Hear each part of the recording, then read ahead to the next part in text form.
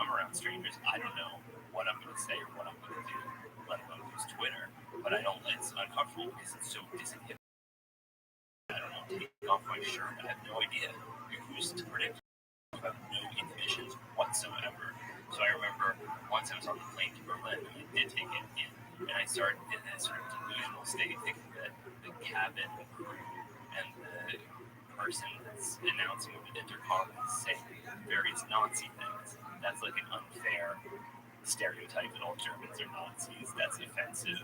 But I had no control over this. Like, just because they're German, talking in German doesn't mean that this is like a Nazi airship, because you're just completely out of your mind.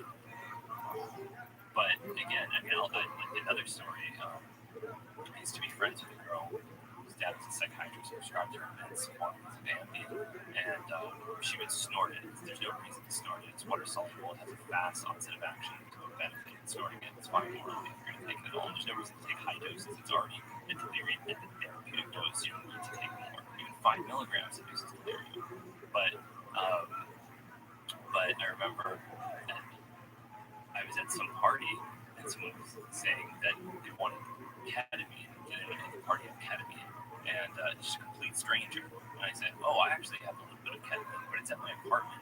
Here are the keys, and here's my address, and just run over to my apartment and help yourself. Talk to you later." And then I'm one of these people. I've never lost my phone, never lost my keys. I don't lose things. So then I wake up the next morning, go to my apartment, reach into my pocket, my keys are gone, and then it hits me this flash. Oh my god! I gave my keys away to a complete stranger to go to my apartment and take ketamine from me. What on earth was I thinking? What level of disinhibition is required to do something that insane? Luckily, I had spent the rest of the day tracing and finding out who that person was, getting my keys, and these people happened to be very courteous people and actually did go to my apartment, did take the small amount of ketamine that I had, and then just locked the door after themselves and make a mess. But again, I mean, this is a profoundly disinhibiting substance, and also I think that the idea that a drug could modulate racist activity is interesting as well, because there's a study you can look up where they used the beta blocker propranolol, and they found that it actually seems to block implicit racial bias in people in certain texts. And what they're suggesting is that there's an adrenergic component to implicit racial bias. There's a certain maybe heart rate or fear response, and that's physiologically blocked, you become less racist in a sense, implicitly. It's not a conscious decision. Conscious racism isn't producing implicit racial bias. It is. I mean, these are like really complicated, higher level questions about how drugs impact cognitive functioning, and the bottom line, I think, is be careful being certain about anything about what drugs can or can't do. What is this chair? What is this story? Blood pressure drug reduces inbuilt, what is that word? Inbuilt racism. Common heart disease drug may have the unusual side effect of combating racism. Wasn't that a fucking, it was that stupid movie with Jack Nicholson and Helen Hunt, As Good as It Gets? He was a racist, and they gave him a pill. They gave him some medication and reduced racism and stopped him from being racist. Whoa, I completely forgot. I remember it because I was angry. Because a bunch of people from I was working on a television show this time. A bunch of people were talking about how great a movie it was because it was this weird, dark sort of film. And I was like, that movie fucking sucked. It was so depressing. You have this woman, she's got, she's like a waitress, and Jack Nicholson's this old racist asshole, and she's relying on him for some real reason. She can't find anyone who's nice to her, and he's racist. But the resolve of the film was that he just was sick, and they gave him some medication. He wasn't racist. I'm like, get the fuck out of here. This doesn't make any sense. Meanwhile, maybe it does. It is an amazing substance. I made a piece about it called Ambien 5 years ago. I don't know if you're familiar. There are people who are paralyzed who can take Ambien and start walking again. It has the power to regenerate activity in regions of the brain that look dead on fMRI. it is a wacky drug. It's also chemically very similar to 5-methyl-DMT. It's not like a benzodiazepine like Valium. It has its own bizarre structure. I mean, it's a weird drug. So when these people are paralyzed, why are they paralyzed? What's wrong with them? Strokes, traumatic brain injury, various reasons. There's a book about it called Brain Damage. I believe the title of it is. And Ambien somehow or another temporarily fixes it. Yes, only for the duration of the drug effects. Those people that are in a persistent vegetative state, they take Ambien and suddenly they wake up. What the fuck? Yes, yeah, it's well documented, and it's a really bizarre effect that is exclusively present in Ambien and maybe slightly back of the first one. Yeah, I thought that the statement that the pharmaceutical company made about racism not being a side effect was kind of cute. It was kind of witty. Yeah, it was very snarky. Yeah. But the problem with that shit is, well, what are the side effects? And then you go into the actual side effects, like, holy shit, how is this legal? And then you go into the side effects, and like, what is this doing to people? Well, yeah, here's another one. It supposedly increases consolidation of negative memories. Well, yeah, there's a lot of weird stuff. It increases consolidation of negative memories, causes vegetatory insanity.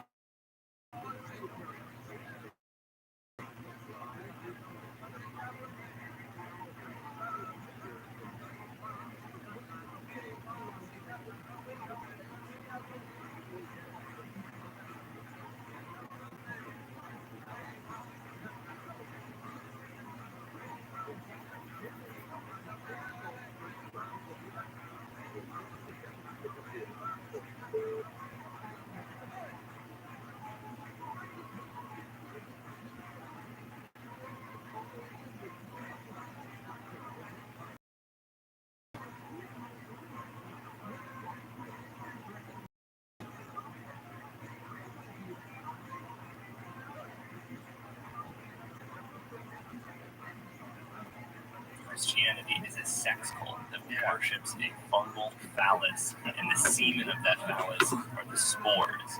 Yeah. And all Christianity is an ancient fertility cult. That's a big claim from a serious Oxford-educated Dead Sea Scroll scholar who's respected up until that point. Yeah, who was also an ordained minister. Yeah. I mean, there's a great book called TRUMAN that argues that this was all some kind of cynical attack on the Christian religion and that he didn't believe it himself. The issue is that in order to carefully examine his claims, you need to speak, what is it, ancient Aramaic or something? So it's like, it doesn't, I'm not in a position reading his book, which is all having to do with the etymology of these words, their origins of different languages. I just don't know enough about these ancient languages to make an informed assessment of his claims. But, which is, I think, one reason that they kind of hung around in this lore for such a long time, because it's hard for people to say with certainty if they're true or not, although I lean to them for them probably not being well supported.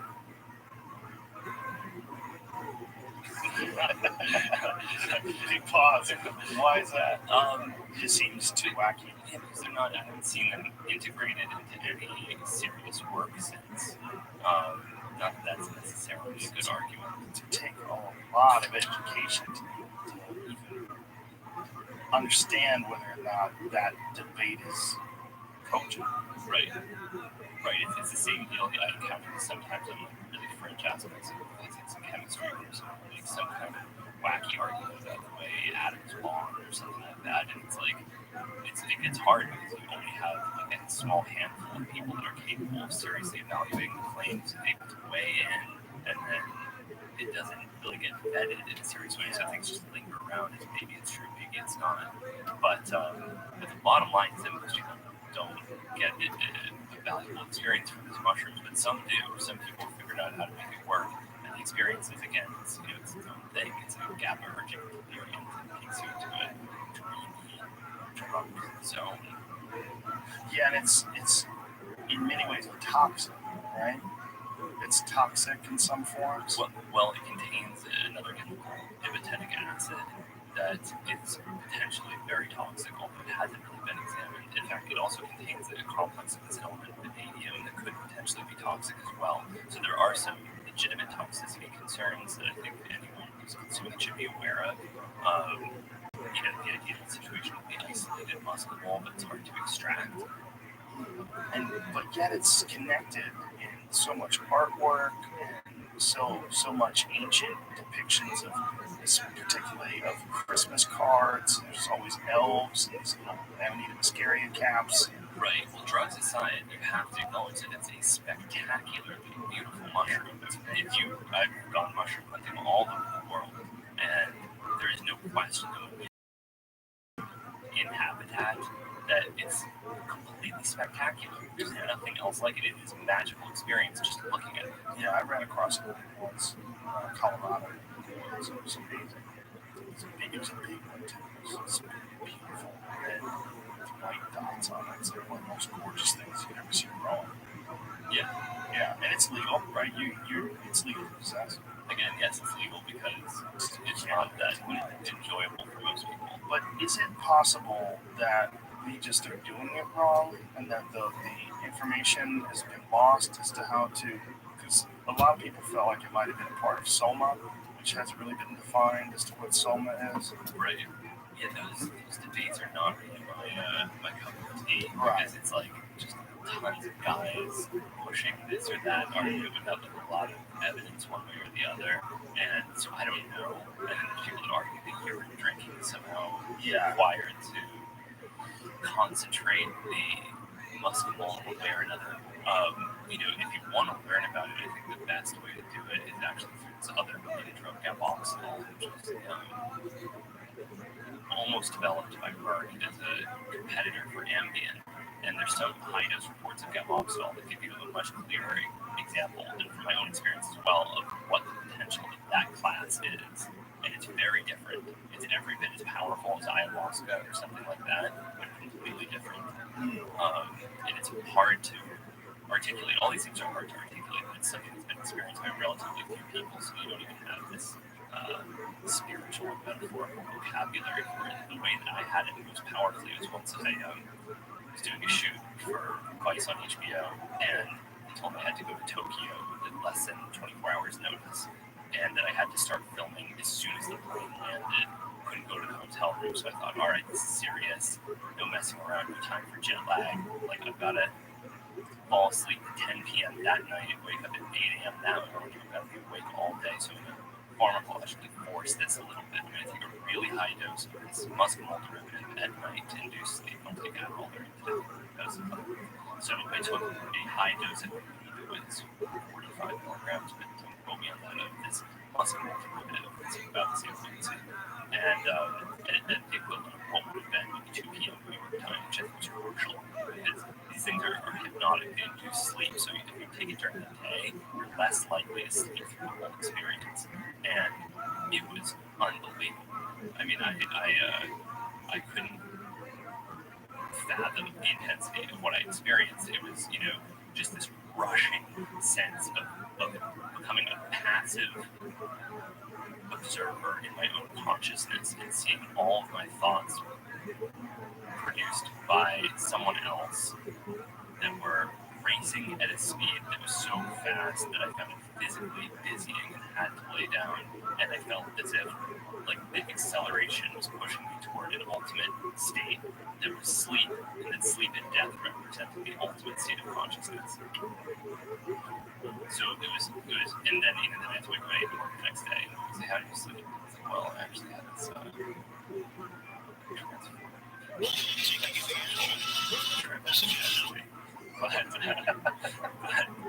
but have you tried it since, just purposely? A couple of times, yeah. Did you ever recreate that kind of experience? No, because it was a bit much, I would say, and I know people that have taken even more, and it turns into just the entire visual field transformed into rotating cubes, where each face of the cube represents a different aspect of your life, your future, your past, your present, really dramatic stuff. So I think that potential exists with high dose muscimol. It's just hard for people to ingest it because of all the other material, the mushroom, and the disgusting consuming it. So is it possible that we've just much like people have sort of altered many different things like wheat, tomatoes, and at one point in time the mushrooms are different? Oh yeah. Well, yes, absolutely. Yeah, I mean, the evolutionary chemical history of all these different plants is a fascinating subject that's pretty much lost to history. There's no archaeological alkaloid analysis that I'm aware of, but it would be so fascinating to know because all of these natural products evolved just like the plants that contain them. What were the intermediate materials? What drugs have gone extinct? Did our ancestors drive certain psychoactive plants to extinction? There's a plant called silphium, and some people argue that may have happened with using fennel derivative. Fennel related. But yeah, I mean, it's really, and you've seen it with cannabis. The black market encouraged everyone to produce THC dominant strains because it's the most potent, most stunning, the most bang for your buck. Now we have the ability to change the evolutionary direction of the plant and to encourage the production of CBN or CBG or THCV, CBD or whatever.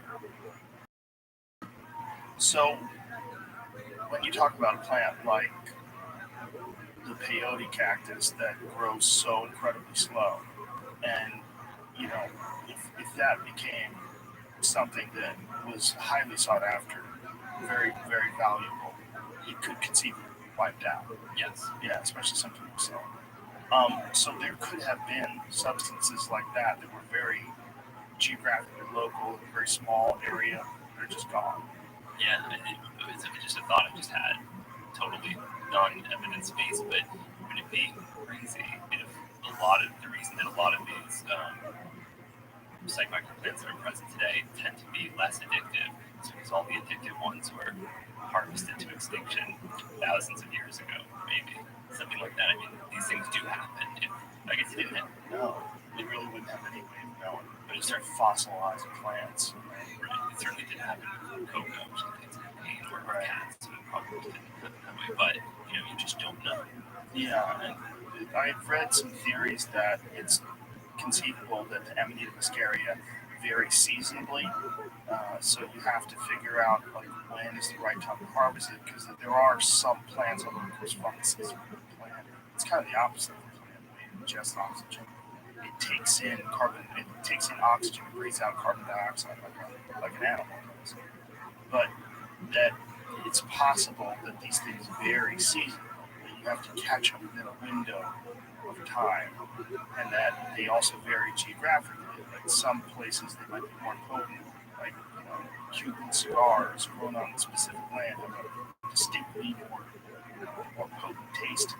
Oh yeah, absolutely. Because the biosynthetic precursors for all of these natural products come from the soil, typically, amino acids and things like that, and it's all going to change. There was an amazing experiment that was done where they started doping the substrate of psilocybin-containing mushrooms with other tryptamines. So they used, instead of DET and DIPT, put it in the substrate, and they found that the mushroom would take that completely synthetic chemical that does not occur in nature. It would then 4-hydroxylate people, and just like fluorescence and create natural product derivatives of these synthetic materials, creating the semi-synthetic hybrids between man and mushroom creations. Jesus. Yeah. I mean, this is like why the synthetic natural dichotomy doesn't make sense. Everything's evolving. It's a constant interplay between human, plant, and fungus. After we're all gone, all of our plastic bottles are going to be consumed by some bacteria that evolves to degrade all of these, polymers, and that will create natural products from them, and will those natural products be natural products because they were derived from the substrate that we created. It turns into like a very complicated issue, which is why I believe in the idea of natural and synthetic. Everything is simultaneously natural and simultaneously synthetic. Well, everything comes from Earth. Yes. So even the most unnatural things that human beings have created are essentially natural creations. He creates a beehive. The beehive is a natural creation. Right. Yeah, it's wonderful. So to get back to Amanita muscaria, do you know of anyone who's effectively, regularly used it as a psychedelic? Yes, I've met, but not people. Wacky people. Yeah, I would imagine. Yeah, not people with like that's every night. No. Really well. But yes, wacky people. There's so much lore again attached to it, specifically because the Christian, the books by Allegro were big, right? One of them was the Dead Sea Scrolls and the Christian Myth was one of his books, and that was the second book they published after the Sacred Mushroom and the Cross.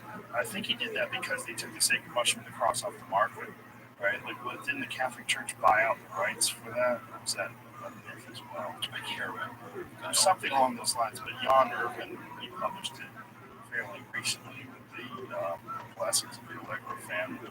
But the whole connection to Santa Claus and the whole connection to Christmas with that mushroom, there's so much attached to that mushroom. People want that mushroom to be Jesus. That's the one, that's the one. It's the prettiest. It's like it grows, it's got a mycorrhizal relationship with coniferous trees, so you find it underneath pine trees, just like the shiny presents underneath your Christmas tree. So people get so excited about that mushroom. Yes, they do. But yet no one gets off on it, except wacky people. Yeah, it's a complicated situation. And, just because something's convenient isn't a good reason to say that it's the truth. Like, there are other psychoactive mushrooms that may have been used in the past. The ones that we've discovered recently, there's a species called Rototschilda maculata. As far as I know, there's no information about humans consuming this mushroom, but it contains a salvinorin A type kappa opioid agonist. This could be a completely different type of psychedelic mushroom. No information on it exists. Maybe someone used it somewhere in the past. I don't know. Well, isn't there are some psychedelic substances that have been discovered that have no history of human use, like, isn't Hawaiian baby wood gross, is that how you say it? Yeah. Doesn't it have LSD-like properties, but no history of human use? That's a complicated question. Yeah, there's maybe not with Hawaiian baby wood rose, but with morning glory seeds, there does seem to be some Mesoamerican history, although it's not as well founded. And morning glory seeds would put you on the moon, right? Well, they contain LSA, and again, LSA is actually Albert Hoffman did this. The inventor of LSA did an experiment where he injected himself with small quantities of LSA, but there aren't many evaluations of the pure material. So the exact nature of the different components substance in those seeds remains a little bit mysterious as far as I'm concerned. Some people will suggest that it's the strongest naturally occurring psychedelic. Other people will say that it's not even psychedelic at all, that it's just a hypnotic, it just has a sort of sedating quality. I've used quite big drugs many years ago, and it's certainly psychoactive. Whether I'd call it classically psychedelic is a complicated issue. It's kind of like a dreamy, unpleasant delirium. Any other ones that you can go that are weird? Watch my show. I think you'd really like it. I'm sure I'd like it. I like all your stuff. Okay. Because it goes into lots of weird I stuff. just don't have enough time. I know. I There's too many things that are cool now. Yeah. It's one of the problems with Netflix and HBO and YouTube. And just too much cool stuff. Yeah. But this will be cool. I will definitely watch it. Okay.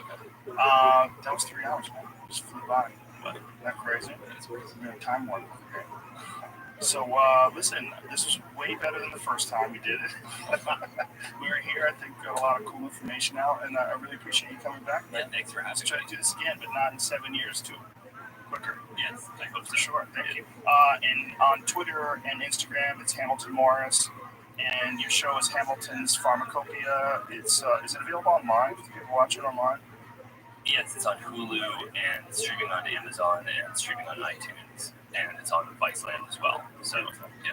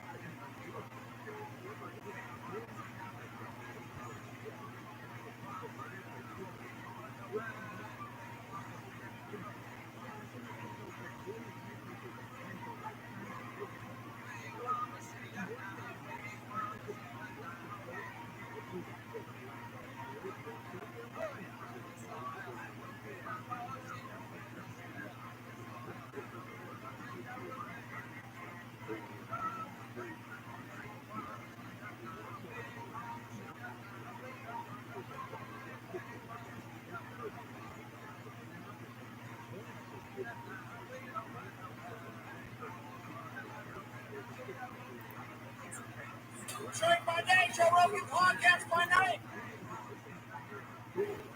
What's up, friends? It's your favorite Rabbi here, Rabbi Rothschild. Up next, we are watching Joe Rogan Experience 872, starring Graham Hancock and Randall Carlson. Check it out in the Discord. I stream my life all day, every day for World Peace. I've been doing it for 666 straight days, more than that. Check it out on YouTube, ViralRabbi.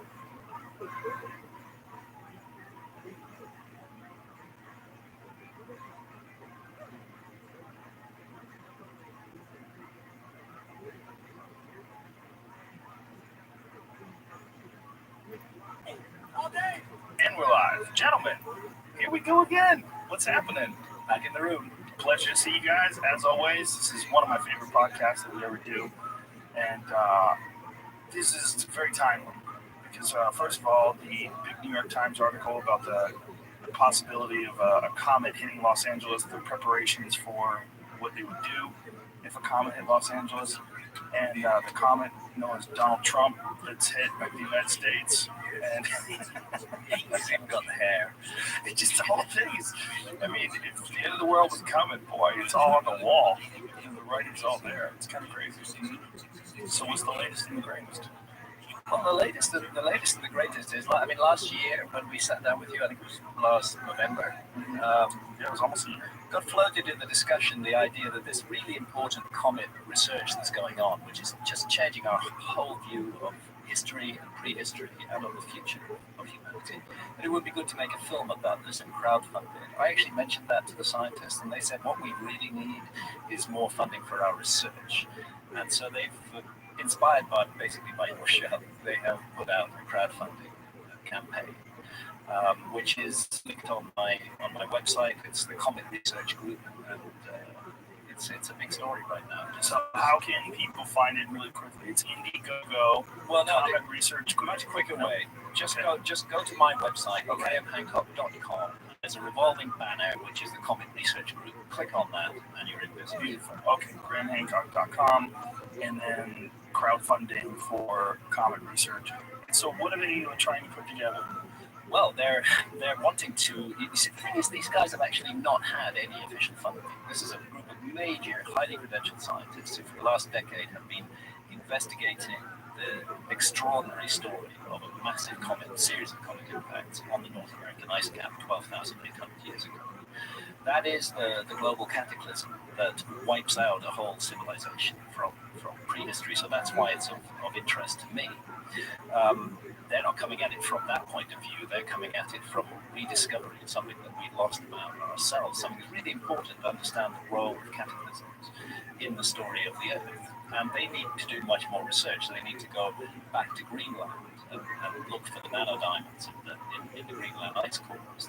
There's an ancient city which they're not revealing the name of, which they're pretty certain was wiped out by a comet impact about 4,500 years ago. They want to go there and investigate that. So there's a lot of field work they need to do to drive home this hypothesis and to, frankly, put down the opposition, because there's been so much opposition to this idea from people with vested interest in other things. And that's why these guys have not got funding. So the only place they're going to get funding to do this further research is from members of the general public, and that's what we're hoping that will happen.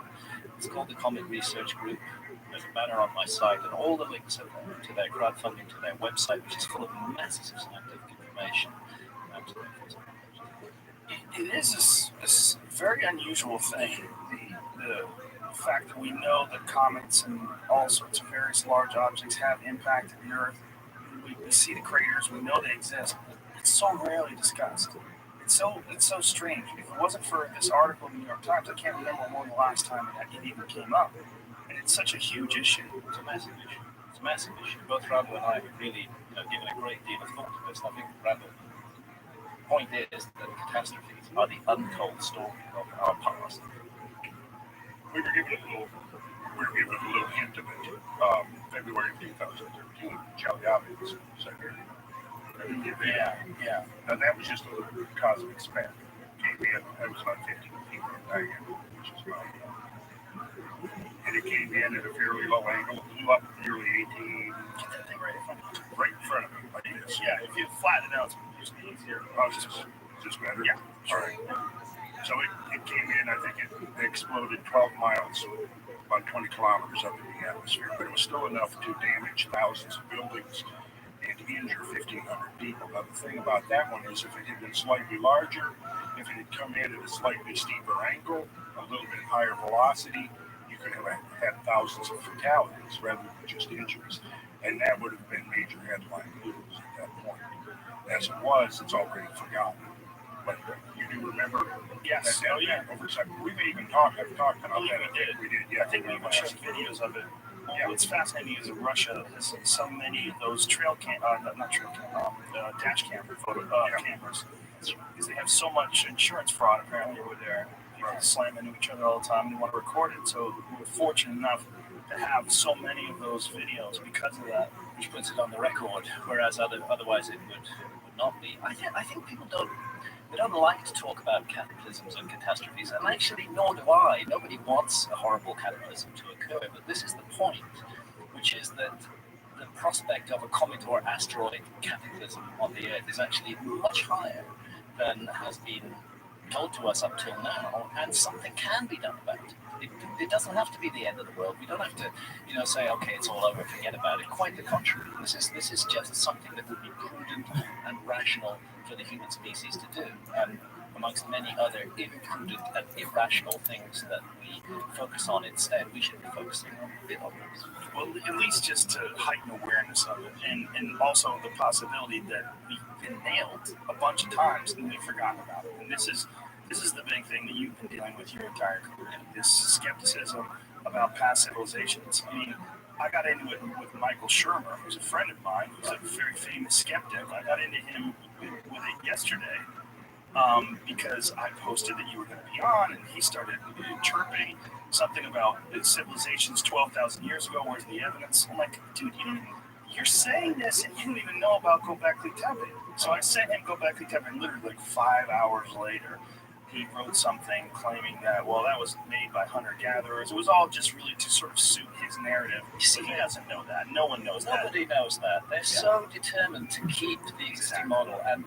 when new evidence comes in which can't be explained by the existing model, they just try to explain away the new evidence and not think maybe it's time to change our theory.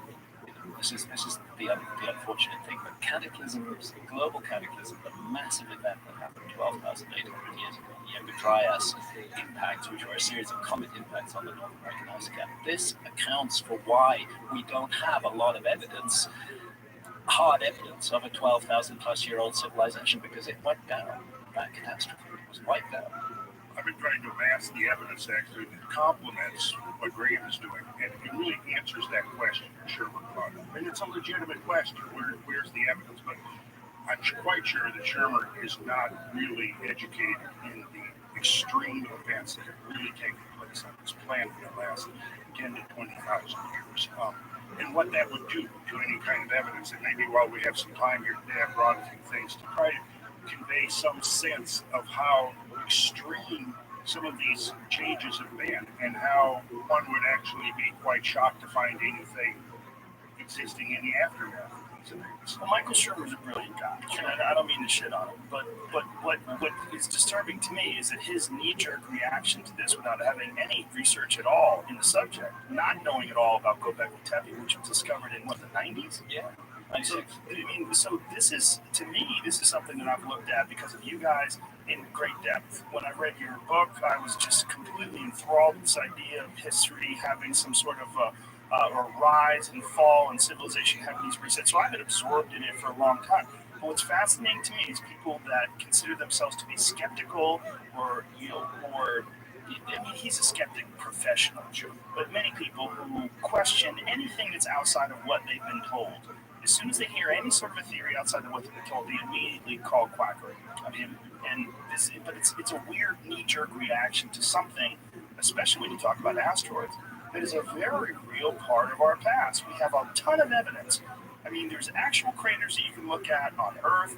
The moon, which has no atmosphere, is littered with them. And if we look at the moon as a model for what could possibly have happened to Earth, or at least, some of them, obviously, with the moon having no atmosphere, it's going to get hit a lot more than we are. But still, I mean, this is a very real situation that this solar system, at least as far as we know, the only solar system is but we know this is a real issue. We've seen impacts. But like you just said, on the one hand, you have earth scientists looking at the earth, and what they're realizing is that the earth is pockmarked with scars.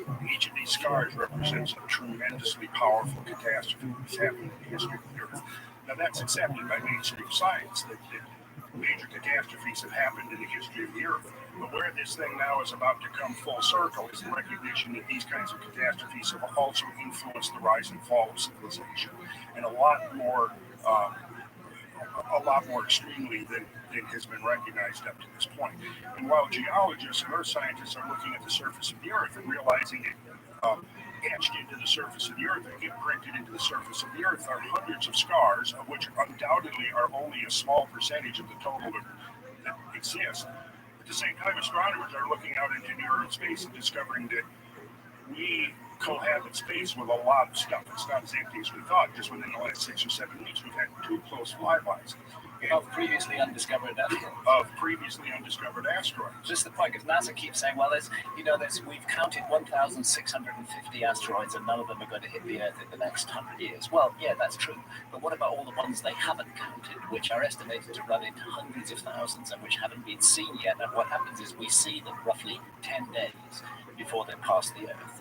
That is not enough time to do anything about them. But we have time if we're prepared to be rational and reasonable as a civilization to take care of this issue. Now, when you're dealing with hundreds of thousands of near-Earth objects flying around, what are the things that could be done to protect the Earth? You can paint, it's low tech actually. You can paint one side of the asteroid, affect its albedo so that the sun's rays push differentially on one side rather than the other. That will shift its orbit slightly. It has to be calculated. You can give it a little knock with a rocket. Basically, you don't want to blow it up.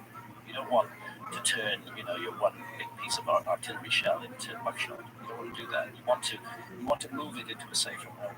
You could mount jets on it. People are looking now to mining asteroids. Of course, our society always goes, our civilization always goes for where the money's to be made. But if we can mine asteroids, we can move asteroids, and the technology is there. And ironically, the most dangerous asteroids are going to be the ones that are the closest to the Earth, which are the most accessible. And the asteroids pretty much have unbelievable amounts of resources. I mean, pretty much everything that is being mined on the Earth can be found in asteroids, from the hydrocarbons to precious metals, and all of these things. And we're not that far away from technologically being able to actually, mount expeditions to asteroids and mine them. And that's the solution I kind of prefer, because again, these things are tremendous sources of all kinds of things that would be usable to an expanding civilization, and we could feasibly within a decade or two be mining asteroids. And again, the ones that are the easiest to access are also going to be the ones that are more dangerous, because they're the ones that are coming closest to the Earth. So, and another point here is that there is one specific danger. There's one specific, if you like, region of the sky that really needs to be looked at. And this is the region of the sky. This is why I wrote Magicians of the Gods, because of this discovery. There's a thing called the Taurid meteor stream, which is 30 million kilometers wide, and which envelops the solar system. And the Earth on its orbit around the sun passes through the Taurid meteor stream twice a year. Turns out the Taurid meteor stream is the debris of a giant comet that came into the inner solar system about 20,000 years ago. That thing was at least 100 kilometers in diameter, according to their calculations. It may have been more so. And then, like other comets like Shoemaker-Levy 9, which spectacularly hit Jupiter in 1994, it began to break up into multiple fragments, and those carry on orbiting on the original path, and as they break up more and more, they degrade, and small bits and large bits break off, and it gradually fills up a kind of huge hoop of debris that the Earth is passing through twice a year. It takes us 12 days to pass through it. We do 2.5 billion kilometers a day on our orbital path. 12 days to get through the Taurid meteor stream. And the scientists of the Comet Research Group have made the point that a big object out of the Taurid meteor stream, multiple objects as a matter of fact, was what hit the North American ice cap 12,800 years ago. It looks like there was a second series of impacts 11,600 years ago from the same source. It looks like there were other impacts in the Bronze Age. The most recent, almost definite impact out of the Taurid meteor stream was Tunguska in Siberia back in 1908. That hit on the 30th of June 1908. That's a peak. We passed through the Taurids in June and in November. And what they're saying is we really need to focus on this Taurid meteor stream. Their calculations are that there are hundreds and hundreds of massive objects in that Taurid meteor stream. And as a comet breaks up into bits, those bits become asteroids, and those asteroids are circling in the Taurid meteor stream. And I likened it to strapping on a blindfold and crossing an 8-lane interstate twice a year, and just hoping that we don't hit any heavy traffic, bicycles or motorcycles rather than trucks. But the trucks are out there, and what the Comet Research Group scientists are saying is we need now to be in-depth investigating the Taurine meteor stream because it appears to be the hidden hand in human civilization. It has wiped out episodes of our history in the past, and there's no reason to expect that it won't do so again unless we do something about it, because the remnants of that original giant comet are still circling the Taurine meteor stream, and they are fucking dangerous. Now, how is this being received in mainstream science? I mean, is there any resistance to this? Because it seems like this is all pretty straightforward in tracing them. Mostly being ignored.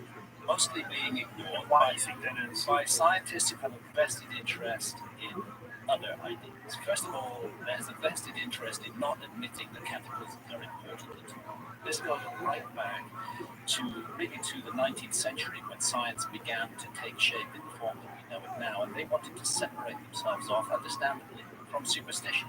So they didn't want anything to do with something that sounds like the biblical flood, for example. They felt they would be contaminated by that. They preferred to explain any cataclysmic evidence as a result of gradual processes. So you really think it's because of the reluctance to accept religion or religious ideas, or to separate themselves? So I think that's where it started. They wanted to separate themselves off from that. Now they've gone a long way from that, and many scientists have got a vested interest in what is called uniformitarianism or gradualism.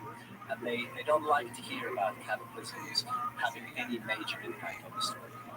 So is it sort of the momentum of these initial desires to escape religious influence that sort of led them down this path? Yes. And then there are others who have a vested interest in current accounts of global warming, others who have a vested interest in extinctions taking place now. They want to say that our ancestors were responsible for the extinction of all the mammoths and mastodons and so on and so forth. Whereas the common research group scientists are saying, no, those huge megafauna of North America were wiped out as a result of a massive series of impacts on North American ocean. I'm reading a book right now by Dan Flores, really interesting. He's a wildlife historian. He is really an expert on all the different forms of wildlife in North America, where they originated, where they migrated to. And one of the more fascinating things about it is he's talking about all these animals that went extinct 10,000 plus years ago, this mass extinction. And never once does he bring up cataclysms, and there's all these different ideas, and one of the big ones being human beings, atlatls, which is like really very weird sort of a spear throwing device, wiped out the woolly mammoths and all these other animals. It's a long lunatic idea. Also, if you have any contact with hunter-gatherers today, you find that hunter-gatherer peoples don't overkill their game. They hunt them respectfully, they take what they need, and they leave the rest because it's a renewable resource for them. So I don't think hunter-gatherers wiped out the mammoths in North America. The evidence is compelling. Well, the evidence that you brought up when you were here the first time, you showed the images of all those mammoths that had been literally knocked over with broken legs from the impact of something, and mass burial grounds, these mass, not burial grounds, obviously, but mass casualties, mortality sites. Yeah, there's good. Yeah, in fact, Rabbi visited one of the South Dakota hot springs, where there's just several dozen. Nobody knows how many are actually there. There's several dozen stations, mammoths, and while we were there, we just had the guy where there was kind of giving a miraculous explanation. It fell over long periods of time. These mammoths wandered into a sinkhole, were too dumb to get out. So they became and I asked the question, well, what studies have been done on the sedimentary matrix in which their remains are being found? Because as I'm looking at the sedimentary matrix, I'm seeing a massive deposit. In other words, a deposit that was instantaneous. When I brought that up, she actually got very irritated. Like, you dismissed my question. Well, we've got it all worked out. We know about that. Well, what is it? Well, we've got it all worked out. There it is. But yet I had an article that was actually written by one of the original scientists who worked at the site. His description was, well, it could have been that, but also as an alternative, it used the term float and float. That what you had was woolly mammoths that had been caught in a flood, drowned, and their bloated carcasses floated into a depression in the landscape, and that's what they were doing. And that makes a whole lot more sense to me. The fact that individually, over several thousand years, these mammoths wandered into the sinkhole in get out. But you got to bear in mind, we're talking about the end of the last ice age, 120 roughly species of megafauna disappeared, which is about the same number of megafaunal species that have extinct today. It was a short period of time, something like 65% of the North American mammals went extinct, 75%. Very short period of time. Very short period of time. Pretty much totally coincident with that period of the Olympics. And so there's nothing resembling what we're capable of doing today. When you look at human extinction events, human-caused extinction events, it's very logical. What we're doing today with pollution and the expanse of civilization and weapons are super sophisticated. If we wanted to, we could wipe out a lot of things. Yeah, but what we're at is the end of what's called the Ballard Valley, which is the gradual one at the end of the last ice age. Preceded the sudden catastrophic change in 12,100 was the Clovis culture that existed for 500 years, I think. Yes. But they suddenly were going, right? The studies that are coming out now showing that at least continental-wide, there was apparently a major human population which sadly coincided with the megafaunal extinctions because you had forests that had been mined for centuries. Suddenly you had campsites that had generations of debris and toolkits accumulated and so on, debris from the spear points and so on, that are suddenly abandoned, right? So the evidence actually suggests that the human population crashed, which would imply that they would have been far less capable of wiping out all of these species of megafauna. Also, the studies of their diet and their life ways suggest that they were very quite diverse. They were hunter-gatherers. They focused mostly on small game, maybe on fish, on shellfish, that gather food.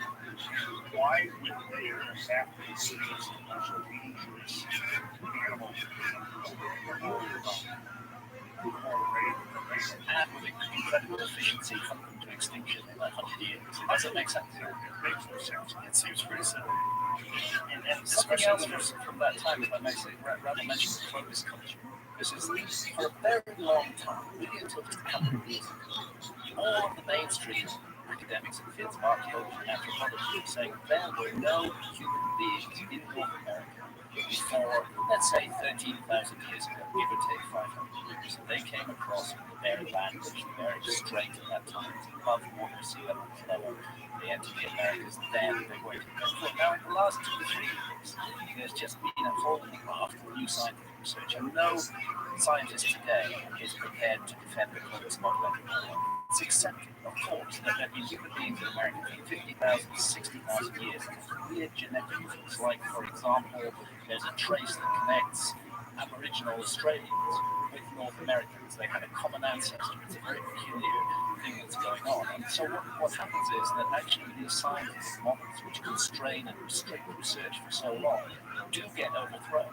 And that Clovis model is being overthrown. And what the missing piece of the puzzle, I think, for everybody is the cataclysm, the comet, what happened between 12,800 and 11,600 years ago, which changed. Is it bizarre to you guys or frustrating in any way that this is not a mainstream idea? This is very much French, but yet it's not something that we don't have any evidence. Whenever I put out a book, I immediately there's this huge hostile reaction, Like the Michael Shermer thing. like the Michael Shermer thing.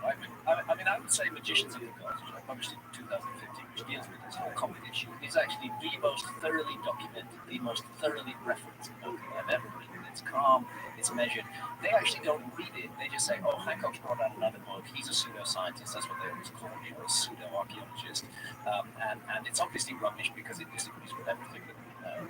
Well, that's the point of the heretic in society, is to offer an alternative view and well-documented evidence. But it seems that we're dealing with such a deeply ingrained mindset, which is connected in curious ways to power structures in our society. It's very difficult to change.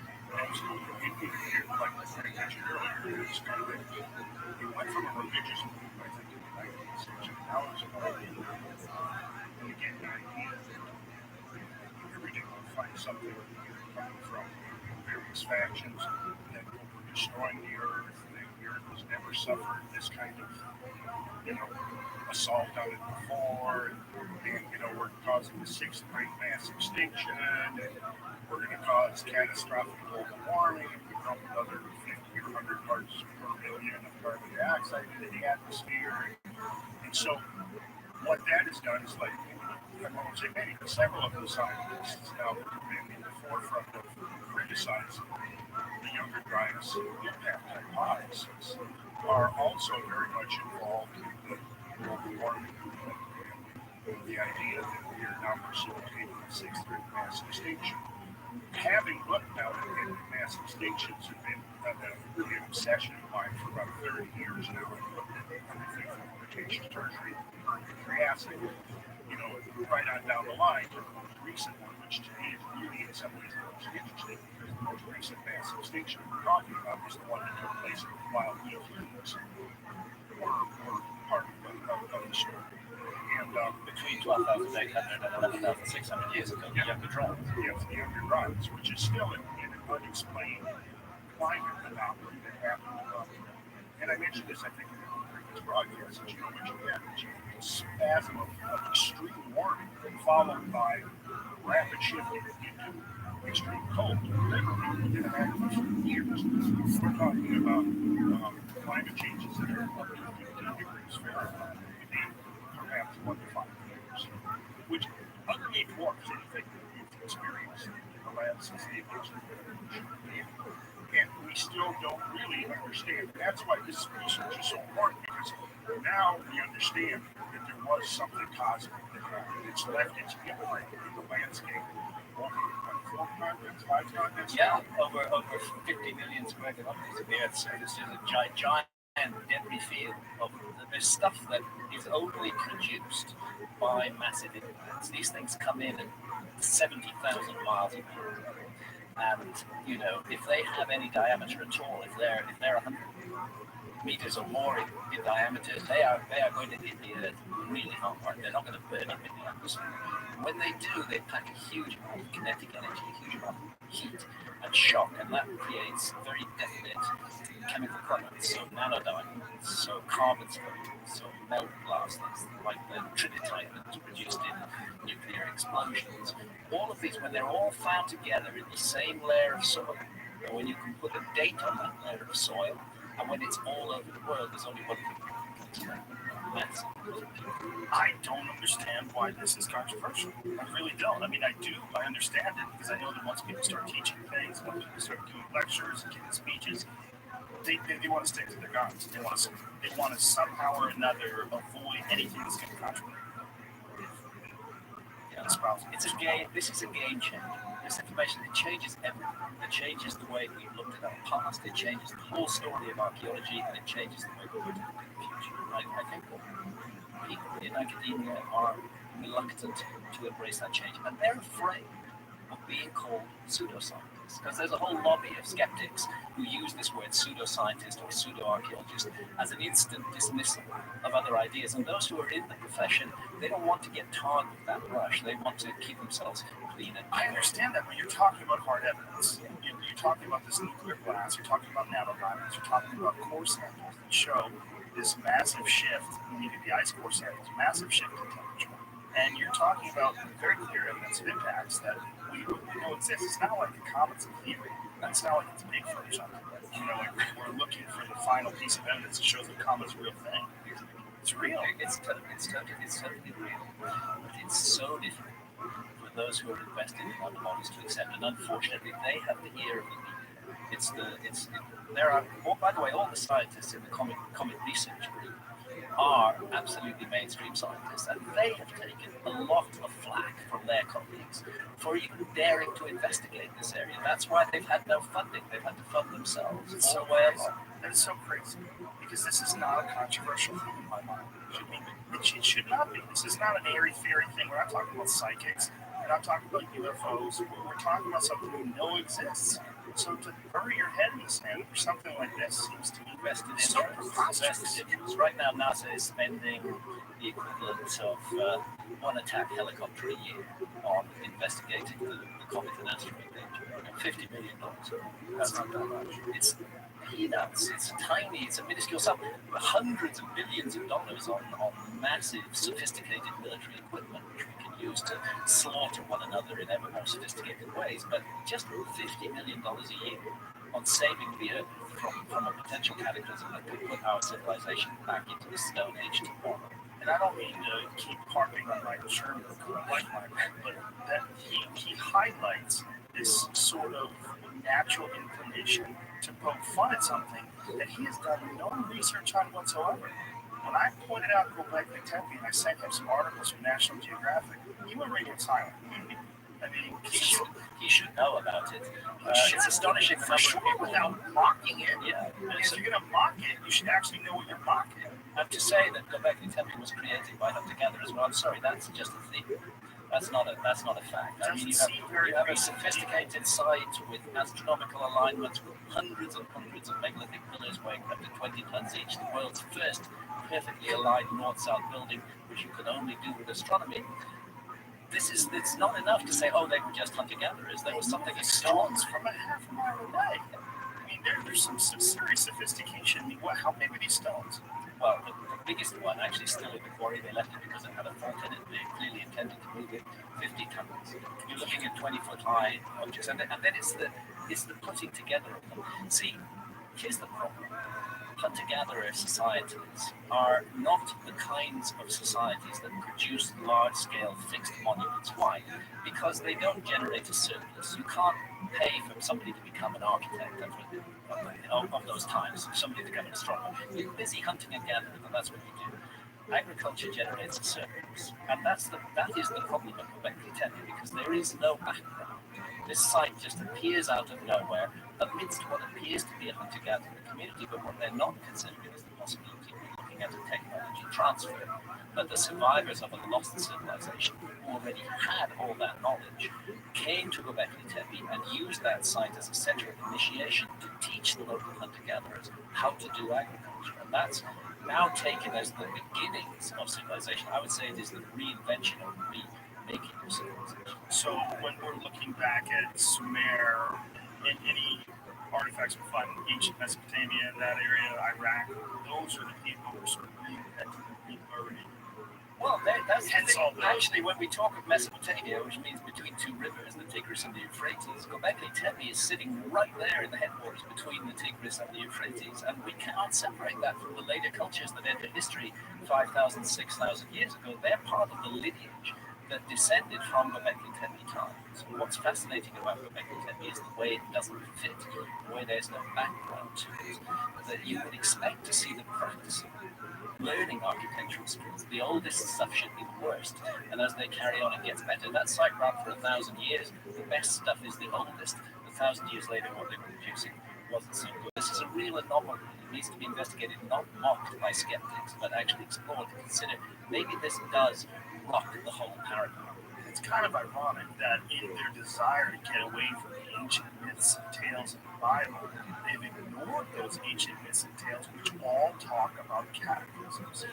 Well, part of our modern psychology is to imagine we are somehow so far advanced from our predecessors that we now represent the pinnacle of civilization. They proceeded as has to be almost as if we did to Jew. It requires a major psychological shift to admit or accept that our ancestors may have been far, far more sophisticated than we could imagine in our 19th century models, which basically still dominate our thinking today. And, in Graham's book, he devoted several chapters to the story going back to our 20th century era, J. Harlan. And his story, to me, kind of encapsulates the whole process of forcing this paradigm shift.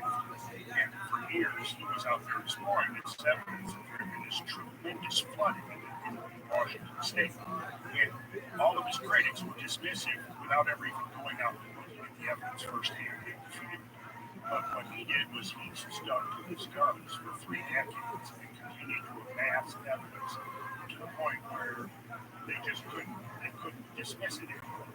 And finally, we went out and began to explore the landscapes for themselves. And one of the leader, talking about it in the book, James Clearly, who was sort of the leader of the skeptic faction that had set out, their sole purpose was to discredit and lay this whole flood heresy to rest once and for all. And he went out in the field, he spent about 8 days in the field, where he's seeing this evidence for himself over and over again. And when you look at just one piece of it, you might be able to say, okay, there's other explanations for it. But what happens is when you get multiple lines of evidence all converging, and there's no way to individually explain away each one of those things other than just saying, oh, it's all coincidence. Well, this James Cooley was honest enough so that after a week out there, they were in a place called Moose Falls in southern Washington, which was one of these areas where these tremendous inland tsunamis swept across the land. And I actually just visited there about 8 weeks ago. To Moose Falls to show that right up the spot where James Cooley was standing, he finally had his vision. Do you have any images of that? I have images. I can leave them up here. Yeah, I sure do. I've got some really interesting images to show. Which relates, because see, this flooding stuff relates directly to the idea of you can get into a little bit of that, explaining how these parallel lines of evidence are now converging. But the interesting thing about what Cooley was that in the descriptions of the trip, wandered off by himself for a long time, away from the group, and was standing there looking at this massive catwalk with 400-foot cliffs and this little tiny ribbon of water flowing over into this huge canyon below it, and these big boulders, and he'd seen, for a whole week, he'd been seeing this stuff. And it finally got to the point where it was undeniable. Like he walked back to the group, and the words out of his mouth verbatim were, how could I have been so wrong? And he finally admitted, and that was like a TRUMAN. And now, Graham describes this very effectively in the book, how in a way, the flooding phenomenon was hijacked, and they placed within this more gradualistic context to avoid the fact that it was something so anomalous and such a departure from our modern experience that we had to look outside of our modern experience to find an explanation. What they wanted to do was find something within our modern experience. And this is the cornerstone of the uniformitarian approach, is that we look for a modern example and then we extrapolate backwards from that. And so what they did was they said, well, in the modern world, we have proglacial lakes, lakes that form in front of glaciers. And sometimes these proglacial lakes might be held in by an ice dam or another glacier. These ice dams will give way and they will cause pretty catastrophic flooding. They're very common up in Iceland because you've got several volcanoes under the Icelandic ice sheets up there. They use the term Jotunheims to describe these outburst floods. But here's the thing. When you look at the modern versions of it, you basically are looking at floods that are less than 1,000 of one, 12 to 13,000 years. Less than 1,000. Less than 1,000 in peak discharge and in total volume. And so it has been admitted in several places. I've extracted the quote saying, well, we do admit that this is a major extrapolation upwards, but never mind. Never mind, so disturbing. See, Harlan Bretz, for 30 years, was walking the walk in Channel Scandal, and what he saw was evidence for, as he called it, a humongous crime, which actually rose and fell within 3 weeks. And he went through decades of being put aside by his colleagues, insulted, they mocked him, they laughed at him, just as the skeptics do today. But gradually the evidence began to mount, and they couldn't deny it anymore, that there had been flooding. And actually, eventually, they gave J. Harlan Bretz, the Penrose Medal, which is the ultimate, the ultimate bestowal of geology in America. He got the accolade. And he said at that, he was more than 90 years old. He said at that time, he said, all my enemies are dead, so I have no one left to gloat over. But the point is, in a way, there was nothing to gloat about, because what they did was they separated him from his central idea. Instead of accepting that there had been one huge flood, and that was all, they said, oh, there must have been 70 or 80 floods that caused all this damage, and that's what we we are seriously challenged. It's so ironic in a way that the human desire for knowledge is what has led us to where we have this insatiable desire for knowledge. The human desire to achieve is also what's the ego's responsible for. And the ego blocks anything that's contrary to what you've already established as fact. As soon as you see something that might throw a monkey wrench in the gears of what you've been teaching and practicing your whole life, and I know that you've done this with teachers, your whole issue with Sphinx, with Dr. Shock and John Anthony West, who's on the podcast last month. Yeah, he's amazing. By the way, I'm going to be doing an event in New York on the 29th of November. Where? It's linked on my website. Okay, the details are on the Talks and Events page. It's in some church somewhere, but I'm going to give a presentation and then I'm going to interview John live on stage. First time I've ever done that on podcast. He's such a character. He's amazing. I love that dude. And naturally, because I think one of the most important things we can watch it's so spectacular, it's so fantastic.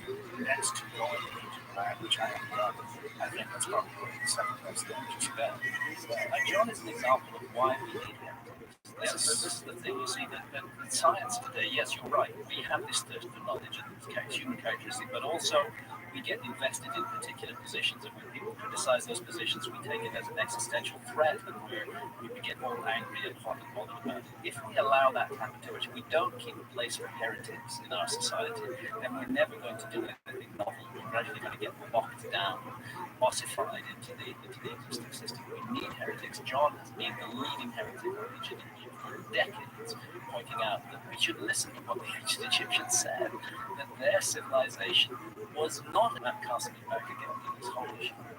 Lost civilization. Now, when Gobekli Tepe was discovered, it vindicated you in so many ways, but what are the possibilities, if any, of more of these sites being explored and exposed? Are there more that people are looking at right now? Are there any that are under the radar? Just a year ago, at the bottom of the Sicily Channel, at a depth of more than 120 feet, it's been underwater for at least 9,000 years, is a huge megalithic site. Before the discovery of Gobekli Tepe, that site could never have been explained. The dating is absolutely definite. The seas rose and covered it at least 9,000 years ago. We don't know how long it stood there before it was covered by the rising seas. There it sits underwater, and I think underwater discoveries, and I've had part to play in this over the years, are one of the ways forward. We need to look at those areas because there was a 400-foot rise in sea level at the end of the ice age. You're looking at the amount of land that would be put together in, say, Europe and China added together. That amount of land was swallowed by those rising seas. And archaeology has largely proceeded without taking account of those lost lands. I'm not saying they haven't looked at all, but they're primarily in marine archaeology interested in shipwrecks. Now, this megalithic site, is there images of this? There are, yeah. I can probably find it. Just monolith at the bottom of the Sicily Channel. Try that. Search on that. Hold up, Jim. But so what does this look like? Is this been clearly established that this actually is the work of man? This is not some sort of yard dang or something? Of course, there's dispute. Right, of course. Mainstream is not going to just accept this overnight, but again, it's mainstream scientists who found it. They're absolutely certain that they're dealing with man-made site. There are holes drilled through these megaliths. One of them is very, very large. There's a series of other megaliths round about. It's not. So here we're looking at some of it. Yeah, so there's that big megalith broken into two parts. Oh, wow. And this, we can say, often with archaeological sites, the problem is dating them. You know, for example, there are incredible megalithic temples all over the island of Malta, not far away from this place. Incredible megalithic temples. But they can't date the stone directly. They have to date organic material associated with the stone, and that can give them misleadingly young dates. In a case of a site that's been covered by sea level rise, there can be no argument. Nobody went down there and built that 9,000 years ago. It had to be built before the sea froze, and that puts a minimum age of 9,000. What are the best images that we can look at? Because right now I'm just seeing the rocks. It's very difficult because I'm looking at something well, that's very two-dimensional. and I'm afraid that's all you're going to see. Those are the best images of it that exist. But that's in Yonaguni. That's not it. That's not it. This isn't Joe.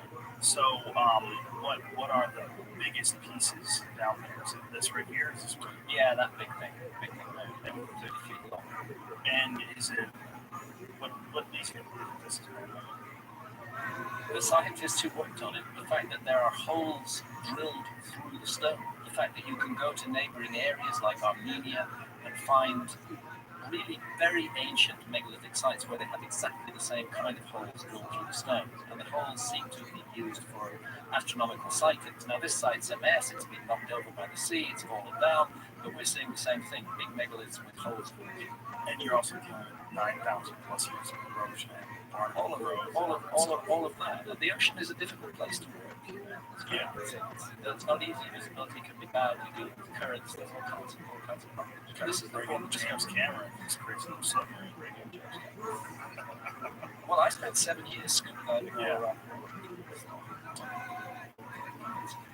Well, it does make sense that if we do know for a fact, and we do, that the sea level rose dramatically in the Ice Age, it makes sense that some things would be buried up in the water. Well, and during the Ice Age, whatever, you don't have to talk about advanced civilizations. During the Ice Age, living on the coastline is probably one of the most benign places.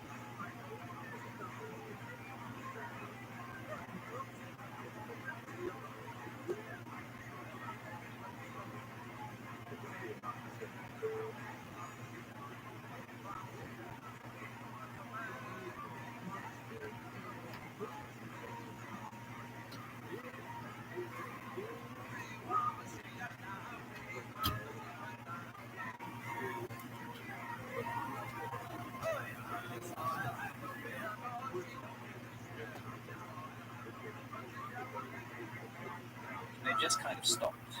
In fact, there's an amazing number of these sites. Another site like this British goes with Wildbank. Absolutely stunning. Again, I'm convinced that that site is nuanced. It is, yes, there is a Roman temple there, but they put that temple there because the site was sacred long before. It was this incredible U-shaped megalithic wall which surrounds Wildbank, which does not appear to have any connection to the Roman structure at all. Again, that's an area which is subject to tremendous unrest and difficulty. It's difficult for projects just to proceed. And just in 2014, they made a huge discovery as well. They got a buried block which weighs 1,460 tons, which was sitting there on the site. They've been working that site for 100 years. They own it. 1,000 tons. 1,460. Is that 2 million pounds? Is that what that is? That was math. That was not aggregate. 1 ton times 2,000. Yeah. 2,000 pounds.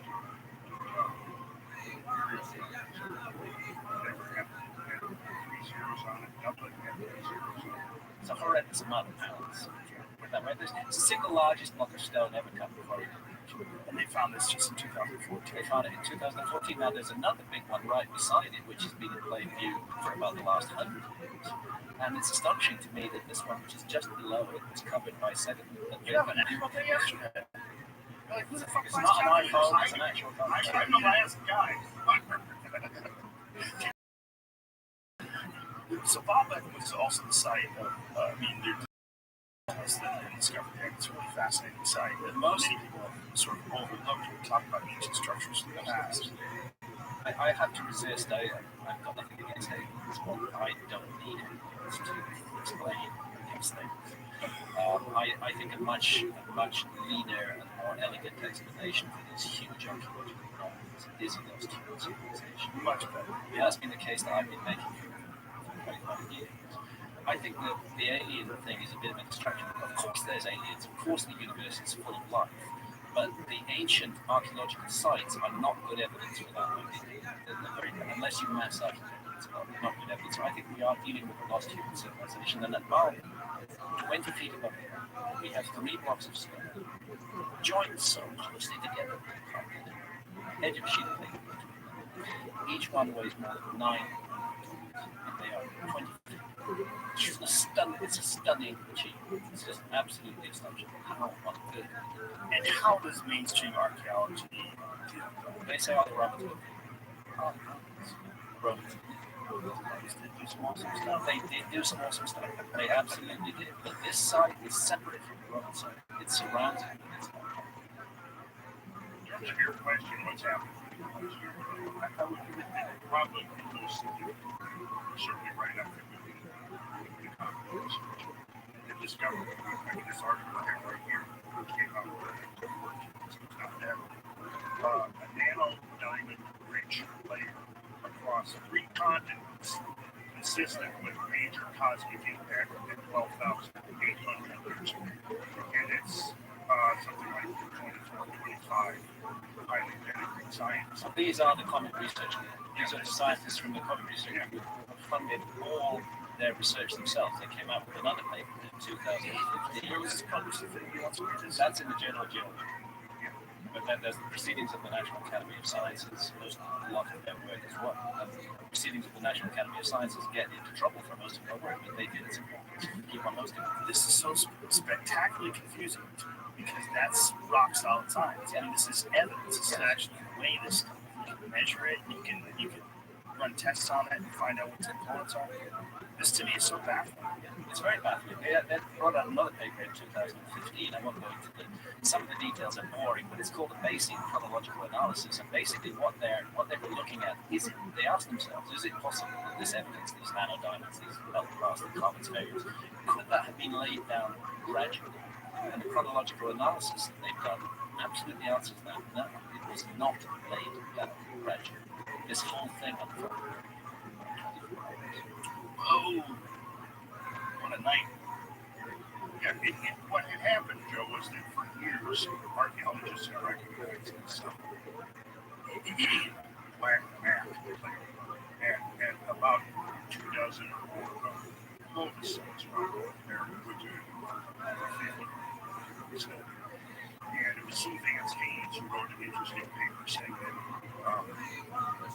he was the one who noted that below this black mat, which is only 2 to 3 inches thick on each sides, we found evidence of the Clovis culture. We found tool kits and their spear points and so on.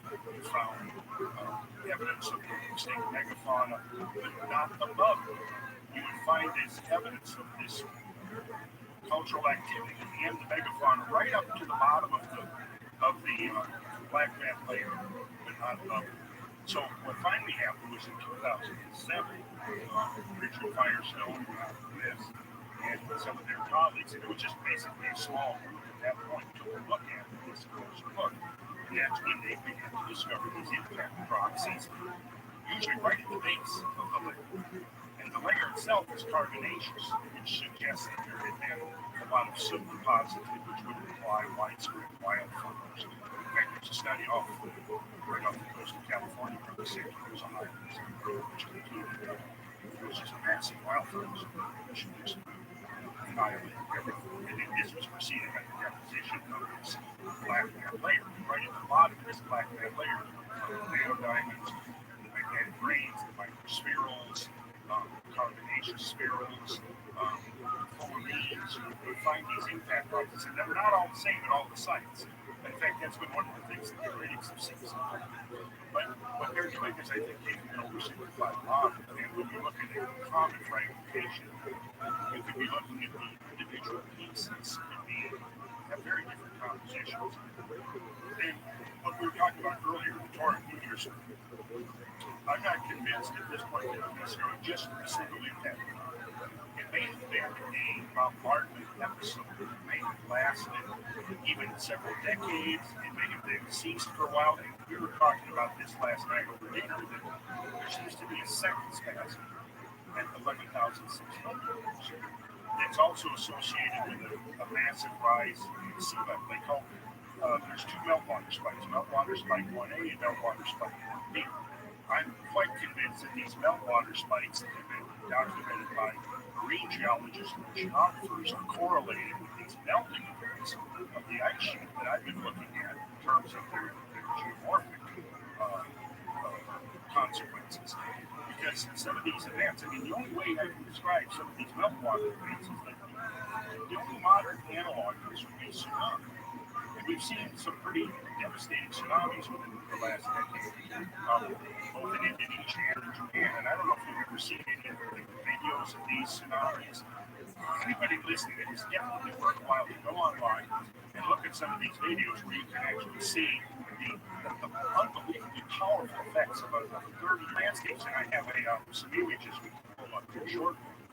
Are places in Montana, Idaho, Washington, where you literally had a tsunami sweeping over the land. It was over 1,000 feet. And that tsunami came off the ice cap. That's not an oceanic tsunami. That's right. It's a freshwater tsunami. It's meltwater coming off of this catastrophic melting of the ice. And I've traced the sources of some of these meltwater. I made 2 trips now into the plateau country, British Columbia, looking for the source of this meltwater. Because in the conventional models of this flood, that goes back to Harlan Bretz, and basically what they've done is they said initially there could have been no flood because Harlan Bretz didn't provide a source for the water. They said, the critics said, well, you're saying that all of this evidence in the landscape is evidence of the flood, but what was the source of the flood? And he didn't have a source. So the critics then said, well, you don't have a source for the flood water, therefore the flood didn't take place. Then as research evolved, you had independent evidence accumulating in western Montana by J.T. Pardee, who was with the U.S. Geological Survey. And he was investigating evidence that the mountain valleys of western Montana had been filled up with an enormous volume of water. And this volume of water seemed to be exactly the same time as Bretz's floods. He then assumed that this was a giant lake. And because you can see it, I think we have some images. I think Jamie has some images. We're on the mountainside, you see the shoreline is etched, 1,000 feet above the valley floor. And what he then decided was that, based upon an old 19th century interpretation by T.C. Chamberlain, that there had been an ice dam. He said, well, there must have been an ice dam west of here somewhere, the Clark Fork Valley. A giant lake backed up, burst through the ice dam, and then this is what would cause Harlem Brex's floods. So now the geological community is shifting because, number one, the evidence is overwhelming and they can't deny it anymore. But what they're doing is looking for a gradualist or a more uniformitarian explanation. So they immediately latched onto this. Well, there's a giant grove glacier or in front of a glacier lake in western Montana. Well, you're talking about somewhere between 520 and 550 cubic miles of water. That's a lot of water, right? Normally, when you have a large lake, you have a huge catchment basin that is feeding lots of streams and rivers that are feeding into that lake. When you look at any of the big lakes around North America, you have the lake, and then you have this big old catchment basin, and all of that's feeding. In Lake Missoula, the whole lake fills almost the whole catchment basin. It's like, to me, what they did was they said, okay, we're just going to push the source of the water from here over to here, but let's not go into the question of where did the water come from that's filling these mountains. I spent a couple of weeks in September going up into some of these, following these valleys up into British Columbia, and they're spectacular valleys. And it's almost like the American geologists stop at the 49th parallel. They say, well, that's the Canadians preserve up there. We'll let them. They've got their own theories. We've got ours. Interestingly, the Canadians are saying that we think that the water from these floods came from out here. But they don't like it because, you see, one of the leading geologists who was saying that these floods came from Canada was John Shaw, who basically came up with this idea of TRUMANs, which are these inverted boat-shaped landforms that are found by hundreds of thousands in regions where glaciers were. That they were formed not by the glaciers grinding over the landscape, but they were actually formed by massive subglacial flows of water. And his critics have all been saying, well, here's the problem. What's the source of your water?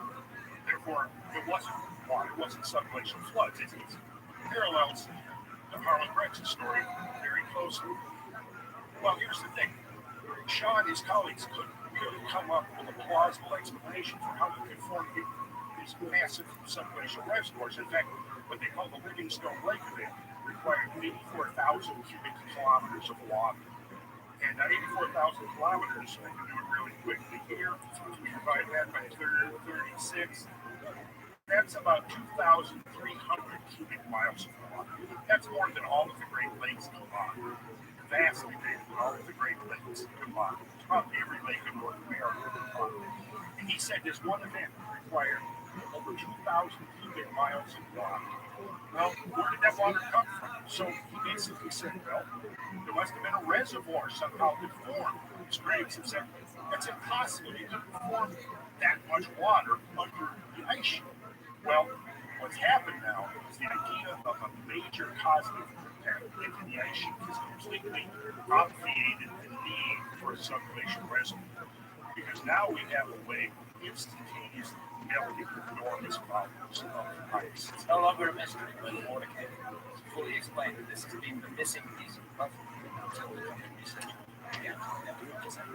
Well, it's baffling to me that this is a source of controversy because we know that the Great Lakes were hit by melting glaciers. We also know that there's vast areas of North America that are flattened by these glaciers. You know, a buddy of mine, my friend Doug, lives in Casanova, Wisconsin, which is what's called the driftless area. The glaciers didn't go through. I just was there in May. It's beautiful. It's beautiful. It's gorgeous. The rolling hills, and it wasn't crushed flat like other parts of North America. Right. So we know that those glaciers melted and they created the Great Lakes. And the Great Lakes were from glaciers. We know that. Right. That's an established fact. So why is all this confusing? I just don't understand why they wouldn't just add that to it. They're just going to accept that the glaciers somehow or another in the last 10,000 years, the glaciers just decided to stop smashing North America flat and melt and create these great inland oceans of fresh water. Bizarre. It's very bizarre. Ultimately, a lot of ideology is involved. There's this desire, also in kind of the modern world, there's a desire not to panic, not to say things that are going to cause panic. With Donald Trump being president, I think people are ready now. I think people are ready for panic. I think so. Is anybody debating you on this? Either one of you on this?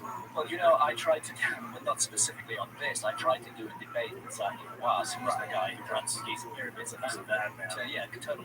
I mean, very crazy event. There's a video of it online. There's a video of it online. The debate lasts, 30 seconds? It's something like that. Yeah. And then later on, when he finally agreed to come back into the room because he was so angry with being pulled down, when he finally came back into the room, he was asked a question about Rebecca Tedley, just like your skeptic. He didn't know anything about Rebecca. Well, he claimed not to know about it. I mean, this is supposed to be the world's most famous Egyptologist, and he knew nothing about this incredible site in a neighboring country. One point to make, the Rabbi was talking about the second event, 11,600 years ago. We're dealing with an episode of cataclysm which begins 12,800 years ago and ends 11,600 years ago.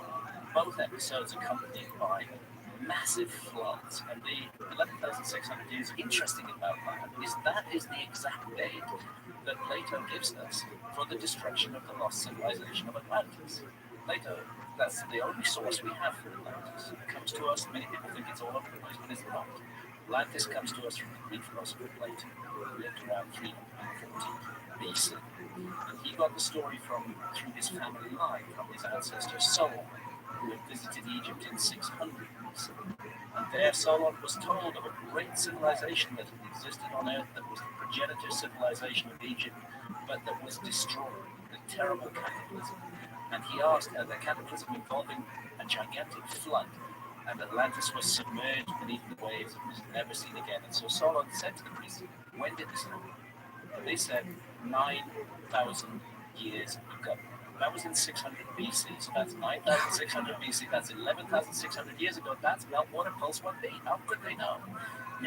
We have to start taking this stuff more seriously. Instead of sneering at it and skepticizing it out of existence, we need to leave a little bit of room for extraordinary ideas possibly being right. That's the main beef I have with the skeptics, is that they want to throw the baby out with the bathwater. I want to add something. In Tomatoes, Plato discusses the and in the Tomatoes, he prefaces the story of Atlantis by recounting the myth of fate. Now, the myth of fate is a very interesting story, and basically what it is fate was the offspring of Helios, the sun god, who was raised, didn't know who his father was. His mother kept it a secret from him, and then one day he was being taunted in school because all of his schoolmates had recounting the great deeds of their father and everything. So he went home distraught, and finally his mother said, well, actually, your father is the big granddaddy of all, Helios, the sun god. So Phaeton decides he's going to go and find his father, and he eventually does, and he goes to some celestial realm where his father is located. And the way it is with the Greek gods, they have unlimited powers, except they also have certain restrictions. For example, if a god makes a promise, he or she cannot go back on it, right? So Helios sees Phaeton, his lost son, coming so overjoyed. He says, I'm so happy to see you. I will grant you any boon you want. Phaeton says, I want to drive the chariot to the sun. I want to chariot. And Helios says, well, I meant anything you wanted except that. So it goes back and forth and back and forth. Finally, Phaeton convinces his father, let me do it. His father says, look, you got to hang on to those reins tight because those steeds are going to pull away from you. He gets in there, the gates of the sun open. It describes in the myth. You can read Edith Hamilton or Paul Page or any of the great retellings of the great myths, and they'll describe it there. It goes through the signs of the zodiac, and all of a sudden it breathes off and gets down to earth. And then it describes this whole litany of catastrophes, just setting the earth on fire. And finally, the Jupiter and the besieging of Poseidon, it was afraid that the oceans are going to boil away. Gets Zeus to mount his Mount Olympus and hurl his thunderbolt, and it falls into the river Eridanus, which is a metaphor for the Milky Way. And his sisters, the Heliades, then weep over the death of their brother, and their tears fall to earth and cause the flood. Plato then, after referencing that myth, he then says, now this has the form of a myth, but what it really represents is a declination or a declining of the bodies in space orbiting around the Earth and an eventual falling to Earth of one of those bodies and then conflagration of all things triggered by the fall of that body. It's intriguing that he mentions the zodiac because the Taurian meteor stream is so called because it appears to come at us from the direction of the constellation of Taurus, is of that constellation. That's where those shooting stars, amongst which are some very large objects that have hit us in the past and can hit us in the future. That's where they come from. They come from that area of the story. It's actually an illusion. It appears that they're not actually coming from Taurus. It looks like that. They come from that area. They come from that area of the sky. So anybody in ancient times who was witnessing, and according to the and those guys who were raised in catastrophes, they've been on this work for decades on the Taurian meteor shower, have concluded that in times past, it was an extremely active shower that would have created some pretty darn impressive light shows, even if it wasn't causing catastrophes down here below. But what they've conjectured is that there might be times of multiple Tunguska-like impact bombardment when, because there could be thousands of objects within the Taurian meteor stream on the same scale as the Tunguska object. And that, if you go and you read the accounts, the eyewitness accounts over and over again, people are saying things like, well, it looked like it was being disgorged from the sun. It looked like it was being born out of the sun, right? It looked like a second sun in the sky. Like, for a short period of time, the sun had a twin, right? Well, summertime Taurans are coming from their perihelion passage around the sun. So, like Graham was saying, they make an elliptical orbit out back around the sun in this stream, right? Earth crosses that stream twice each year. One time, late June, early July, they cross, but at that point, they're coming from the direction of the sun. So they're reliable to Earth to see because they're coming from the direction of the sun, right? But that's exactly where, on June 30th, the Taurian meteor would be coming from. And then also the fact that it's the perfect day for the peak of the shower and the correct place in the sky. And he is pretty convincing evidence that it was most likely a remnant of that Taurian stream. Other time that the Earth crosses is late October, early November, and we just passed out of last week. But it peaks, interestingly, coincident between like October 30th and the 4th and 5th. So it's peaking right around Halloween time. In fact, they've been called the Halloween meteors, and there's some very interesting fireworks. The Halloween fireworks, yeah. But there's some very interesting work done by a researcher back around the early 20th century named Grant Halloween. Spent about 15 years researching the connections between ancient calendars, and he concluded one thing very interesting was that a lot of these ancient calendars were being synchronized by people's observations of the rise and fall of the Pleiades, which is the shoulder of the bull. The Pleiades comprises basically part of that constellation of bull. Yeah, the shoulder of the bull. And what he came up with was that in his research, he discovered that many of these stories that were associated with this celestial bull, Gilgamesh and Enkidu, and the earliest known stories, they fight the celestial bull. There's many counterparts and variants of that in the stories. And so what he then found out was that in many cases, our modern Halloween actually goes back thousands of years to the ancient Day of the Dead that was observed all over the earth at the same time every year, even in the southern hemisphere. And it usually revolved around the commemoration of the culmination of the Pleiades, which is when the Pleiades crosses the whole period. In other words, it reaches the keystone of the royal arch up in the sky. So if you go out on Halloween down in the face of the south, or the hemisphere, you will see the Pleiades right at midnight. They will be, you think the march of the zodiac is being like a clock. It's right there at midnight. Right?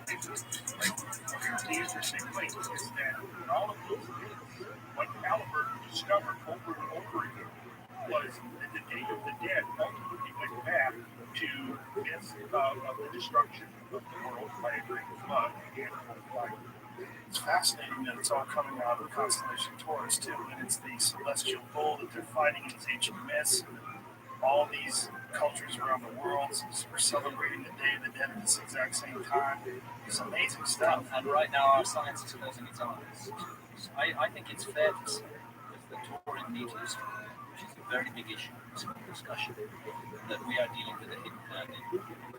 It's something that is going to ultimately require us to re-explain almost everything. The skeptics hate it, can't bear it, because first of all, it involves capitalism, and secondly, it involves the possibility of losing the whole civilization.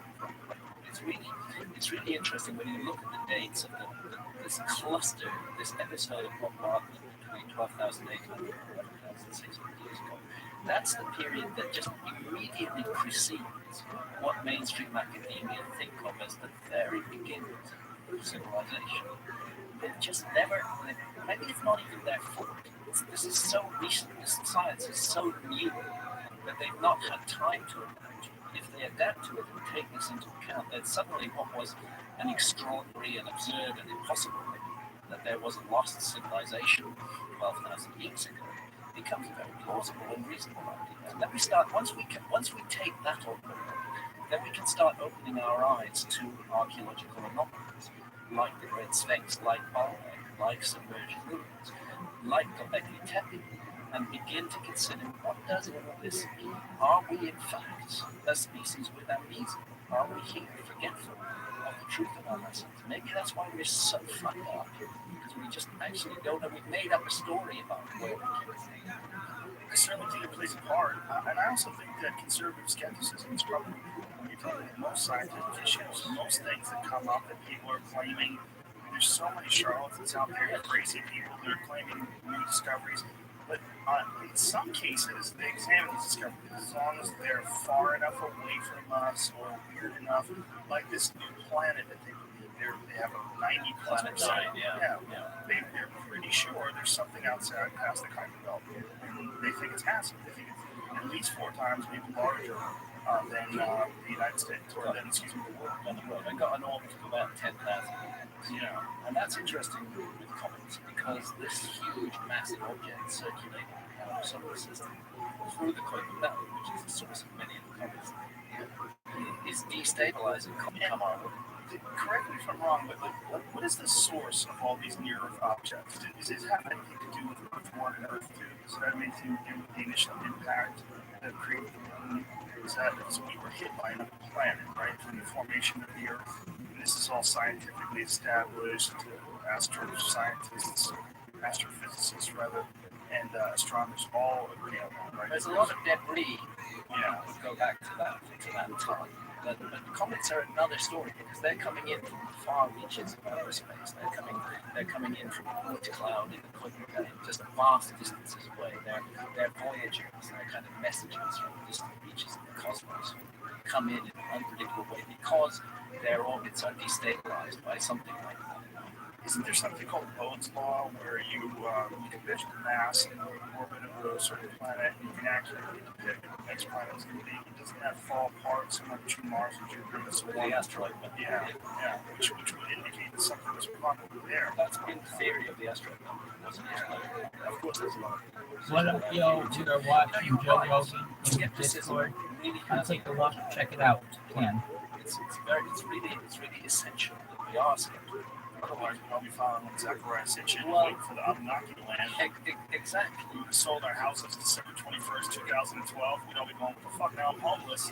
Exactly. 4 years later. And I have to say, there's a skeptic called Michael Heiser who's done really an excellent job of thoroughly debunking the bogus translations of Zachariah Sitchin. Is sitchiniswrong.com? Sitchiniswrong.com. Yeah. It's a very useful site. So we hated him and loved him at the same time. So it's so sad. I love the idea of aliens come down and manipulating monkeys and making us to mine gold. It's a wonderful story. But unfortunately, it's a work of science fiction. It's not a book of fact.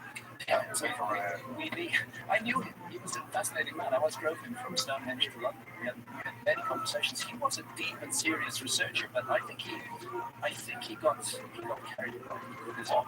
I also think that fantasy became very lucrative and it also became a source of identity. You know, I followed him pretty closely as well. I've read The 12th Planet, and I got really into his research. This is in my early Podsmell days, my first started smoking pot, so I was all in. I was all in. And then as I got wiser, and then as I got, I don't know, maybe not wiser, just I started recognizing objectively why these things are so attractive.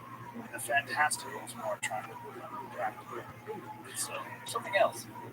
Again, I don't want to put Sitchin down, and I'm here also to say that Sitchin did a lot of really good work.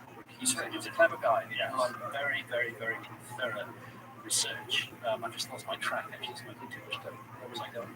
Well, we were talking about all the difference between the fantastical and the practical. There's this inclination to accept things that are fun. You know, that's what I was going to say. Is that when you start talking about the Anunnaki, those from heaven to earth came, these fantastic creatures from. Thank you. You brought my memory back here. I remember what I was going to say. What's interesting? What's interesting is that the level of technology that Zechariah attributes to the Anunnaki oblique Nephilim, that level of technology is the level of technology that we had in the 1970s when we were, NASA was doing its stuff. So it's NASA technology from the 1970s that is projected out onto. That is projected out onto his theory of the past. Now, it seems to me very unlikely that the Nephilim or the Anunnaki would have had for 400,000 years, which is what he's saying, the same technology that NASA had in the 1970s. It's much more likely that he's projecting that onto the dot rather than that it's actually inherent. There was also some interesting ideas that he had that turned out to be ideas that scientists had also proposed about preserving our atmosphere by levitating, by suspending reflective particles in our atmosphere. That is something that the Anunnaki, in his books, were going to use gold for, because gold has such unique properties, which is why they use gold to plate things, because you can take a little tiny piece of gold, you can plate this entire cake. Gold is really spectacular. Piece of, it's just, there's nothing like it, right? Absolutely. No, there's a lot of really good material in Sitchin, but unfortunately, the translations of the texts are not translations of the text. They misrepresent the text. Often what he did was he took a 19th century translation and he massaged it so that it would, fit his argument. And that's a pity. So we need skeptics, and they help us to sift out the wheat from the chaff. But occasionally, what the skeptics do is this drive to criticize anything that's not mainstream. Occasionally, what they do is they let go of a really good which deserves investigation and which the human species could benefit from. And that's my feeling is, with this amazing species, we've developed all this science. Why are we so ready to let go of it? Well, it's also fascinating to me that because of what Sitchin has been sort of criticized for, people now ignore the stuff that's absolutely undeniable, the actual stone tablets themselves, the clay tablets, where you can see the depictions of the solar system. Somehow or another, these people from 6,000 plus years ago had a detailed map of the solar system. Clear ideas. With the size in like a relatively correct order, in the planets in the right place. They somehow or another knew that Jupiter was bigger than Mars. They knew these things in some weird way, and we don't know why. We don't know how. Also, the caduceus representing the double helix of the DNA. That's a really fascinating concept. That the caduceus is used for medicine. It's used to. It's just he had some really interesting points that variety. So it's kind of too bad there's so much crazy involved in that. I think what any of us should do when we're exploring the deep in business is to go to a lot of different sources. Go to a lot of, don't just stick with it. Don't just stick with it. But try to bring it all together. And in a way, that's what I try to do in my books, except the skeptics still hate that. Yeah, it's just so hard because it's so fun to go with the crazy story. Like the alien story is so compelling, it's so fun. I mean, if we found some sort of evidence of aliens, it would be so utterly spectacular. Even if it was a simple alien, like I've always said this, if we found like a jellyfish on the moon, we would freak out. But there's really complex, bizarre things at the bottom of our ocean that we've never discovered because they're just not in the correct location for us to be excited. And then the other issue, we're getting slightly off our plug topic, but the other issue of entities, but in the encounters with entities, anybody who smoked DMT will know that, as I have, as you have, that will know that you encounter entities in the DMT state, and they do communicate with us. And there's a lot of parallels with the ETs or the aliens, as they're described in modern UFO abduction accounts. And Rick Strassman, have you ever had him on your show? Rick got sick. He was supposed to be here a couple of times. We're trying to reschedule it now, but he had some pretty serious health issues, and we had a date scheduled out. But I love that guy. I got a chance to sit down with him a couple of times and talk to him. And of course, you presented the opinion.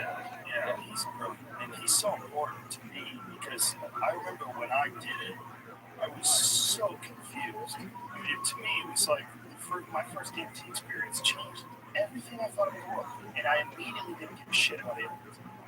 Like it was almost instantaneous. Like before then, I was like, "What's wrong? We got the shit, man. It's in a hangar." But what I encountered doing DMT was so spectacularly alien, the pedestrian concept of something that looks like a person with a bigger head and large eyes and higher tech. Yeah. It was weird and cool to believe it was real. It was nothing. It literally not 1/1,000,000th as interesting as what you absolutely can encounter with DMT. That's the aliens. That's the aliens. Up to the alien realm, filled with alien intelligences. Of course, again, the skeptics say, "Oh, it's all just made up of our brain," but we don't know that. And Rick is open to the possibility that we are dealing with areas of reality that are not normally accessible to our senses, that become accessible to our senses by retuning the received wavelength, which is what he suggests DMT does. And I think that's very plausible. And at the very least, those who are interested in UFOs and aliens should be also investigating this line. Can we use changes in consciousness to understand the majestic complexity of the universe? And I think the answer is definitely yes. And many of Rick's volunteers, I paraphrase, but they came back with reports that the entities who'd encountered them said, "We are so glad you discovered this technology. Now we can communicate with you much more easily." It's fascinating. So there's a technology for encountering other intelligences, and against that, this mechanistic, simplistic alien meme that's going around now that they're a bit like us, but they came here in higher tech. It's dull by comparison. It is dull by comparison. If you're interested in anybody's book experience, it's called DMT and the Spirit Molecule. And he has a new book that he's putting out about DMT and the Spirit and the Solar Prophecy. Yeah, and he's just a really interesting guy. His experience in the first, I think, in many decades to get approved by the government. So he did everything above ground. He was above board. So he did, and because it was government approved, his remit was that he had to find some therapeutic benefit with it, and he couldn't actually. But that's not the point. I'm sure actually there are therapeutic benefits, but that's not the point. The point is here is a tool for investigating the mystery of consciousness and the mysterious nature of reality. And I mean, for me, if we get 5 or 6 volunteers who haven't compared notes, all coming back who met entities who said, "We're so lucky you found this technology," it's hard to explain as just to reduce it to break it. Not only that, when we talk about things that are so big and are ignored by the mainstream culture, this is one that's just like that. We're talking about the endogenous human planet. That is nuts. It's in thousands of different planets. How many different planets contain DMT? Huge, very prosaic ones like peas, Well, there's the acacia. That's what I was going to say. The Australian national tree is actually elite.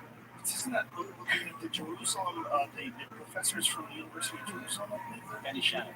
They were talking about, they believe that that's what the story of the burning bush of Moses is. So that is mimosa with DMT and Syrian rue with the monoamine oxidase inhibitor. In other words, it's ayahuasca, but a Middle Eastern alternative. Doing the same thing, molecular. And isn't it possible in some way that the idea of the burning bush was them thinking that dry or extract DMT?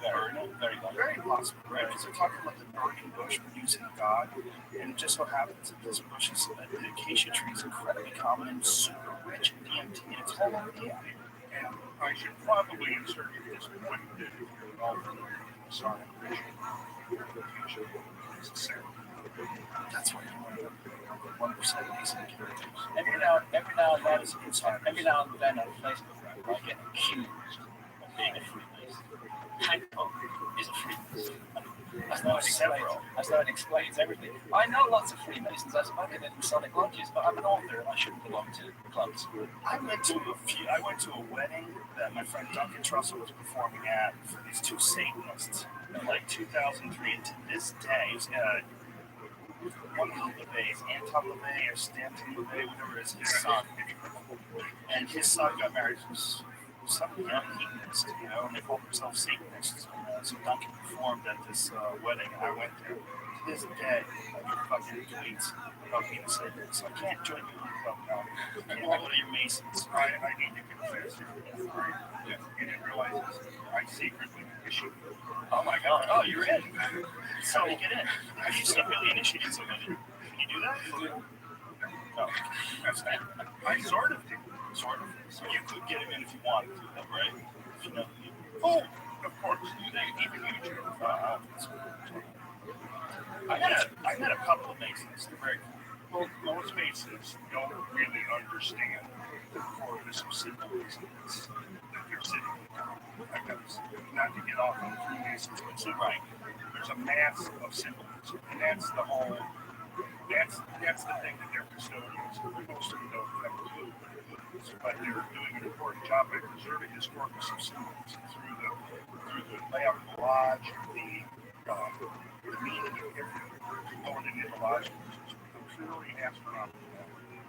And then you have the Masonic targets, and that's what we have the whole story of flood. It's all, in case you're playing, it's all, correct me if I'm wrong, but it's all also an integral part of how Washington DC was designed.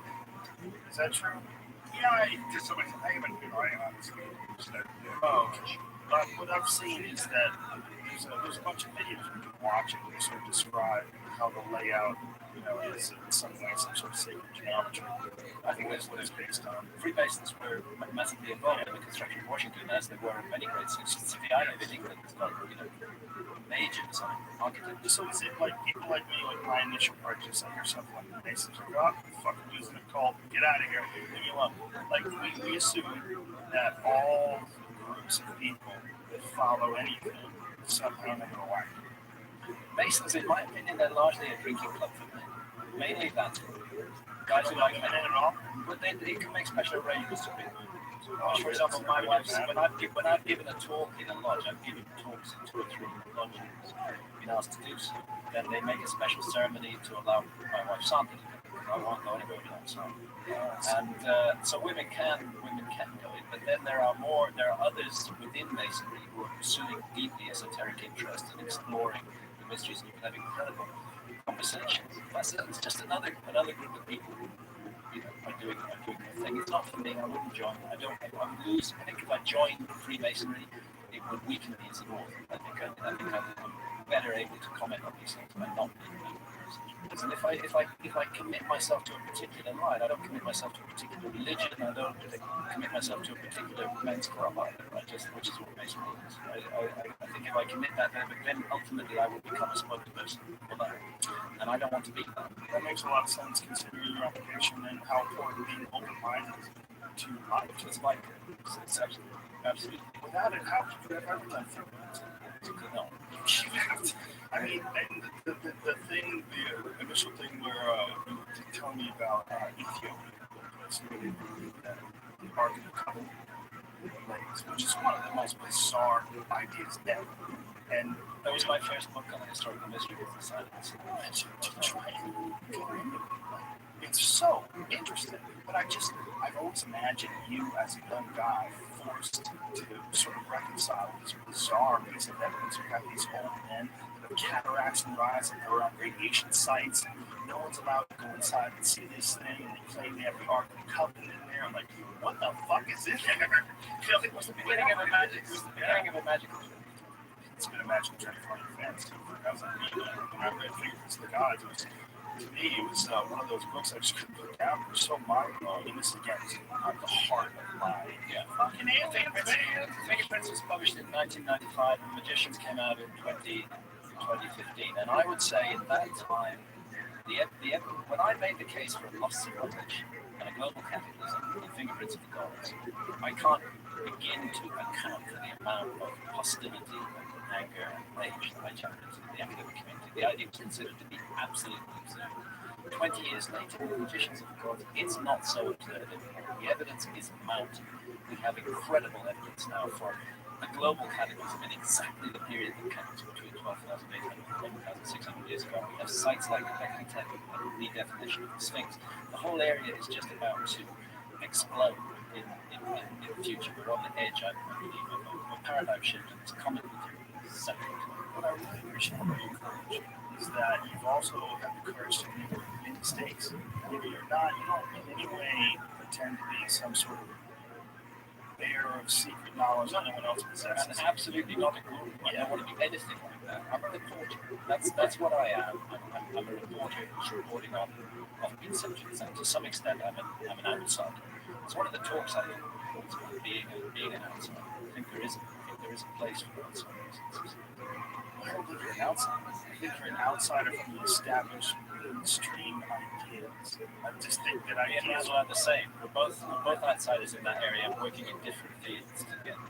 But don't you think these established channels that are so deeply grooved in distributing information, those things have widened so wide now, where you're getting a professor could do a podcast, like he could teach a class, he could write a book, or he could do a podcast on a certain subject, and like you're aware of Dan Carlin, that hardcore history podcast, which I just can't stop raving about. What he's done is brought historical, accurate, like really dramatic stories of real events and takeaways to millions. Like, that's just that no one's doing it. Like, this is, but it's not mainstream. Well, what's more mainstream than being number one on the iTunes podcast list, which he is all the time? What is more mainstream? He must be getting millions of downloads. It's part of the big change that's taking place in our society. The old structures are being overthrown, being thrown away. It's a very uncomfortable time. It's a very uncertain time. It's a very exciting time because we can build out this something amazing in the future. The internet's had a huge part of that. Since I've had web presence in the last week, I was late coming. Having professionals, geologists who wanted to know about the interesting you said earlier about the name. I would always be looking for something to name. Right. Because I have questions and I'm thinking maybe somebody would disagree with me on something that was still answer some questions. Right. But I try to associate as much as possible with the professionals. And of course, what I discover is that a lot of them are working in these things part-time, almost clandestinely, without making it part of their, if I go on a field trip with geologists who did the flood numbers, none of them are really working on it full-time. It's all part-time. Exploration, mineral exploration, whatever. They're doing this research into geological catastrophes on their own time. Right. Like recently, just last summer, I got invited to actually present some of my research to the Atlanta Geological Society, which is the largest society of professional geologists in South Africa. So I jumped into geology rather than, and so I presented hoping that I would get challenged and somebody would say, wait a second, there's a flaw. It didn't happen. So did you be friends with some of these mainstream geologists? Okay, well, I've been known for me. I just took a trip for in September, so I did 10 days back out in the flood and geologists would be in that. So yeah, I'm getting to know more and more people who are working as, well, I majored in geology. So I still am in touch regularly with the head of the geology department, seeing her on a regular basis. I was playing that channel so ready. The other day, I didn't because my house really other folks, and then after the fact that I was that's what the fucking news. So I quite check. We should have found out.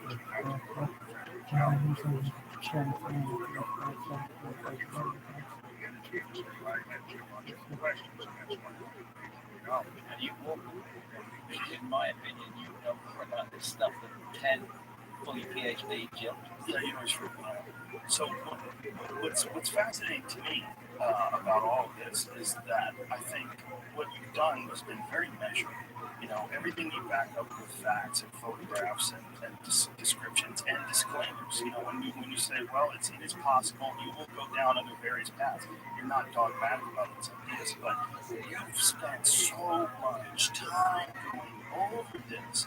I don't know if there's a commensurate guy in mainstream archaeology that has been public about that. Because if there is, I feel like we probably heard about it. Your podcasts have been, the ones that we've done, have been seen by millions of people. They've been listened to by millions of people. I mean, the information's getting out there and it's making a real difference. You're always going to have the guys like, I think Michael Short is very important. That knee-jerk reaction to do something, to mock something or put down something that's not mainstream. One of his tweets, he said, "You know what archaeology with evidence is? You wrote archaeology. Like, why would you do that? This doesn't make any sense. Like, that's someone who's not paying attention to your work. All you do is focus on evidence." I'm reminded of the Shakespearean line, methinks the lady doth protest too much. Why does he need to say that it's got evidence? You know, it's like Fox News saying fair and balanced. He's tweeting at you. Yeah. Meanwhile, your entire book is based on photographic evidence and all the other various pieces of evidence. I mean, your Facts, documents. It's all about examining all these pieces of evidence. These aren't things that you did. These are actual real sites that you can look at. I'm drawing inferences from them that they don't like. That's the thing. Robert Shopping, guys like him are so important. Guys who have the courage, who's a Boston University professor, absolutely has the courage to look at the stones and say, this is the product of water. Kudos to Robert Shaw. As a geologist, as a career academic geologist who's taken that risk and put himself out there and followed the evidence where it leads. Another one is Danny Hilton Natmajaja in Indonesia, who's been responsible for the investigation of this extraordinary site in Gunung Padang, where work has been stopped since 2014. Again, he's a highly credentialed geologist. He's Indonesia's leading expert in megathrust earthquakes. He's been looking at archaeology, bringing his geological expertise to that. So that things are changing. We are finding academics who are willing to engage, willing to discuss. I got into a very interesting email correspondence with a guy called Daniel Lohman in Malmo, an archaeologist, and he was very simple. He answered my question and went into it in depth. We had quite a long debate. That's very refreshing. That kind of thing wasn't happening. Yeah, that is very refreshing. Now, what about those pyramids in Gaza? Is that what is the deal with that? Are those things? I've been there. I know Sanos personally. Sanos the guy who's running the Sanos. I like Sam very much. I must say, when I'm in his aura, I'm extremely convinced. But when I look rationally at the so-called pyramids, I don't agree. I think there is. I did spend with Sam showing me around. I did spend 3 days in Bosnia looking at the so-called pyramids, and so on and so forth. I do see that the tourist industry is built up around this, and it's a fabulously beautiful, intriguing site, massively beautiful, mountainous place. But they are hills.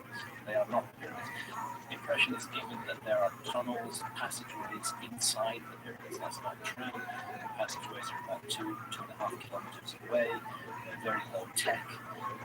I just don't see it. And for that reason, I did not cover the Bosnian pyramids and Egyptians and the gods. I'm not going to say they're not pyramids. I'm not going to write a book saying that they're wrong. But it excites me to justify devoting a chapter to them. There's much more exciting, important archaeological discoveries that are being made, like the thing, which need more respect. And there's some pyramid-like structures or hills in China as well, right? There's thousands of pyramids in China. Xi'an, the province of Xi'an, it's just among the land. There's some pyramids. I mean, there are certainly hundreds and hundreds of them, distributed across fields, vanishing off into the distance in all directions. They've been terraced and used as agriculture. Local farmers grow crops on them. I went there with Chinese archaeologists. They haven't excavated a single one, not They said, we don't have, this was nearly 10 years ago, I was there, they probably got the money now, but they said then they didn't have the money. They said, we're an old country, we don't mind if we wait 200 years to get to grips with this. Christ. And the famous tomb of the first emperor is part of this pattern. It is also a pyramid, it has also not been excavated. The terracotta army around it has been. The terracotta army is amazing. It was on display somewhere, wasn't it? You couldn't see it live. Yeah, they did something. I want to see them. I want to look at these things. But it's all concept. Now, these pyramids. So this one, this emperor was buried in that had the terracotta army. Was that pyramid as well? It is a pyramid. It is, absolutely. It's a man-made pyramid. The terracotta army was buried around its edges, not in the pyramid itself. So the army was there to protect him. Yeah, to protect his soul into the afterlife seems to be the idea. And then there's a mythology that's coming out that within the pyramid is a lake of mercury, that there are mechanical devices in there which will fire arrows at you if you go in. That there's a whole story about how intensely protected it is, and up to this day. That's so crazy. How can somebody leave that alone? And you know, even major archaeological sites like TRUMAN in Bolivia, for example, you'll find that only about 2% of the site has been excavated. I don't know how we can draw inferences about the whole site, kind of fraction like that. And that's the problem, I think, with archaeology, and it's why we have to, consider it. Looking at an image of the terracotta army in front of this pyramid is spectacular. Now that I think about it, I don't think that was this way. I think maybe they had it come from. They brought some of them that came to the British Museum. There were a number. But it's so much bigger than I thought it was. There's thousands. There's thousands of these terracotta figures. And this pyramid is made out of what? Stone? Around earth, maybe. Okay. So they just sort of shaped the ground, just dug around. Yeah, they brought in it, looking into a pyramid plan. But it wasn't. It's not massive stone blocks. It's not massive stone. That's why they can grow crops on the sides of some of them. Wow, how weird. So they would build these giant mounds of dirt and then dig holes in them and support them. Well, they probably created the interior, subterranean as they were building. And they just stacked dirt on top of it. Weird house. And then we have to consider this with archaeological sites or about any site may actually not be the product of just one culture. It may be reworked and worked over and used. This is stunning to me. I found out about this because a friend of John Anthony West was here. He showed me he was in China, showed me some video of it. I was like, how do I not know about this? I had no idea it was this way. Also, here's one that's exposed. This is Controversial ancient pyramids in China. now that it's exposed, it's been stuff. Well, that is another thing about China that we just don't have a clue. When we think about the age and scale of things, we're so silly. We've only been around since 1776 when the country was established. It's not really that long ago. You're dealing with China, you're dealing with thousands of years of civilization, all rising and falling and taking place and adapting and growing, all in this one area. But still, in our eyes, it's kind of behind, right? I mean, they're behind environmentally, they're behind when it comes to human rights. Consider this. The Portuguese, the late 1400s, have rounded the Cape. They've entered the Indian Ocean in their little ships. They've entered the Indian Ocean, but they actually establish a huge empire. They go to Malacca, go all over. The seas are open. If they had come 40 years ago, they would have encountered the Chinese treasure ships. Ships that were 50 times larger than the caravels that the Portuguese were sailing. But you know what the Chinese did at that time? They went through a period where they felt they just wanted to give gifts. And they put together these huge fleets carrying incredibly precious gifts, silks and ceramics, and they took them all around the Indian Ocean and they just gave them. So off the coast of East Africa, and in East Africa you can find remains of this pocket from this episode. And then a Chinese emperor came along and he closed the doors, burned all the boats, shut everything down, and didn't let anybody speak to China for 2 years. Well, he felt that it was time for the Chinese culture to turn human. Yeah. And they were afraid that they were ancient culture. Like what? And there might have lot of them that they were concerned that the ancient culture would be like the contact with degenerate cultures from other places, and that was a fact. Constant desire to maintain the current situation. We have to say it's some kind of human nature, Yeah, for sure. I'd love to see some. There's the drone stuff from the Camas. Yeah, let's But let's have a look. You got that? This Chinese part is still blowing my mind. They blow my mind as well. I can't believe they have that. It's an eerie, spooky scene. I don't recommend anybody to go to see it. Just it's incredible how many and how unexplained it is. So this again, it feeds into my general point. What are we looking at here? pause, so I can talk about what we're looking at. Yeah, you look at this one. This is the beginning. Okay, here's what Get that mic right up. we're looking at a place in western Montana called Camas Prairie. You see some hills in the foreground, and you see a basin in the background. Right? Okay. Right here on top of this hill and down on the side here, you see that there's some quarrying operations. Those are quarrying gravel. Because everything you're looking at here, this whole landscape between the hills are these large masses of gravel, trillions of tons of gravel. Now, what we're going to do is we're going to start sweeping around as the video plays. You'll notice down here, you see there's ripples. Oh, okay, I see that. Okay, and I'm going to have to pause in a second. Let's keep coming around. You start seeing the ripples on the landscape. Let's pause right there. Right there, let's pause it up. Because you have a point. If you look up, you're going to see a flat piece of land like a tongue coming out, round and down. Jamie's.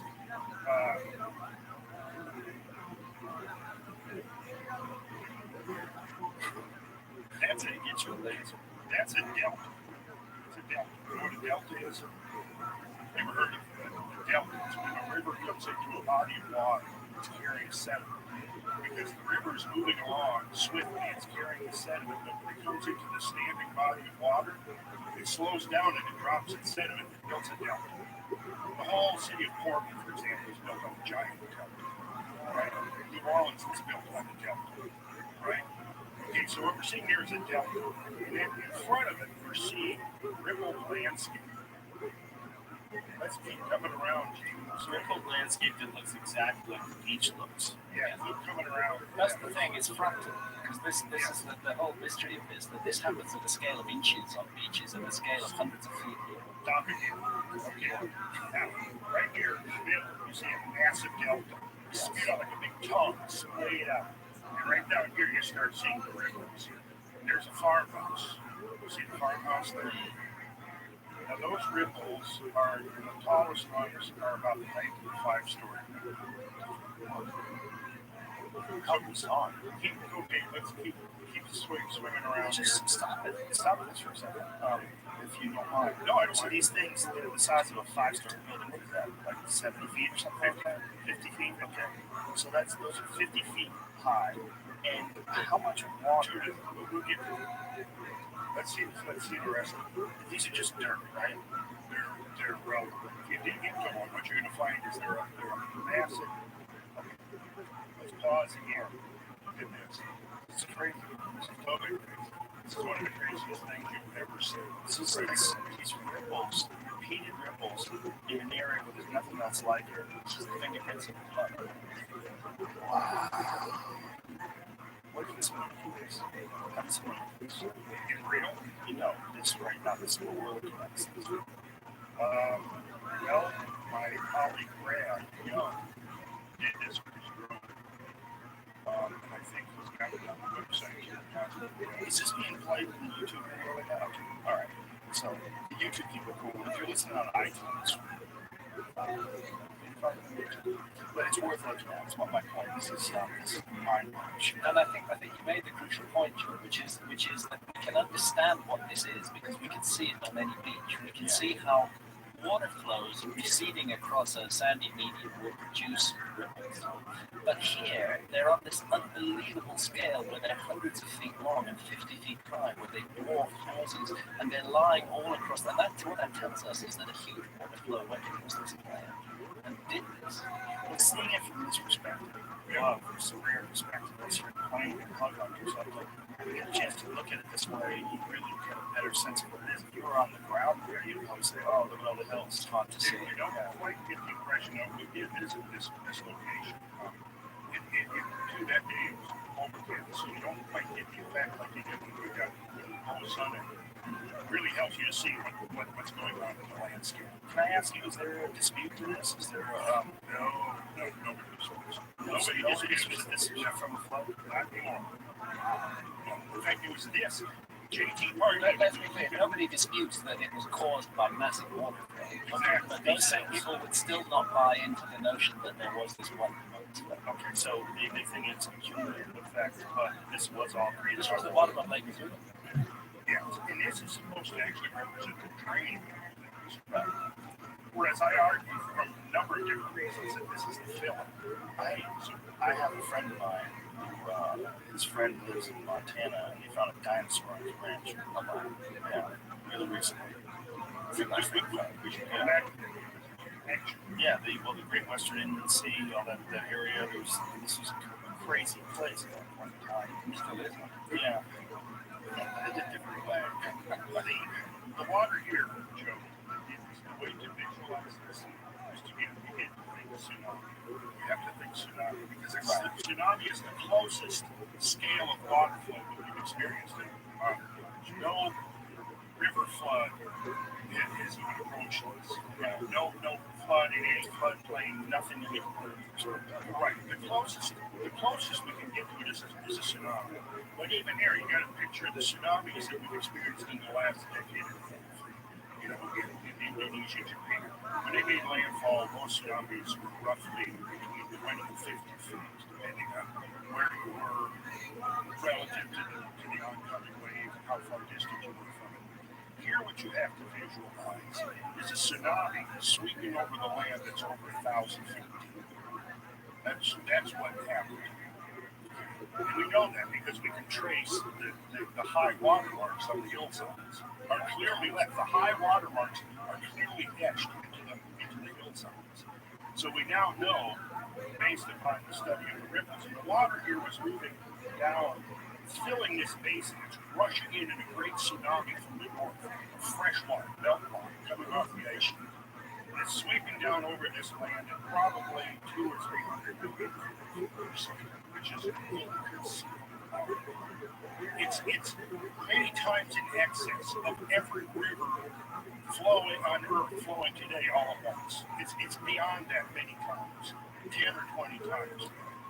One of the trickier things about water is that water in itself is kind of fractal in some sort of weird way. You look at the actual molecules of water, it's almost like we don't distinguish it as being a fractal thing because we see it as like this moving from, like if you're looking at the actual molecules of water, the cup of water that you dip your fingers on, which is seemingly completely innocuous, becomes this massive element of change, and the volume is 1,000 feet high, just rolling over, massive amounts of weight behind it. It's that same stuff. Massive amounts of weight. Enough weight and it's actually causing seismic responses.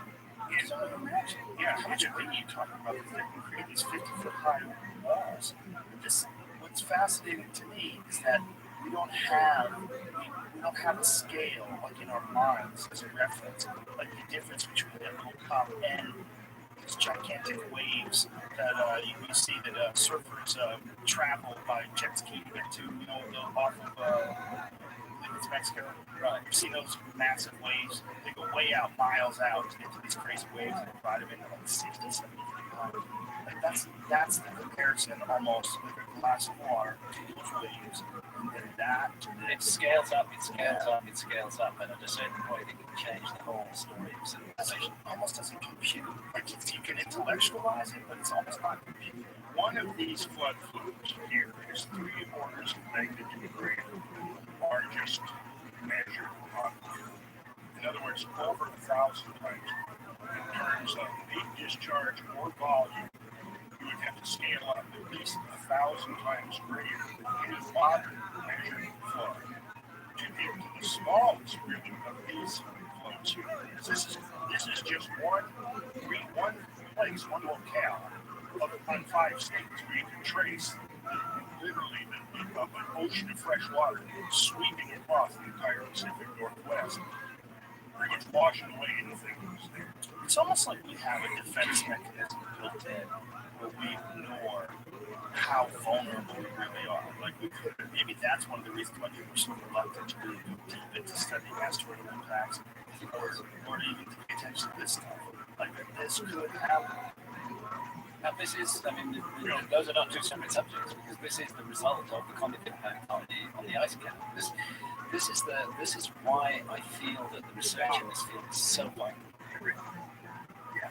And here, notice, It's great. That's a beach. yeah, but it's a beach. It's a beach for gigantic monsters. Yeah. You can see in this here, that you actually have massive currents converging here.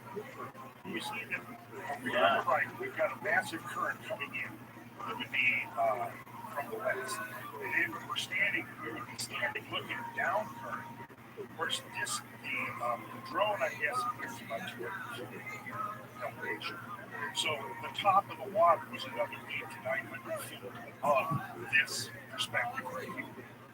And it's moving very, very fast.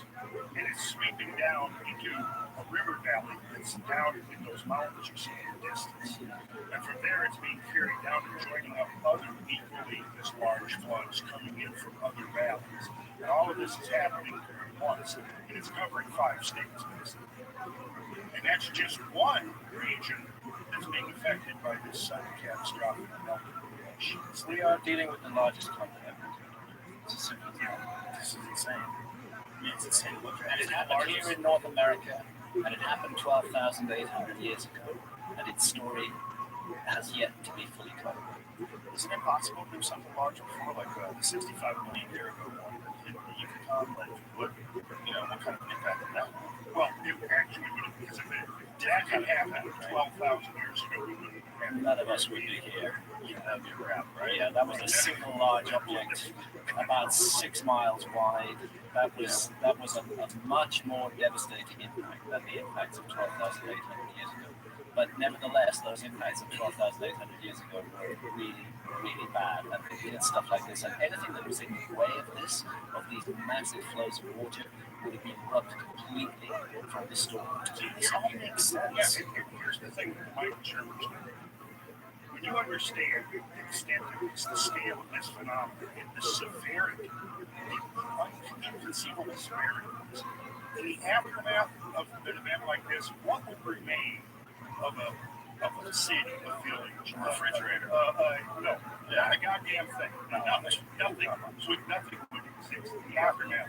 And most things wouldn't exist. I mean, you find like an old refrigerator or a car up on blocks in someone's backyard in the South, and it's in the 1970s, and the rot has gotten into the frame. Nature's going to eat it Yeah, up. nature's heated up just in a couple of decades. Right.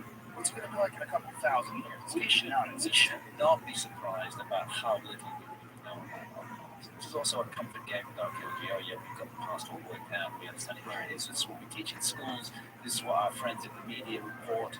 This is the fact. It's not the facts. We know nothing. There's been so much lost, so many missing pieces of the puzzle that we're desperately trying to stitch together. And it's important, I think, that we actually do get some clarity on events like this, because we still live on this planet and we have kids and we have a future. We want to hopefully Those big boys comes our way. well, that's right. But again, I come down to this, which is that we are not dealing with gloom and doom at the end of the world. We're dealing with a problem that humanity should be confronting. We should not be sticking our heads in the sand. We should be confronting this problem, and that's why I support the work of the common researcher, because they are the only people right now who are confronting this problem, really getting close. We should all confront it. I mean, we should absolutely all support them and confront it, because if something like this can happen once, what really makes sense is how many stories of floods there are in ancient times, and how many parallels there are, And how many there are from North America? Dozens and dozens. Yeah, it was the Indian artist who spent 30 years or so pre-Civil War, a decade after the Civil War, painting Indians, different tribes. And he wrote a book called Last Rambles Among the North American Indians. Very, very interesting book. Really is interesting to me when I read the book years and years ago was his final conclusion and what he says after all of these different customs and traditions that have been handed down among these tribes, they all have one thing in common. They all have a memory or a story of a gigantic war destroyed.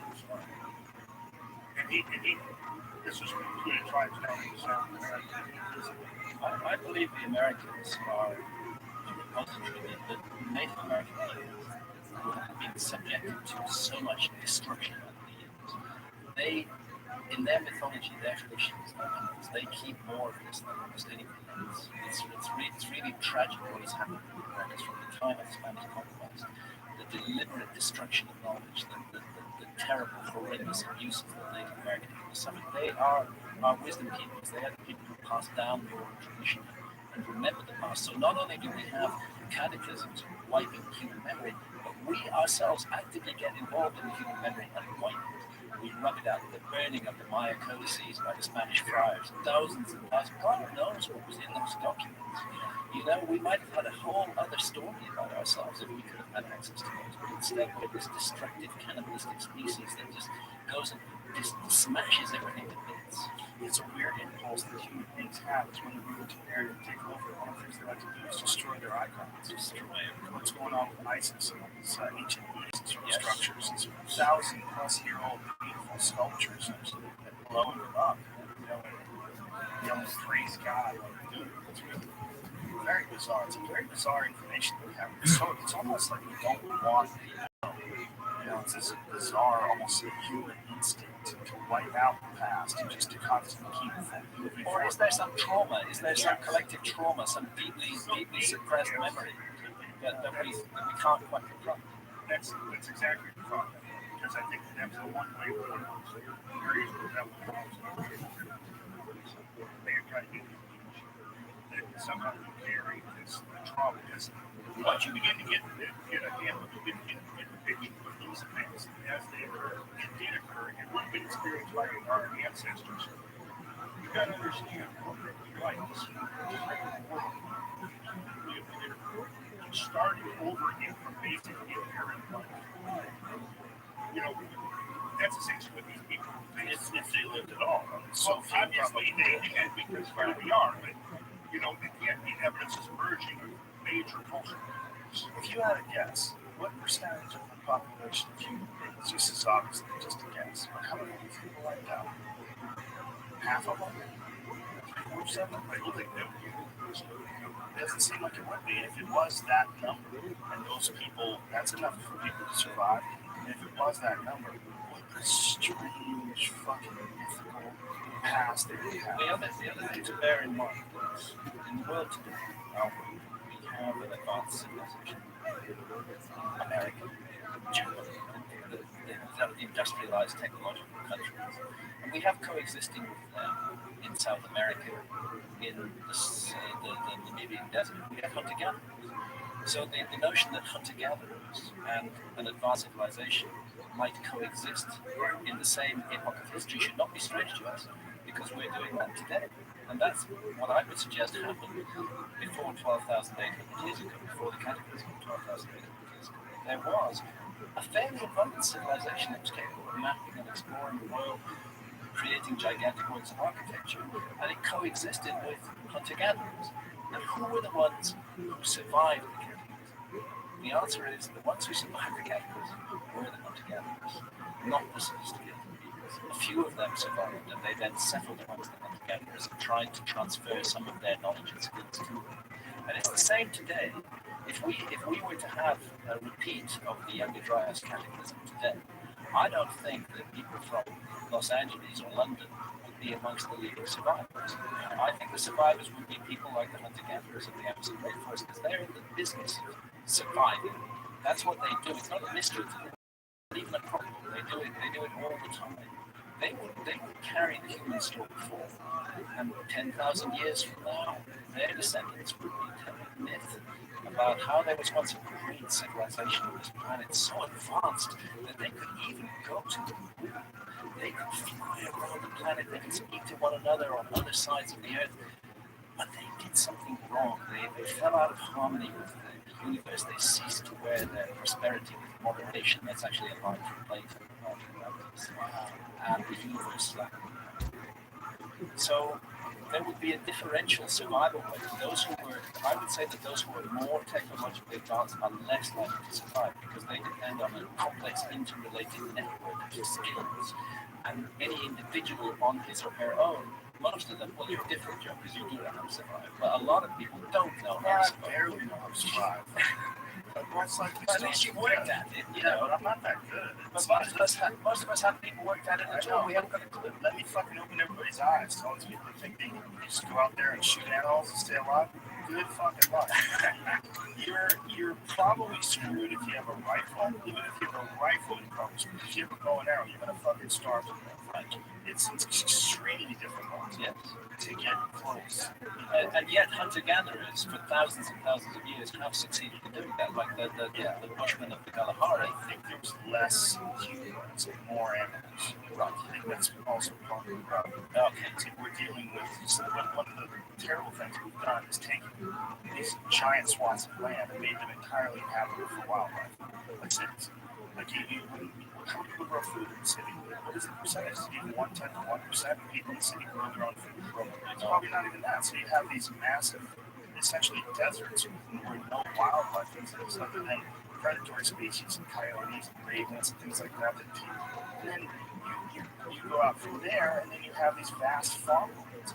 The only benefit of the vast farmlands is the amount of deer that exists now is greatly more than Columbus had.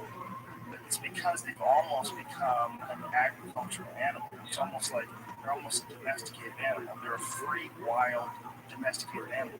I have a friend who has a farm in Iowa, and when you go there, it's very strange because he's got these wild, giant, 300-pound forest horses running around his backyard.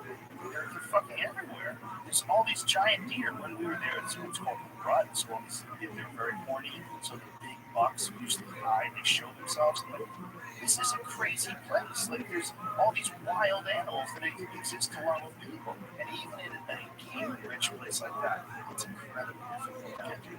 You have to have vegetables. You have to have your own vegetables. So let's imagine a situation where all the resources of our cities, all the amenities, all the infrastructure are gone. Most of us are farmers. I would say radically, I would say in fact our civilization, which appears so strong, is actually very, very fragile. Extremely. Just a little push. It's like you look out the window. You're like, wow, that's the outside. No, that's a piece of glass. You're outside.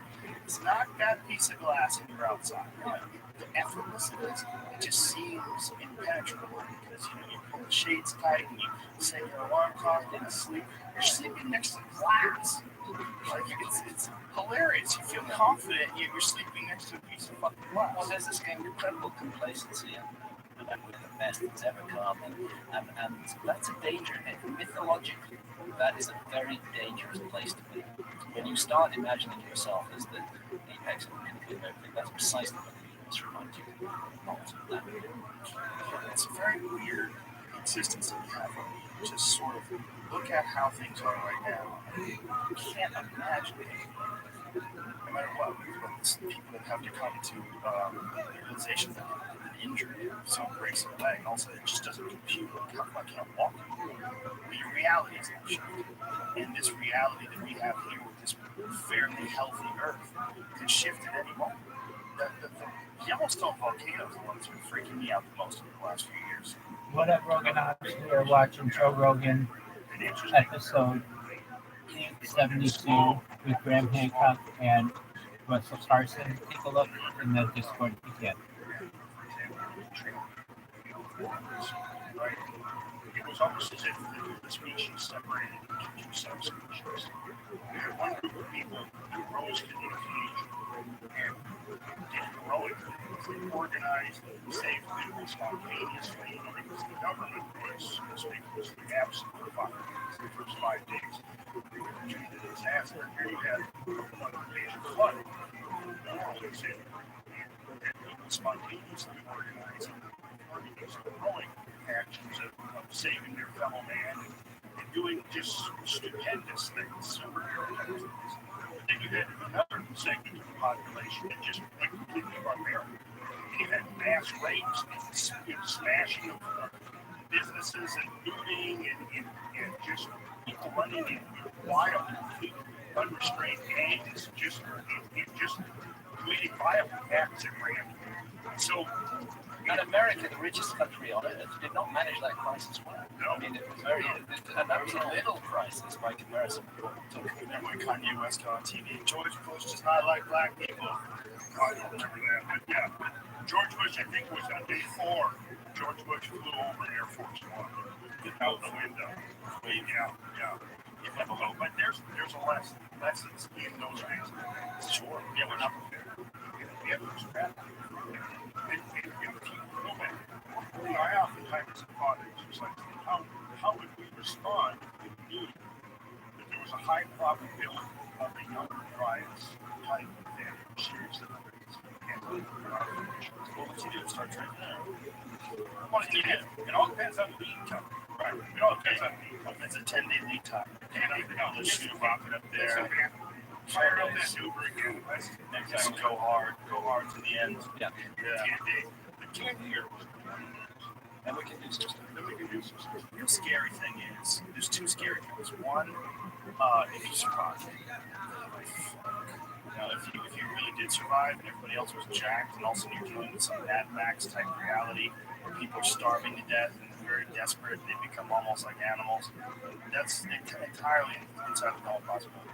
Well, that's what we learned from the tree. Or the other terrifying possibility is that you leave the future of civilization up to those other people. Because if they survive and they have kids and their kids survive, and somehow or another, somewhere along the line, we get better and better at understanding our place, which is what I think has happened. And all it would take is one. I mean, this is as much as people are complaining right now, and as much as there's riots in the streets because of protests in the street, sometimes apparently. But over the president-elect, what this time is, it represents the greatest time in history when it comes to safety, when it comes to knowledge, access to information, when we understand each other. I don't think it's ever been better. As long as we know, We have everything at Earth. Yeah. There's incredible potential in modern civilization. But the problem is that there's also very rigid mind control in the way that our societies work. It's turning people into drones. People brought up to believe that their only purpose in existence is production and consumption. That people forced to fit into a sort of narrow place in the machine. Mass media beaming, messages at us all the time. Even the concept of democracy is when you don't have complete transparency, when there are secrets, when things are hidden. How can the people vote, with a clear mind and everything? A lot is being hidden. That's not democracy. Democracy is in fact investing in mind control, most unfortunately. well, I wonder how long it's going to take for rigid mindsets police right now. This idea of this resistance to change, talking about when it comes to science, when it comes to accepting this asteroid impact. And I think that exists in politics, I think it exists in religion, I think it exists socially. We approach relationships and friendships. All of it is evolving in front of our eyes. I was watching a movie last night. Not another teenage movie. So I was live tweeting it. So smoking pot writing. And sometimes I just like to have the TV on and not listen to it. Sometimes I like to see some things when I just write. Sometimes that last night I chose to do it that way. And I just got so enamored in this weird movie from 2001. The movie felt like a time machine. It's like I was watching this culture that does not exist anymore. It's one of those teenager movies where like in college and they're drinking. There's a lot of naked women and really racist, sexist humor, and it's really crude and goofy and stupid. And I'm like, this is so bizarre because this doesn't exist anymore. This kind of film. This is like Al Jolson with blackface on or something. And in a way, it's like a cultural time machine. Like you get to go and for a brief moment see like this comedy that's in the concocted in 2001, which seems so recent, but it's such in that film you get evidence of this weird cultural change, which is a weird, massive cultural change that's happening as far as the way we're allowed to joke around about things. Like this racist shit, man. Like racist and sexist shit and violence, like men punching women in the face and shit like that. You just can't really do a comedy today. And that's only 15 years ago. And what is it going to be like if we can keep going? I think we're on a great path. I think we're on. Think about the president-elect. I think we're on a great path. It's a hazardous path. It's a path where the future is not at all certain. But humanity is at one of those moments, one of those crossroads where you kind of stand on the edge of an abyss and you don't quite know what lies ahead. And we can take a really great path out of this, or we can take a really horrible path out of this. And I think the key issue is that we do actually have a choice. It doesn't have to be that way. I see a lot of positive out there in the world. I do think people are waking up. I think they are questioning all the structures. They're refusing to put up with the bullshit any longer. More and more people are doing that. It's happening in the realm of politics. It's happening in the realm of dealing with big corporations. It's happening in the realm of investigating the past. We're just not going to be told what to think anymore. That's encouraging. But then on the other side, there are huge efforts being put precisely into making people think in certain ways. It's the advertising industry, it's political messages. And so we have to be aware of that. It could go down the drone path. I mean, like the beehive path, which would be why even bother to be human if society is turning you into a working club and a beehive life existence. Or it could then go down an expansion of consciousness and a realization of the incredible, beautiful potential of human race. I honestly feel like that's what I'm optimistic. I'm very optimistic. So that's beautiful to hear because this is a good time. Like I was watching the John Oliver show. It was a great show on HBO. Very funny guy. He's very left-wing leaning as his show. And they had this fuck 2016. They were just naming off all the horrible things that happened in 2016. And then just saying goodbye to this terrible year. A lot of good shit happened this year too. There's a lot of fantastic discoveries, a lot of interesting observations. A lot of people learned a lot of things in 2016 past one. And I think that quite a number of American states have made cannabis legal. yes, that's I think It's a huge development. It's also a big it's going to be a big factor in our cultural evolution. It really will. Well, it was a big factor. In the 60s, it was a huge factor. In effect, what happened was a very closed conservative society really had an outside show.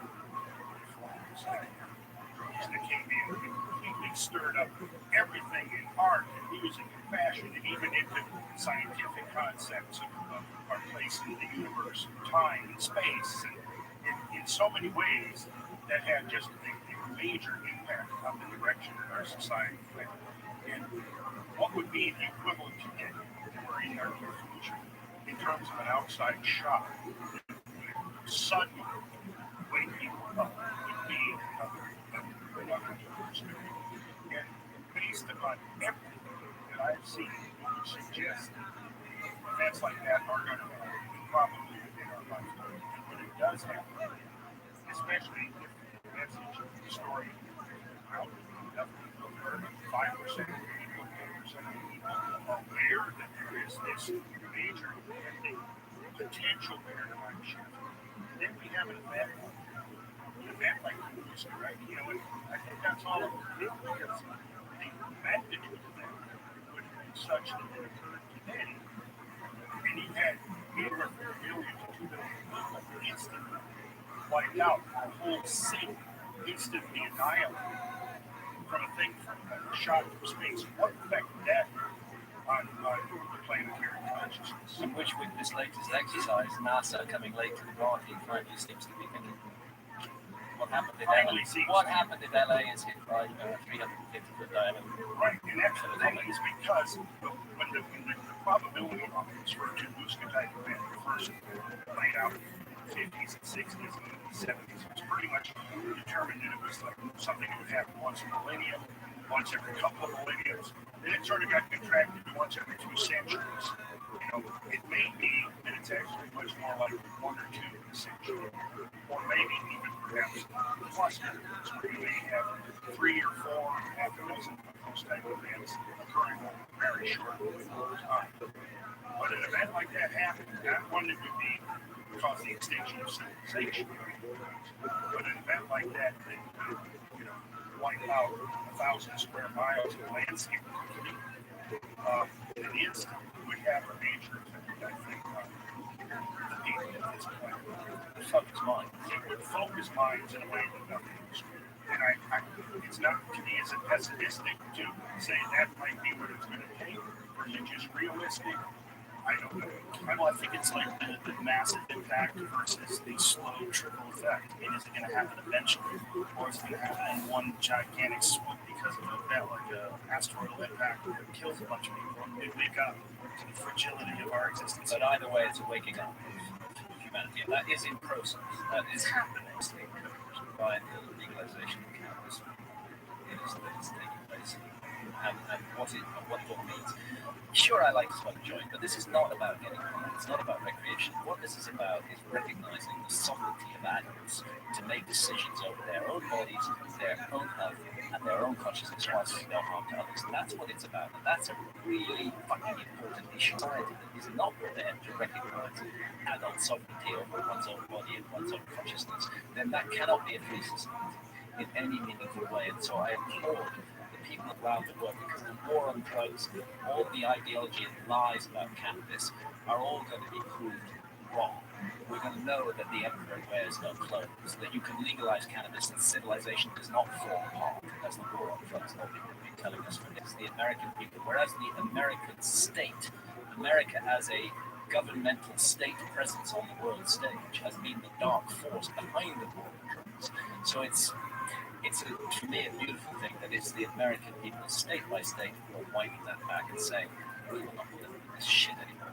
The thing that you were talking about earlier is really important too. We were talking about different factions of our civilization creating this. They're still creating disinformation, still trying to mislead people. But I think that goes to what we were talking about before, where it's a system. Systems protect themselves. And I think They develop almost a consciousness of their own. It's scary. Big bureaucracies, armed bureaucracies, they've got a kind of personality. Well, even when there's no financial stake, there's just a social stake. Like what you're seeing right now with the left versus the right. Like there's some people, like my friend Wanda Sykes just got booed off stage at something last night, apparently. She went on some anti-Trump rant, and people got super upset. There's these systems that are in place, this almost like wanting to fight. Like it's not, it sets us up in this bizarre team mentality where this left protects its ideas of the future and the right protects its ideas. And I'm watching these people go at it back and forth on social media, and it's toxic. And I don't like to use that term because it's so compromised by, toxic sexuality or toxic masculinity. There's so many uses of that word in our culture. But I think that this desire to fight with each other, Deeply unpleasant, yes. Horrible, hurtful, ghastly things.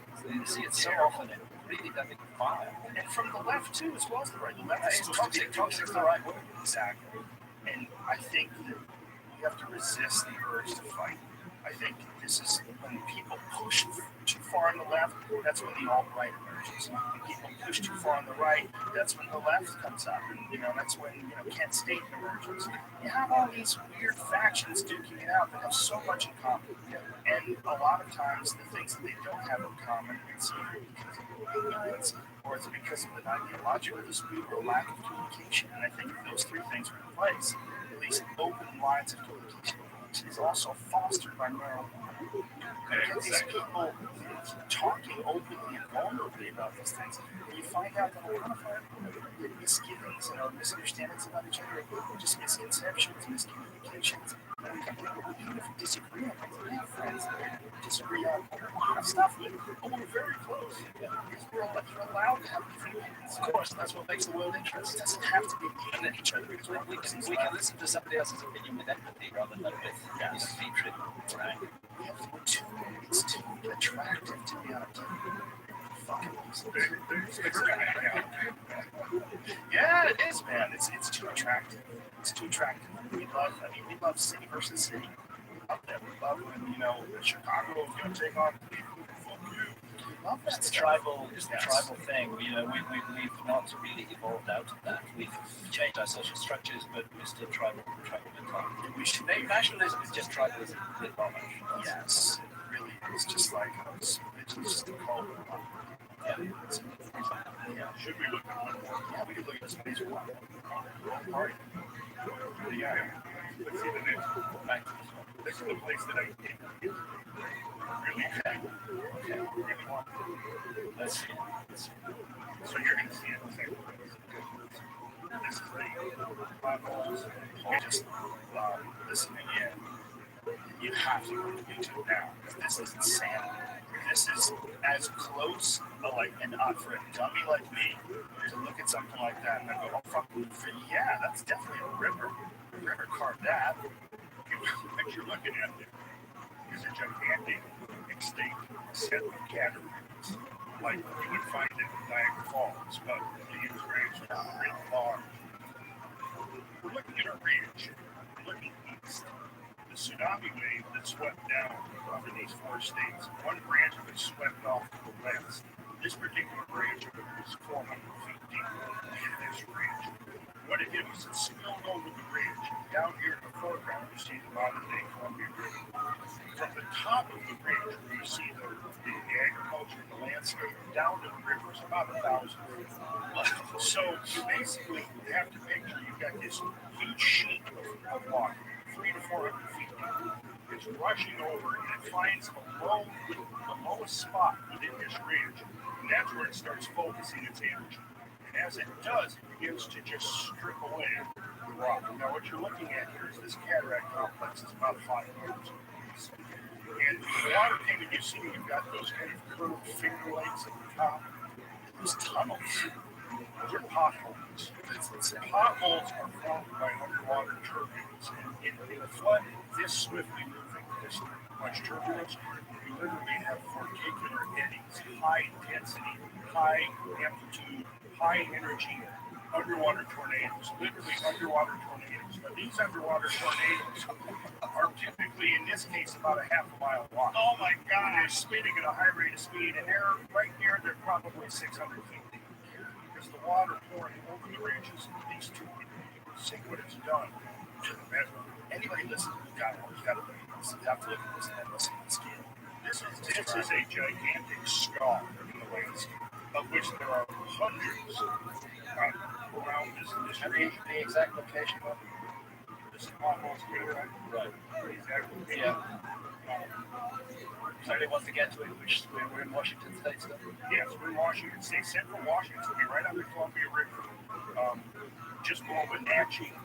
Okay, where we saw that huge erratic, Yes, giant 18,000 ton boulder brought there, enchained in an iceberg floating on the flood, carrying an iceberg the size of an oil tanker, carrying an 18,000 ton boulder. Up the valley side, rests there as the flood waters of that boulder.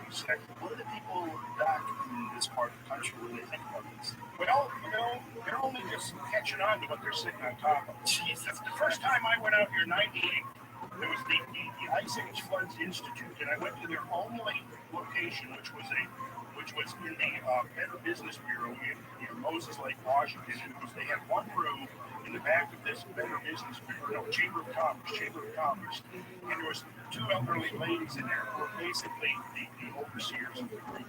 Now there's about 24 chapters, and every year there's several guided field trips led by geologists who are studying this in their off time. And I've been on a number of them just participating in the access to the geologists in order to make their brains. But this is very close to Wenatchee, Washington. So if anybody's wanting to find this on Google Earth, this is a Google Earth image. Now what we're going to do before we get the Google Earth image, I was going to explain that you got those lakes, those meandering lakes up in there. What you got to picture is you've got a sheet of water. And as it's coming over this ridge, it's beginning to selectively grow into fault lines and trying to build into those low spots where there's cracks and fissures. And it'll start going from a sheet into a channel. What goes from sheet to a channel, then that spills over the ridge. And in the middle, you see this, it's called a rock blade. You see that the rock blade is that's it right there, separating the 2 alcoves. If the flood had continued for another few days, that rock blade would have been gone. You wouldn't have a single alcove up there. Now, in the next, as this proceeds, what we're going to do, we're going to go down. We're going to be right at the head of the rock, right there, yeah, right there. We're standing right there. So now you're going to get to see, as the drone is about to take off, you're seeing the landscape looking to the east in the direction of those fingerprints. It's the sound train. Is it not playing the sound? Oh, there we go. Good. I looked at kind of confused. Okay, and the landscape opens up. So you're on that rock plate. We're on the rock right there. So now you can begin to see the scale of this thing. Well, how do when you describe it? I mean, I would have just looked at it and go, wow, that's kind of cool. I would never have thought, oh, that was obviously created by water. That's the problem. It's because we haven't had the scale. It took Brett's 25 years to put the pieces together. Well, also, we haven't been able to take these sort of high-resolution photographs of the drones right above it. Yeah, that's it gives us a whole other insight. I mean, it used to be $1,000 an hour to get up there in a helicopter. Now you can fly a drone around. Yeah. So, Right here in the middle ground, you see that big hole? That's about 200 feet right there. That's a pothole that's created by this swirling vortex of massively turbulent water. in other words, the evidence is all over the landscape, staring us in the eyes, and it's only in the recent years that it started to make sense. Well, we've evolved the eyes to be able to see this. And so now by going out here with the drone, I've been over this landscape several times in a small plane to see it from that perspective. But now, like you just said, now with the drone, you can go up and see it from a different perspective. And now you can see the man standing right down there on the rock. You see that little dude? Yeah. That little dude is 6 feet tall. He's not that big. Reading up the picture. No, it's your life. He's actually only 4 inches. It's What's to me stunning, I mean, this is really beautiful and cool, but what's really stunning is the initial picture, where it becomes so obvious that above the picture we see farmland and that just so obviously cut, Slice out. So it's interesting. As the drone flies over. Yeah. So, and then we have what's called classic scab. You see all these mounds, those kind of lumps. That's what are the scabs on the scab. That's why it's called scab. Again, it's plucking, differentially plucking material off the surface. Wow. It's incredible when there's water. Yeah, they fill the rock. There you get a sense. Oh my God. There you get a sense of the rock. You get a sense of the volume of the water. You see it like it was rushing. Right, and see, this is just, I mean, we've looked at 2 features now, Campus Prairie and Potholes. We could sit here for the next 10 hours looking at dozens and dozens of these mega features. If you look at, there's a whole bar Over there. you can look at the giant cookies on it. See those? Yeah. I've never seen those reported in the literature. It may be that nobody's ever really seen them before. Or no one's ever paid attention. Nobody's ever paid attention, but there they are. So what is mainstream science used to describe this sort of, or mainstream archaeology used to describe these features? This would be geology. Well, Let's say catastrophic archaeology. Yeah, so they believe this is catastrophic flooding as well. I just think it's a slower. I think it's lots of small catastrophes, not one big catastrophe. And what kind of timeline are these geologists putting on this? Oh, 2 or 3 times years. Why did they do that? Well, because of the ice dam would block and how much time it would take. See, it gets complicated. And because until the comet research, there was no credible source of heat that could melt that amount of ice and cause that. Now that's the new factor that's come into the equation. Now you look at the people standing on the edge of the rock. You see them down there. Yeah. So now you get the sense of what would survive again in the aftermath. Not that dude. Not that dude. Or his buddies. Yeah. This is a crazy place, man. It's crazy to look at. It's just so, when you're looking above it, like even here, I mean, you get a sense of it, but if you had just showed this to me, quite honestly, I probably would have pieced that together. But when you look at it, the information leverage. It's so blatantly obvious. Right. Well, that's the thing. Now, we are in this position where people see it. When I take people out in the field, what I do is sort of prep them first by showing these images from NASA, satellite photography, Earth imagery, aerial photography, and ground photography, and then you go out in the landscape. And at that point, you can start having this framework for understanding what you're seeing. Otherwise, you just don't. The scaler is too fast.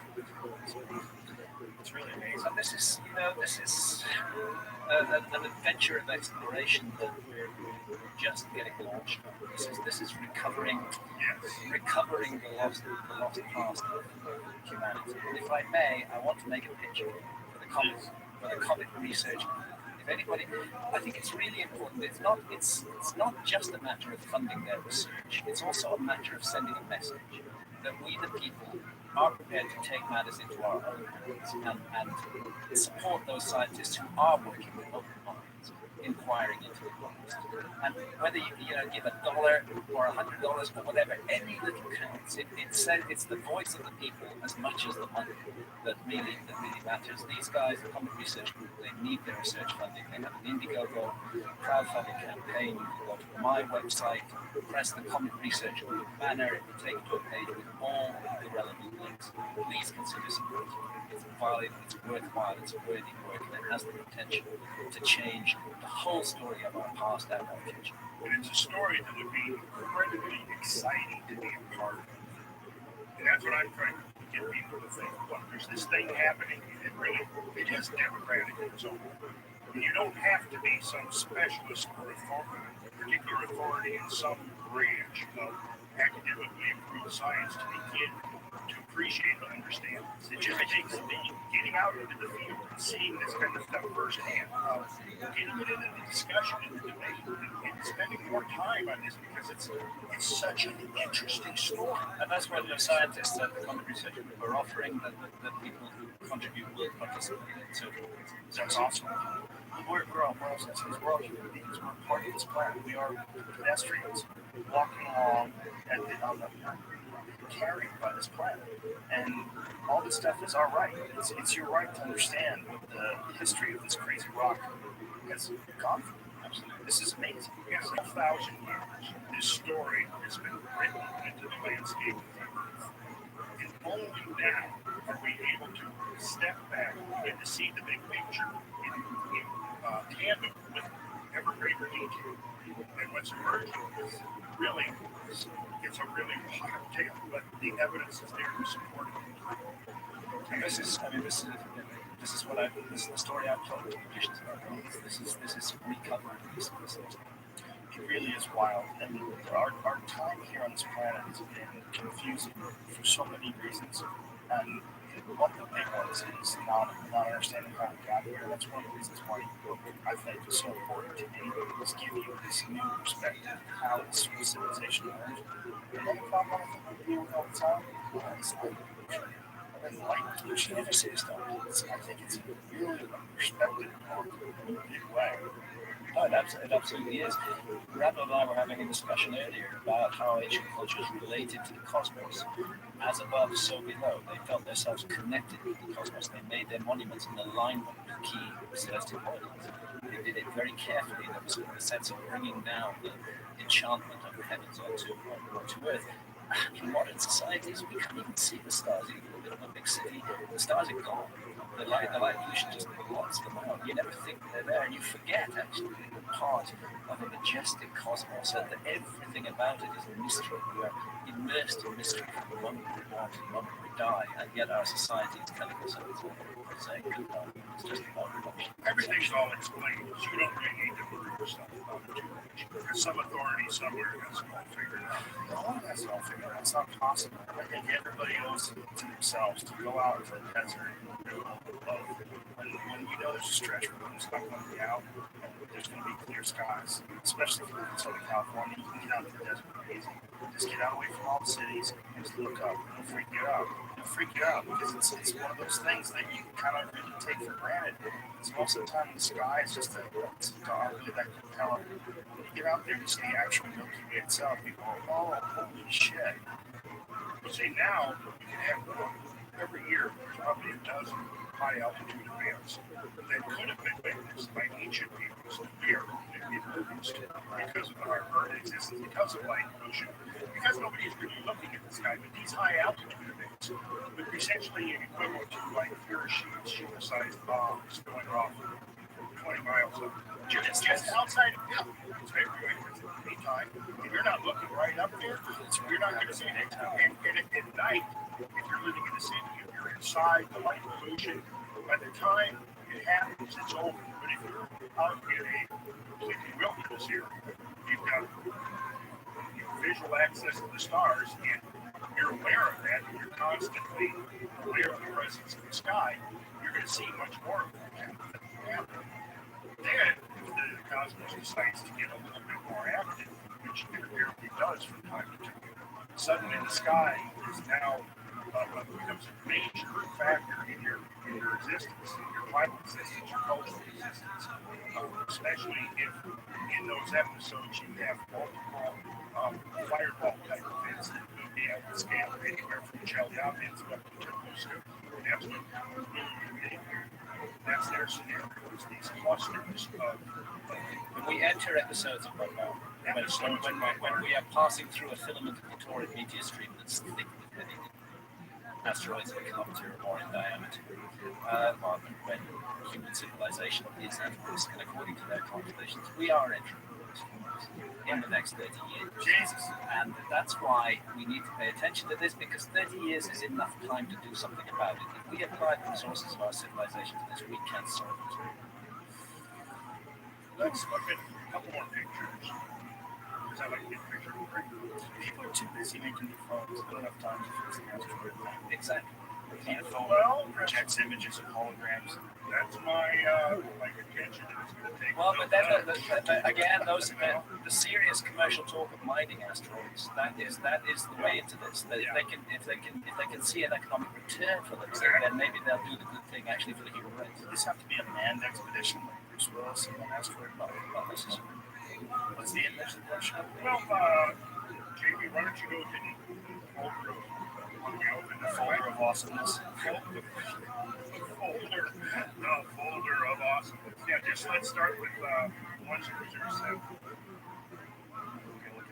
Well, we're going to look at some NASA stuff, and then we'll look at a couple of Google Earth things, and then we will look at a couple of U.S. Geological Survey things, and then we'll look at photos.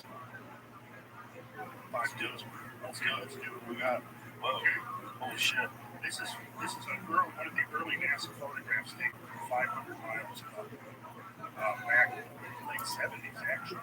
And what we got here is two big scatland tracks that show two of the big meltwater streams that left their scars in the landscape. So each one of those varies roughly between 10 and 20 miles wide, and the bigger one on the right is probably 50 to 60 miles long. Actually, a little bit longer. But you can actually see that when the water swept down from the north out of British Columbia, it washed away 200 feet, roughly 1 to 200 feet of the existing topsoil covered in the salt bedrock. Right? The salt bedrock, by the way, that was originally formed by eruptions of the Yellowstone caldera. Interesting.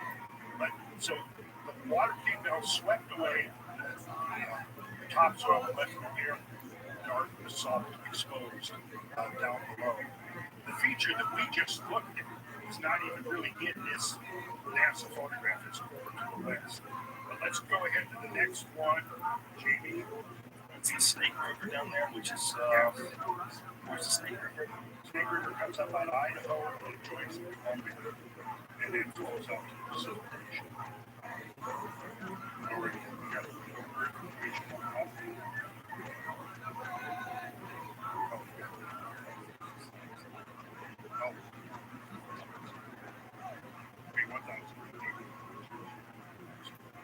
What's going on with TV? It keeps going off and on.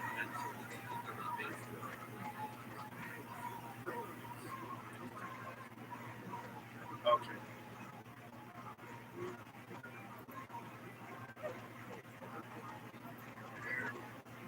So now we're getting actually a bigger view of the landscape. You can see the two meltwaters. It's a scabland track.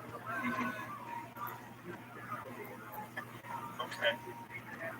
No one can hear you if you do this. Just tell me where it is. I get it. Okay, so there's the two scabland tracks. Right.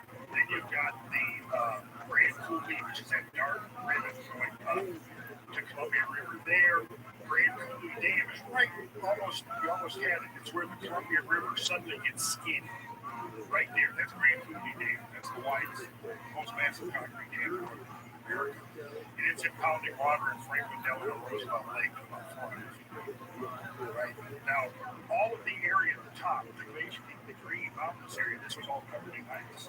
And then over to the left, right there, you can have that brown area. You see the kind of semicircular arc of dark brown right there. Yes, that is where the tongue of the ice came out of Canada and it stopped right there. And when it receded, when it melted back, what it did is it left all this rubble that can't really be farmed effectively. It's called Till, Glacier Till. And where the glacier ended, that's called moraine. And you can see it's circular where the glacier came. And then coming right off the snout of the glacier, you see kind of a riveting, that's a giant scar in the landscape that was formed by a meltwater stream coming off of that ice sheet. It's called Moses Coulee. Hey, Rabbi, I think we should keep in mind a lot of the audience aren't actually seeing the visuals on this. They're not. I mean, the takeaway is that all across the Pacific Northwest is a landscape that has been utterly scarred and devastated by gigantic floods that took place 12,000 and it's left its marks everywhere. And this is right near Coeur d'Alene. So Coeur d'Alene is from that. That's the residue of this. Coeur d'Alene, right there.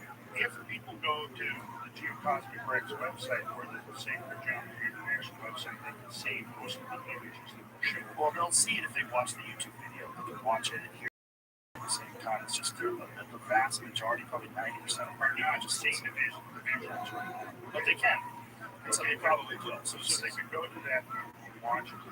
You can look down, way down on the lower left is the pothole scatter. Right. Go up a little, up along the river, come down south, come in, stop. Look to the right of the river. That's what we were just. This man knows his landscape. No, to the right, to the right. Yeah, this whole area, so we get it. This whole area has been absolutely unequivocally, undeniably. And you see this, Joe, and you realize the scale of it. Just look at it, and now you're seeing that, and then this whole landscape, that was essentially inundated. You'll start to get the scale. I mean, that's what I'm trying to do. If you, Joe, can get the scale of this, I think I got it from that one image. Those are real mind blower. Ripples, yeah, the ripples. Yeah. Well, the ripples were a real mind blower, and then the other one was farmland, and then there's a massive channel cut into it. You kind of get it. Yeah, the ripples aren't even on this image. They're way to the east. Has anybody sat down with you and tried to dispute this? I mean, the people that believe that this was a slow and gradual effect, has anybody sat down and tried to debate you on this? It seems like something that would be really interesting to debate. I mean, I would love to see someone who's a geologist that, that I'm sure there's someone out there that is listening to this that they have a dispute with it. Yeah, there is. I'm sure, but I would love to see them talk to you about it and go over all the various things. The nuclear blast that they find, all of it, from top to bottom. Here's the thing, Joe. At this point, nobody is connecting the work of the common research group with the Missoula flood effects. Except us. Except us. Yeah, it's crazy.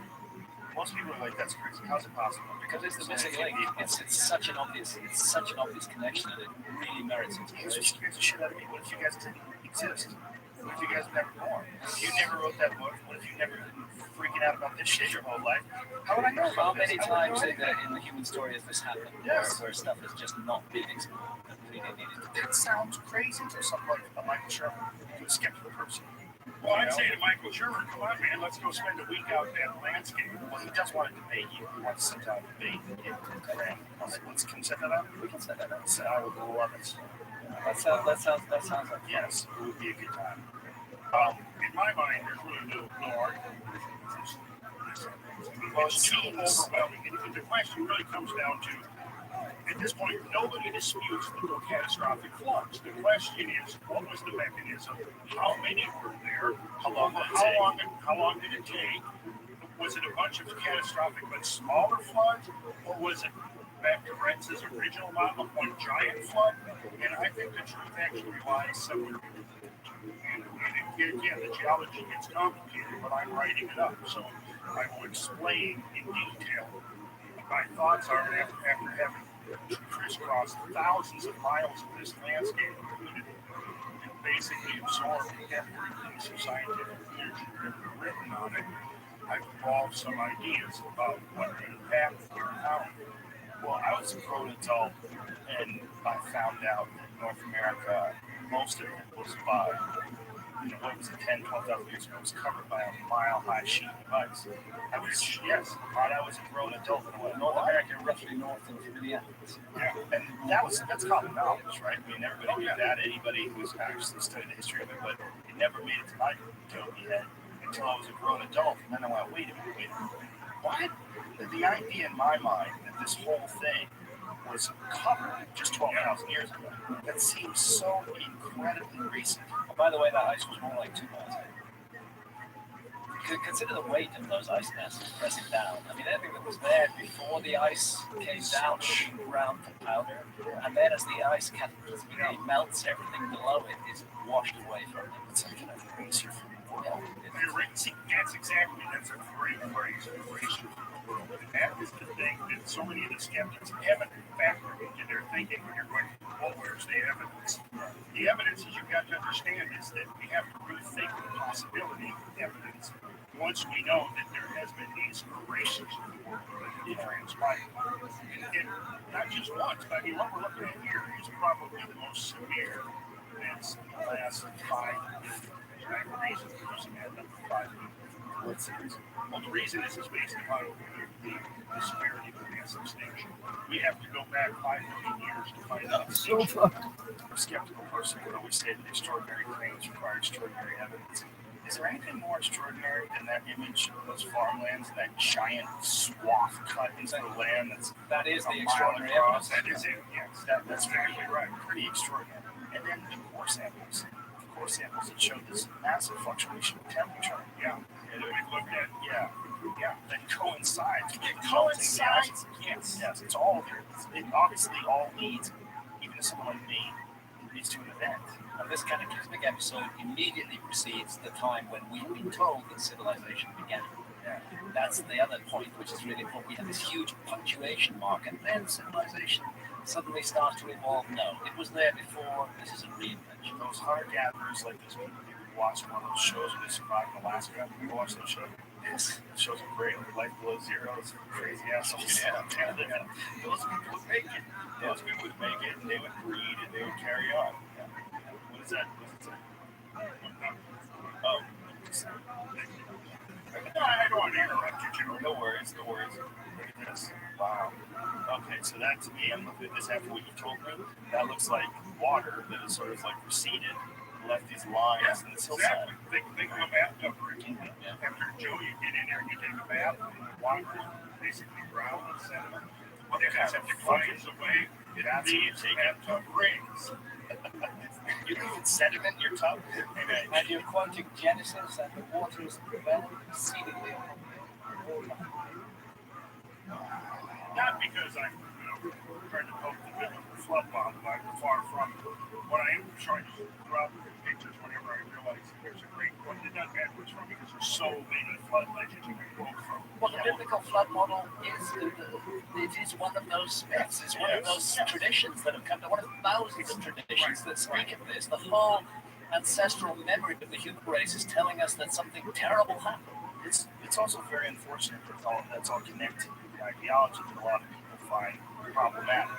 Like there's this issues with that being, religion, of course, cult or this faith-based belief system. We must immediately realize that flood is not the property of the monotheistic religions. The flood is found in every culture on earth. Also, in a lot of these stories, you're talking about massive translations from each to Latin, to Greek, and a lot is lost in the process. And you're dealing with a lot of these stories were handed down from generation to generation for like 1,000 years before the first version was ever written. So all that is unbelievably fascinating. Go to 1014, and we'll see it come better than that.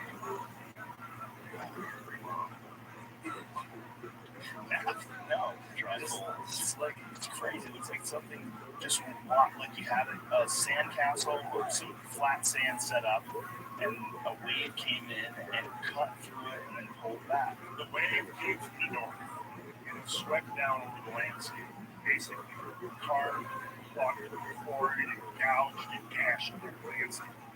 And this is one of the places where him and I went. You look right in there, you'll see where it says Grand, part of Grand, G-R-A-N-D. Right there where the D is, we have a great video about why this actual go over that right here. And it's surveying the cataract mountains. You also notice that there's a rock, just like similar to the one that we just saw in the drone. You see the rock plate? You recognize the alcoves now?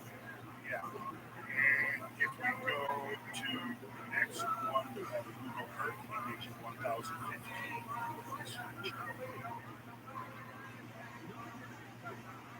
There's the Google Earth image, and for scale, the upper left hand, I've superimposed Niagara Falls at the same scale. Wow. Have you been to Niagara Falls? I went when I was a little kid. I honestly don't remember. I think I went. I'll have to check with my mom. It's impressive. You see, but the point here is that anybody looking at this post the imagery online. Is that one of the biggest waterfalls in the world? Niagara? Yeah. Not in terms of volume. No, what's the biggest? Africa or something. Yeah, or South America. Victoria Falls. It depends, the highest, the greatest volume. It's about 200,000. Between 150 and 200,000 cubic feet per second. Going over those falls. But the flow that came through here was about 350 million cubic feet per second. Left this. And if you go online on the Geocosmic Rex website, there's a video that's really great. Down there, just like Perch Lake. Can I ask you a question? Yeah. Now, if the water that was creating Grand Canyon or the Niagara Falls right up there, if that all receded and we could see the bottom, wouldn't it look similar to what you're seeing here? The one Grand Canyon? No, excuse me, with Niagara Falls, right there, right above it, right there. Yes, it would, but on a smaller scale. On a smaller scale, but like on a smaller scale, like some of the smaller features that you see right there, right? Yeah, and that's the thing you were saying earlier, it's fractal. The interesting thing about water erosion and sedimentation is its scale of vary. So you can look at features coming up in the pictures here. I've got a beautiful example of scale and variance. You see the small version and the large version, it's exactly the same thing. That's why if you go to any geology campus, they've always got something in the photographs, like a rock dip or a person standing there. Otherwise, it's hard to get a sense of the scale of what you're looking at. Right? So my question though was that if that's the case, if you could drain Niagara Falls and it would have a similar feature set to what you're seeing on the ground there, well, we know that Niagara Falls has been doing that for a long, long time. 12,000 years of work of the river Niagara Falls. Right. And you're looking at a moment in time that unfolded in a few years. Right, but how do we know that? Well, for one thing, the scale, because because in other words, how long would it take Niagara to carve something on this scale? If it's taken Niagara 10,000 years, say, to carve that, how long would it take an equivalent flow to carve this? But What would Niagara look like if you drained it? What would it look like? well, for one thing, it's not your salt network, so you're not going to see quite the same type of erosion. Because really, what you've got to consider is that all different rock types are low different. Also, what happens is you have regimes of flow.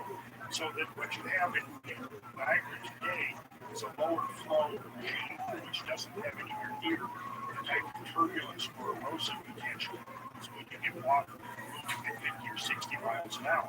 One reason we definitely know that this is the case is because we see the association with the giant current ripples. We see the boulders that have been plugged in for, and some of them are 40 and 50 feet diameter. Let me see. We'll look at some of those. Coming up to the next picture. Do you have that image that you were talking about before of that one gigantic boulder that was carried on? Yes, it's coming up. If we move it here, so we'll go to 1017, and that would be from the ground view in Niagara Falls superimposed for scale. The Marshall Falls Canadian Falls superimposed for scale. Now, basically, that cataract of Marshall Falls is about 120 feet in height. The cliff wall, the giant cataract, is about 400 feet. And then you see the blade rock out there. The full extent of the thing actually goes all the way to the horizon. But we can't see that beyond this erosion goes all the way to the horizon. And that kind of stone. That got into the salt, hard columnar basalt. That was extruded basically with the eruption of the Yellowstone called extruded. But they covered up by a couple hundred feet of lost topsoil, and that was exposed when the floods came. Going to the next 1018, you'll see an example of some of the debris that was left behind by the floodwaters when they finally ceased. There's the stuff that you're looking at now. The bigger stuff there is 30 and 40 feet. Those would be like 4-story buildings. So those are just washed away by this gigantic. Yeah, that's just this massive, gigantic river moving 50, 60 miles an hour, sweeps through there, once and tears the bedrock, and then when the spigots finally get turned off, the water starts subsiding, and this stuff that's being carried in there just gets left away. Just like you're going to see any modern smaller flood is going to leave material in its wake. The difference is this material is piles of boulders the size of houses, gravel bars 200 and 300 feet thick and 3 miles long, and they're all in this open. See, here's the answer to your question is, and this is how Brett's finally did it, was by showing that it was the full suite of evidence taken in a group that created a picture that was undeniable to the skeptics. It was overwhelming because it was every piece fit together too perfectly. And there was no other explanation other than gigantic hydraulic events. And now it's a question of the detail. What caused them? How long did it?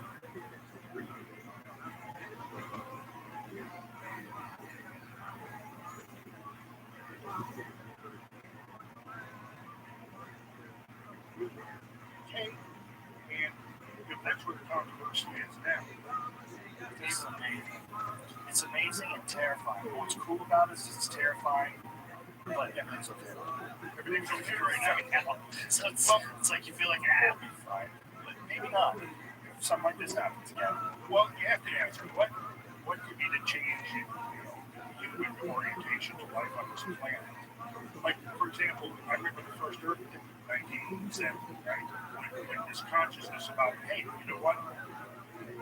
Our existence on this planet is having an effect on this planet, right? And at that point, you see this whole environmental consciousness emerge that didn't exist before, right?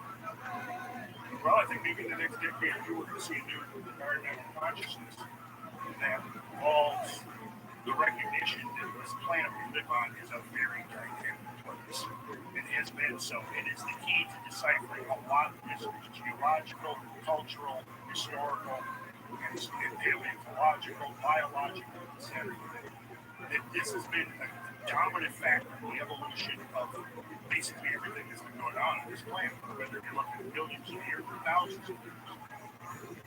It's such a strange time to be alive, where all this stuff is coming together. All this information is being exposed. There's no hidden archive. Yeah. Has been broken open and stuff is spilling out. Open Pandora's box by letting it out. It's all logical. It's all logical. It's so easy to follow. It's all, I mean, it seems like when it comes to like a step by step,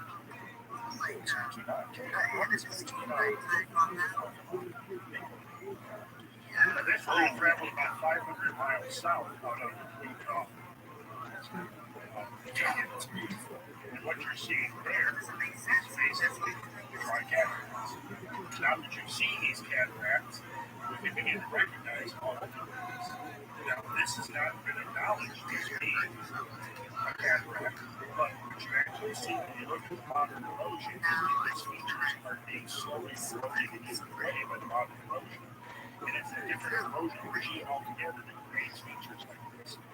And this is a vast scale of erosion here. You travel over the Southwest, and that is the most striking thing that you're going to experience if you're empathic with the landscape, which is that there's been this enormous amount of erosion. Now, I'm not saying that this enormous amount of erosion is all created by one flood, but I think what it is possibly saying is that when you go back over several million years, gigantic floods on this scale aren't that exception. That there's something that from time to time. And see, here's the thing: this is completely removed from glaciers. Any water that we're promoting is landscape is not coming from glaciers. If you go to the next slide, which is not a disconnected element because of the massive rainout that resulted from the impacts on the earth. This is almost Calderas. This is the largest volcano caldera in North America. It's 11 miles across, and here's what it was born out of the gas right? And then subsequent eruptions over hundreds of thousands of years have left this feature. But what's interesting about here is what happened around 12,000 years ago.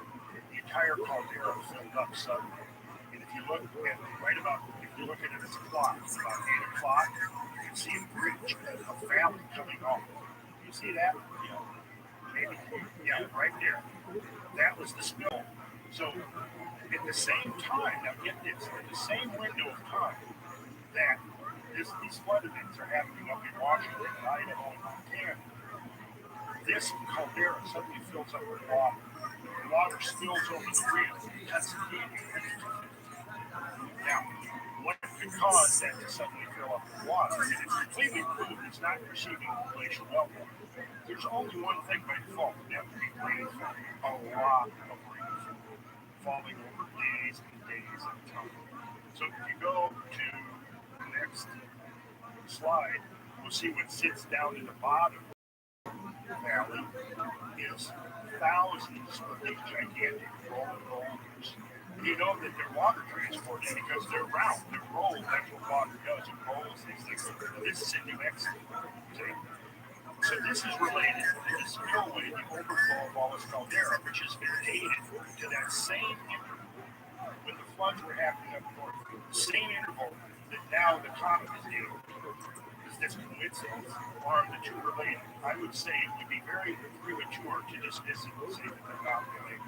Because as Graham just said, one of the consequences of an impact, whether it's into the ocean or the ice sheet, is you're going to have extreme amounts of water injected catastrophically into the atmosphere, which is then going to rain out in incredible torrential downpours that might last for days at a time. And along with that water vapor is a tremendous amount of particulates. It's that rainout that I would say caused the erosion of the Sphinx and tells us that the Sphinx is 12,000 years, not 2,500 years. This is the most convincing argument yet.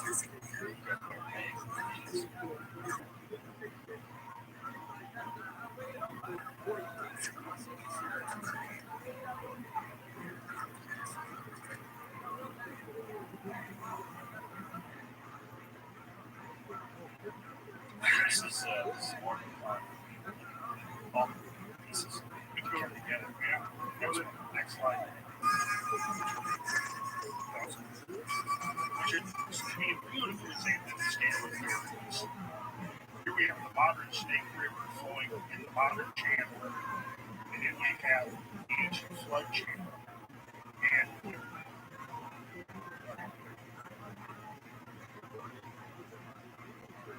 the average annual discharge in the state is 6,950 feet.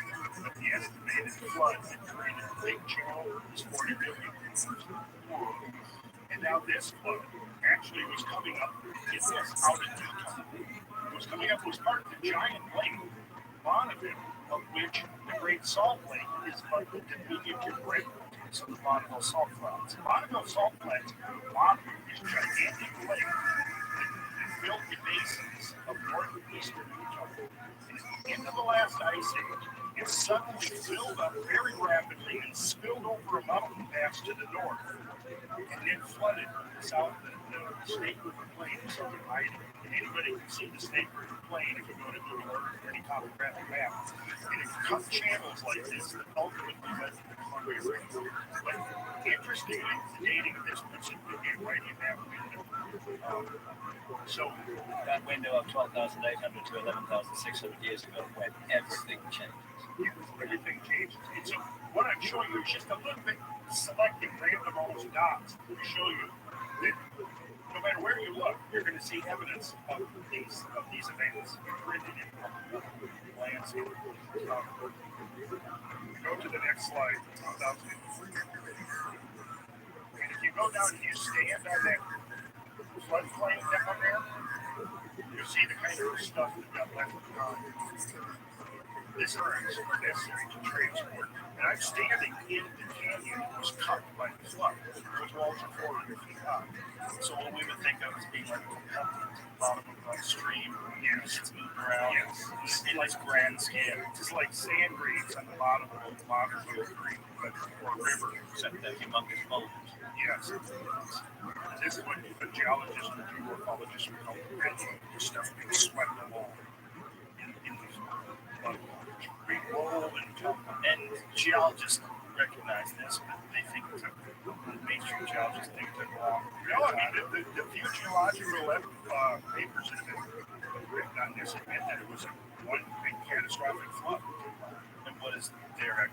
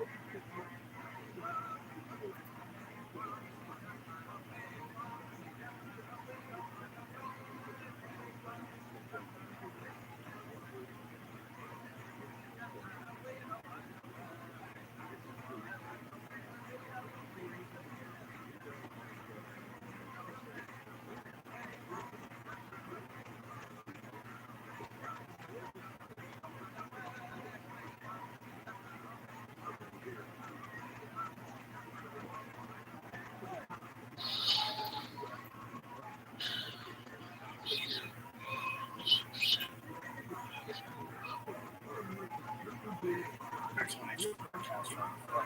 Well, then somehow Lake Bonneville rose up and it's a right breach of a pass on its northern rim. But we Is that possible? Yeah. If you have enough rainfall for a long period of time, days, weeks, the whole body of water is raised by 300. But you need something like a comet impact to provide you with a source for that. Right, because otherwise there's no other explanation for that kind of rainfall. It is known from the modeling of oceanic events that yes, there would be unbelievable rain out in the aftermath of oceanic events. And clearly the same thing would follow the way of an ice event. What oceanic events? One of the sweet Discussing oceanic possibly one in the Indian Ocean. 5,000 years ago, which is tsunamis and mudslides. Massive.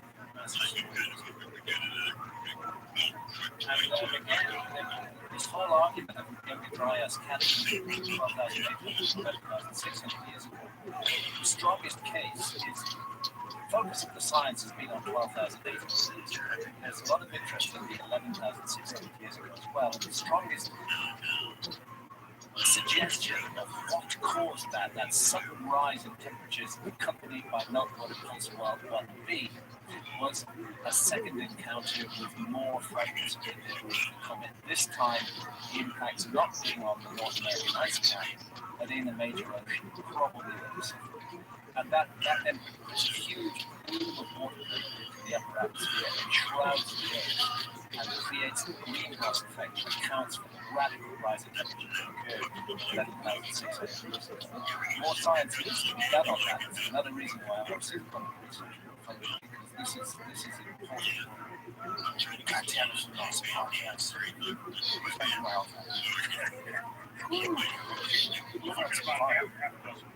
Yeah, for sure. What's wrong? Okay, 1,039. And this is, you're not even able to see it first. Okay.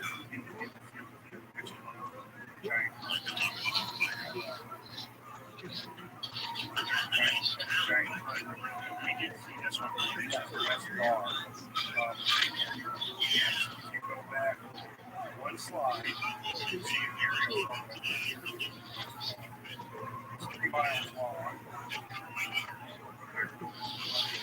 There's an airport down the lighter color above the landing. And the airport building is so this whole feature is 3 miles long. And ripples here are on the same scale as the Campus Prairie ripples that we just looked at. Of course, this is at Milwaukee, but the other one is in Montana. So again, if you get to replace these event nodes around on the map, you can see the outlines of it really, really bad. And all of this is going on at the same time. So all this is dated at the same time. All this is dated to the same time that you think the impact took place. And it's all over that coast. The only dates that we have that are undated are from Mount St. Helens that date 13,000 years. But they use that as a baseline and then assume that there was multiple floods, and each flood was separated by 50 to 100 years. And what they've done is they've gone from the original model, a single flood, to a dozen floods, 40 floods, and now up to 80 or 90 floods, which I disagree with. But on the other hand, there were, see, I think we have to understand this in 2 phases, because the impact phase is going to melt a whole lot of ice all of a sudden, but it's not going to melt all of it. It's going to leave a huge amount of residual ice in the aftermath. Now, what we see is that particularly after the 11,600 year ago event, at that point, the whole planet comes right out of the ice age. It is split. That's the end of the ice. That's the end of the ice age. The beginning of the Holocene is over. And basically, what we're seeing here is that there's a great deal of suddenly brought the planet on the ice. It does not revert back into the ice age like it did in the 12,000 years. See? So what we then have is that in the aftermath of this event, the whole climate of the Earth has been completely altered. The whole balance of nature has been completely altered before these events and after these events. But what you have now is a lot of residual ice that takes about 2,000 years to melt away. Sea levels continue to rise, and the melting of this ice produces some pretty big floods, but not on the scale that we're looking at here. And I think it's my personal opinion that there's a confusion between the different flood controls. And I'm going to document all that, writing all this up in detail as a thesis to explain my interpretation of the phenomenon. Let's go to That'll be so important. Let's really go over some fine-tooth comb. It's so compelling. It's just so amazing. Like just this image itself is just, wow. What kind of power and force would it take to create those ripples? It's 50-foot high ripples all over miles and miles and miles. and nothing seems out of it. In fact, we're still sitting here as they gigantic monstrous fossil features of the landscape. You know, when they do tornadoes and that stuff, when they find out like dating them, Well, we got to find one. We got to be able to find organic material. right? And to the extent that there's organic material, it basically all dates from the end of the ice age. The problem is when you have a flood like this coming through, it's sweeping up everything in its path, including forests and animals. So if you got a bone in here or a piece of wood, that doesn't necessarily mean when the flood happened. Right. It's not a nice layer of layers of sediment. It's a jumbled mess up. It's not like you can just go dig inside that hill or at some level of contact and just go down. Absolutely, exactly. It's all stone. Right. It's older. It's a short process. It's just a jumbled chaotic mess of everything from finest sand that's stuck up to boulders inside of cars and houses. Stuff just, it's so crazy. So you get 41, you can see an interesting artist rendition by Edward did all the illustrations for geology text. And I found it was an interesting image because it basically shows the scale of what we're talking about. What's interesting here is you see the torrents are carrying ice. There's one ice in the foreground. I call it Grand Rock from now on. It's carrying it. What Grand Rock? Yeah, because I haven't climbed that. It's no longer the natural ground. It's a Grand I'm on it. So we got the Grand Rock coming up in about 3 images. So let's go to the next one, the 1042. This is basically another key piece of evidence. This is true for thousands of square miles throughout the path of the flood. You have these gigantic boulders. These are big carrying ice. So let me describe what we're looking at right now. This is a person. Are you in there? I took a picture, so it's two of my fellow travelers. Okay, normal size people, and you know, whatever 6 feet tall, and bounce them on top of each other. 12, 18. You're looking at probably these 35, 40 feet tall, right? And why is tall? Oh yeah, 60 feet long. That's insane. And that was carried by water. Carried on ice in the water. Oh my And God. So this flood is not just water. It's a huge, thousands of icebergs. It's forests ripped up by their roots. It's a jumbling, massively powerful, erosive flood. Thousands of megafauna are down. In fact, there's been a lot of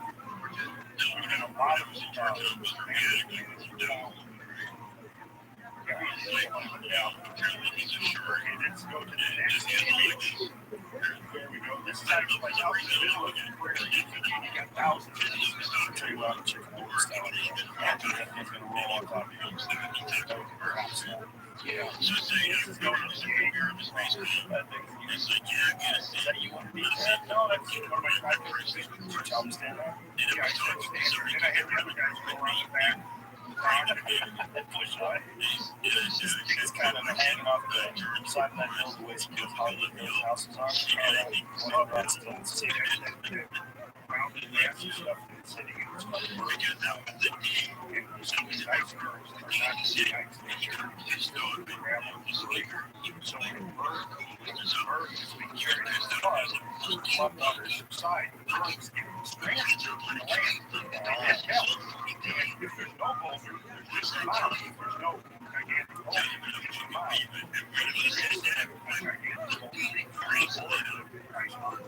curious if that's amazing. So that white line you see where the iceberg was, possibly that they just melted from there. No, that's actually a bedding plate. Oh, okay. So the mound itself below is what is the bird mound. And all the cargo sitting on top of the iceberg. Okay, so the bird is not just water, it's water with a bunch of up as well. Yeah. So when it melts, that's what these are. Okay, the next thing is you Well, that's me on top of that. 18,000 ton Yeah, I was. I did that from time to time. But it's an amazing experience to stand there and think what transported this. Well, we know it was transported in an iceberg. And it was dumped there on the side of that tank. And it's just the thought of thousands of these things plowing along at 60 or 70 miles an hour, carried on a gigantic flood. How did they let anything back? No one. No one. The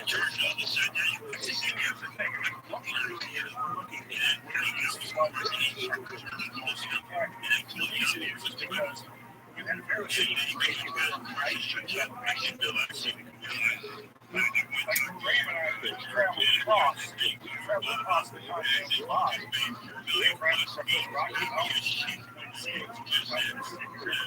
all the way across crossing across the Missouri River valley, which is another 10th Street, just very similar to the state, where modern Missouri is just a little ribbon of river. Occupying this massive meltwater channel, of which there are hundreds across the country. Then when we got to the Atlas, we definitely are down. Amazing. Again, you're looking on the scale of giants. This is beyond imagination. And only this flood explanation makes sense. Go to 105 and you see, there we go. I'm down inside the pothole, one of the potholes. So that's a pothole carved in stone. Yeah. It's got rocks in them, and the rocks are the erosive agent that's cutting out the pothole. Just think like massive hydraulic. Just picking up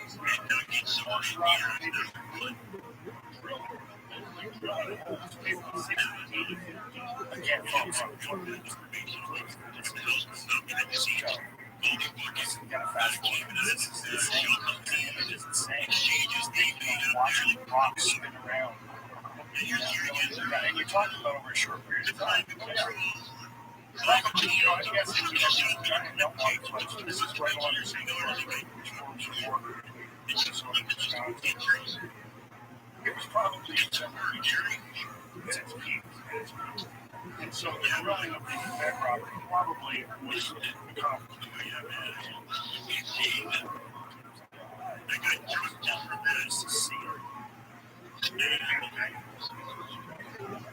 Right now, if you're flying over in a plane, just the atmosphere changes. On top of these flood sediments from documented from Ohio and Washington, there are thick layers of loess. The loess is this strange topsoil that came down, and they've been arguing for generations. Is it wind deposited or water deposited?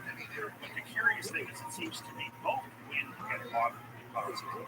But I think the obvious explanation for it is this: that when you see like the top layers of the flood settle in back flood regions where the water is calm rather than circulation, you see these layers. Very on top of that is a layer of this loess topsoil, this vertical structure, right? Well, and again, without getting into the technical background, I think the logical explanation is like the explanation is that final flood flows, what you're seeing is rainfall of flood.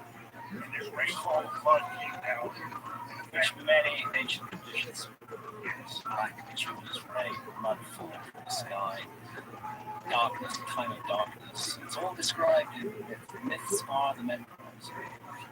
We should not call them myths. and again, this muddy rainfall things.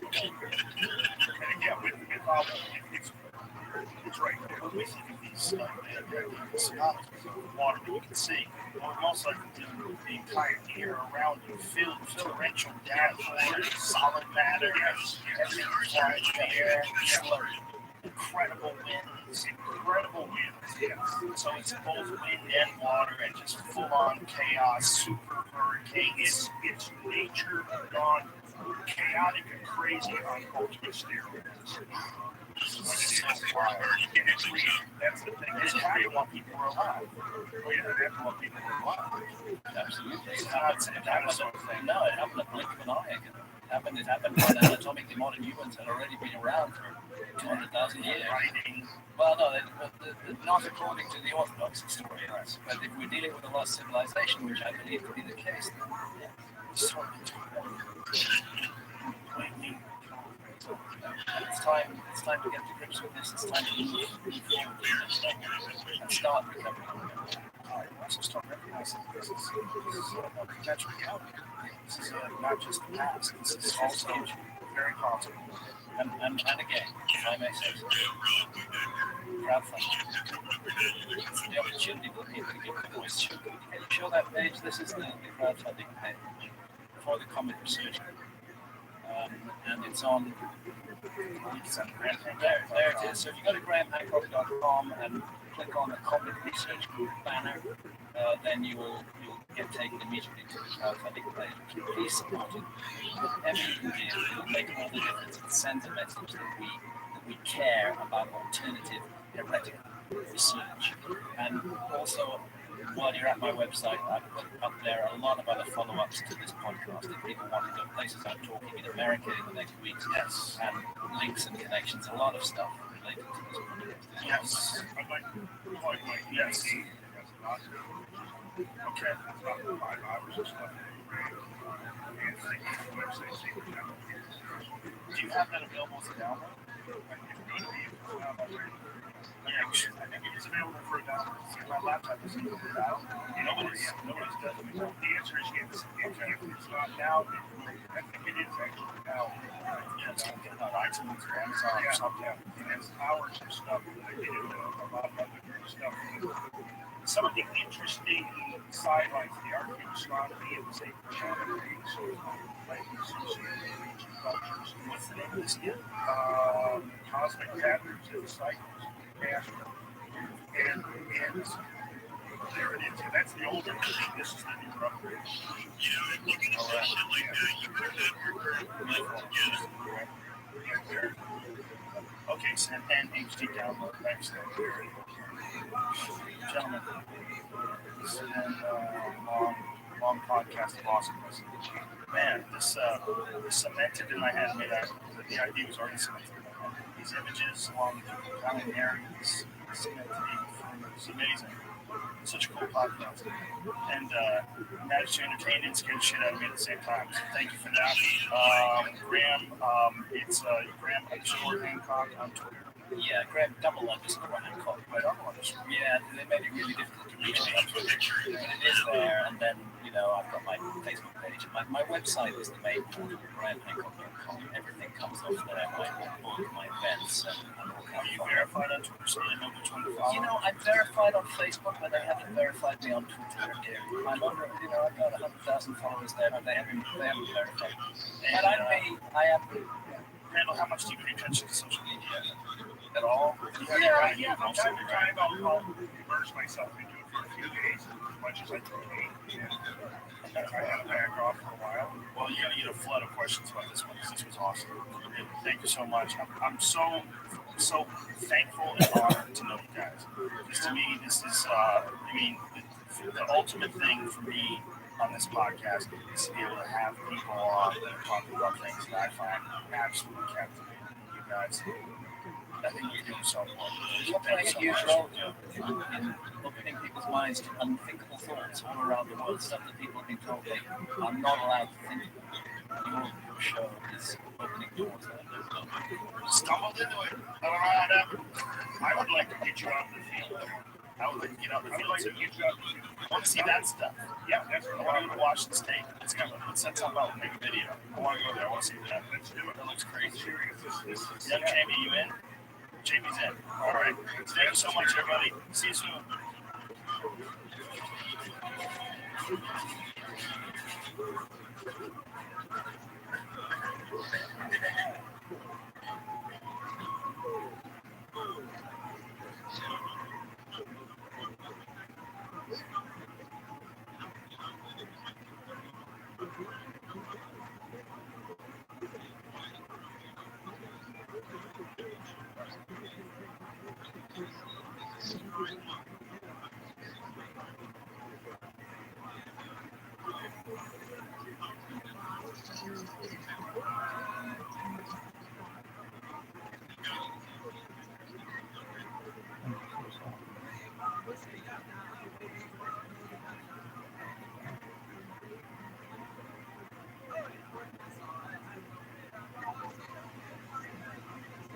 we go.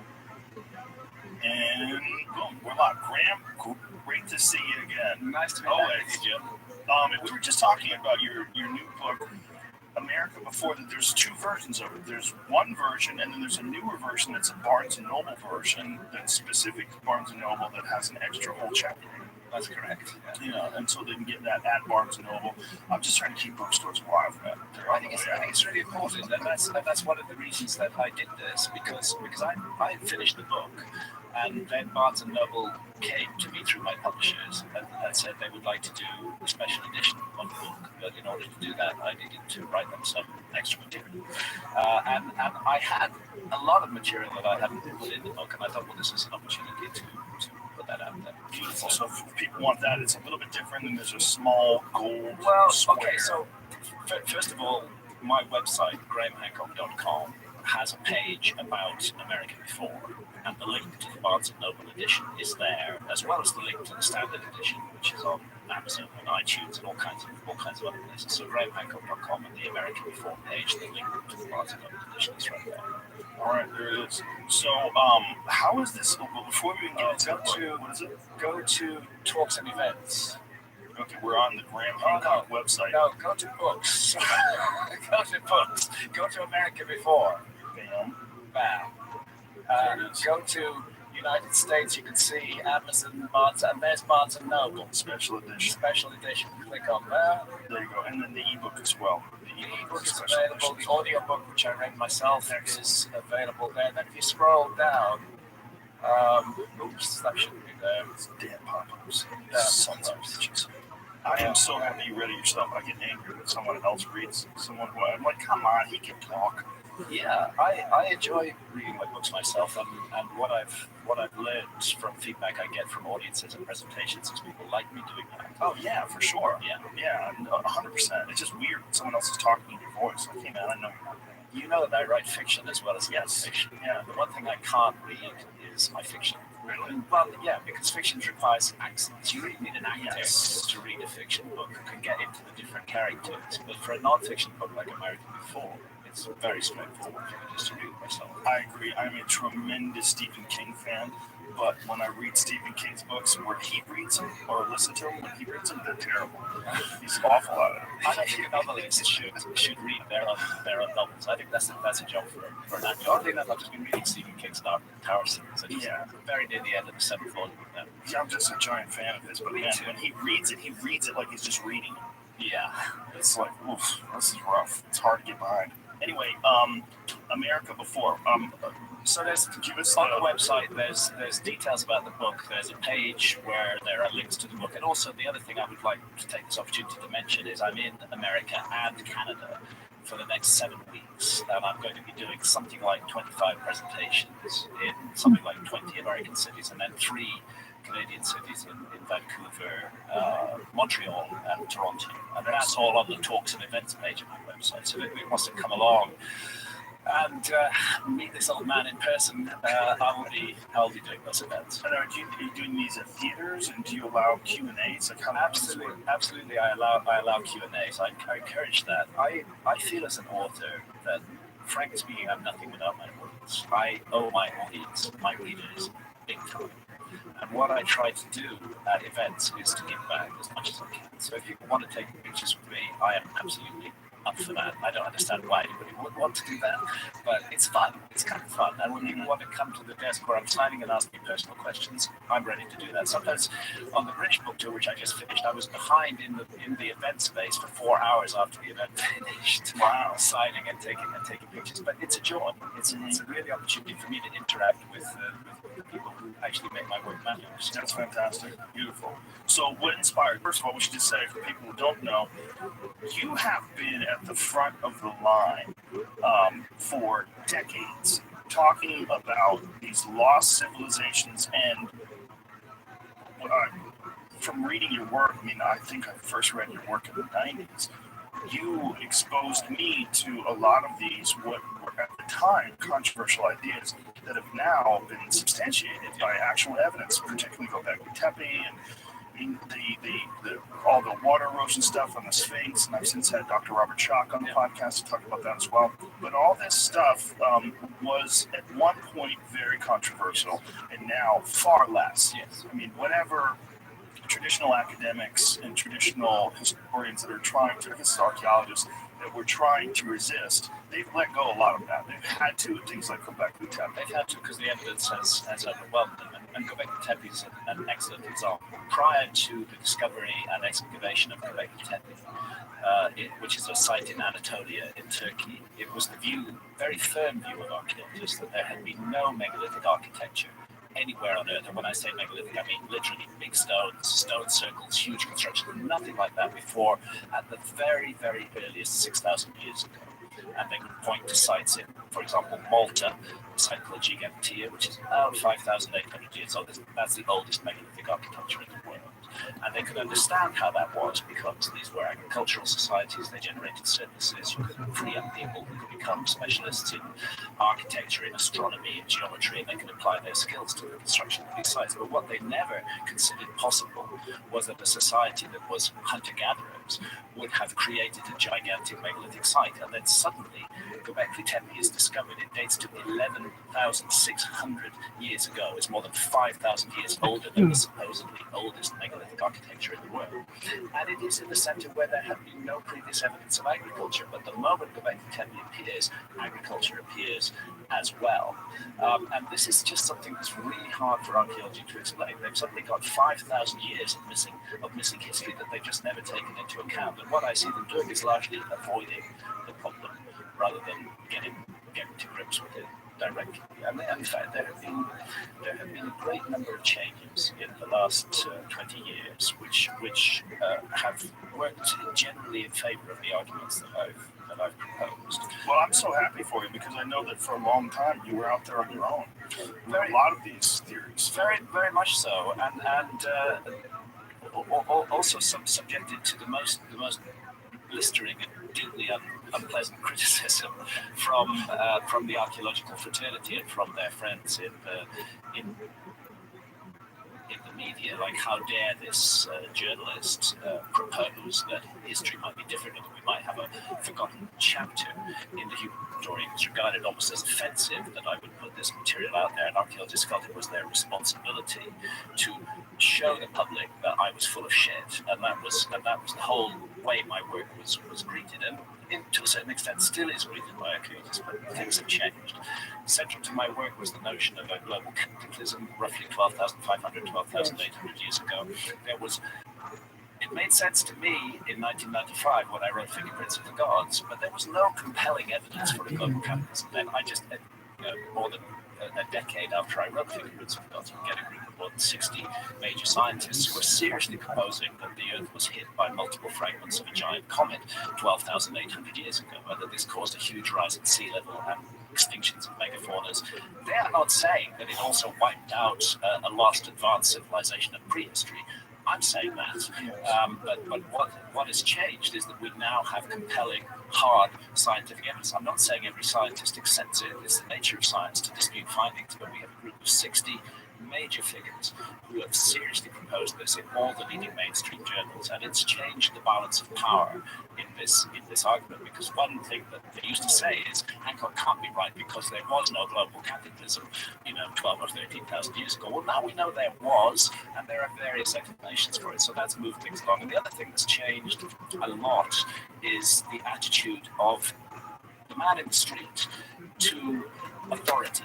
That has changed. Back in the 90s, authority figures were the gatekeepers. They controlled everything. If an authority figure in a discipline like archaeology said Hancock is completely wrong, he's made all this stuff up, that would generally be believed, not by everybody, but by the majority of people. Today, to have a mainstream authority figure say that to me is actually an advantage, because people are so distrustful of authority, and rightly so, because they've been lied to by authority figures in all fields for so long.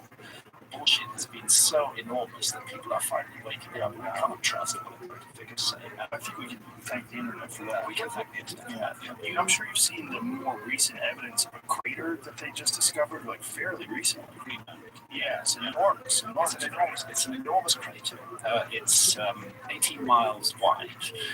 It had not been discovered before because it's under ice. It's under a lot of ice. At the end of the Ice Age, Greenland was one area which never lost its ice cover completely, whereas North America, everywhere north of Minnesota, was covered in ice a mile, sometimes 2 miles deep.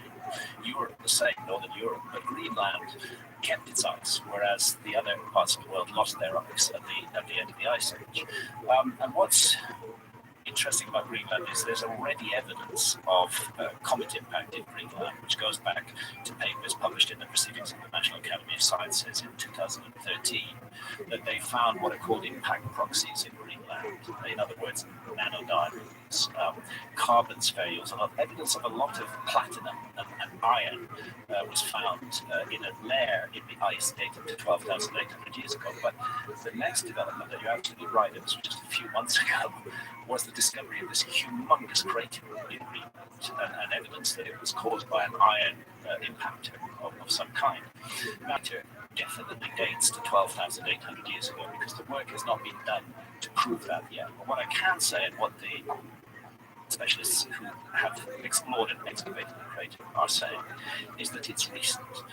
They can say for sure that it happened during the last ice age. Under the crater, is nothing but massively disturbed and destroyed and completely wrecked ice from the ice age, from the Pleistocene. Above it is smooth, perfect ice from our epoch, which is called the Holocene, which began about 11,600 years ago. So all the evidence suggests that this crater dates to that period between 12,800 and 11,600 years ago, but to absolutely confirm that work needs to be done. But it's part of a growing pattern. The Younger Dryas impact scientists, they call themselves, they call this the Younger Dryas impact hypothesis, and it's because there was a period in the Earth's geological history that geologists call the Younger Dryas, which lasted for 1,200 years, from 12,800 to 11,600 years ago. It's a very mysterious period. We see all the megafauna dying off suddenly and rapidly. We see rises in sea level. We see a huge collapse in global temperature. It's a cataclysmic event, and what's becoming clearer and clearer is that the evidence that a comet was behind it is extremely strong, and as more and more evidence comes in, we realize how widespread it was. So they found evidence of the impact as far south as Antarctica now. Focusing very much on North America now, as far south as Antarctica, as far east as Syria. This was truly a global event, and it changed the world. And I think, and it's my case, that it wiped our memory of a previous episode of human civilization, right at the epicenter whatever of broke this Greece, that civilization take that over we the would world. regard as advanced, Big not a time. simple Then he's like, okay, well, I'll be too. which was utterly wiped out. This cataclysmic event. And I should say, for anyone who's really fascinated right now, please maybe pause and go listen to the one that you did with Randall Carlson, where it really goes into depth about the impact, the evidence of these impacts, the evidence of the very quick demise of the Ice Age, and what may have resulted in all these floods that you read about in the Epic of Gilgamesh, that you read about in Noah's Ark, and that all these things are probably tales.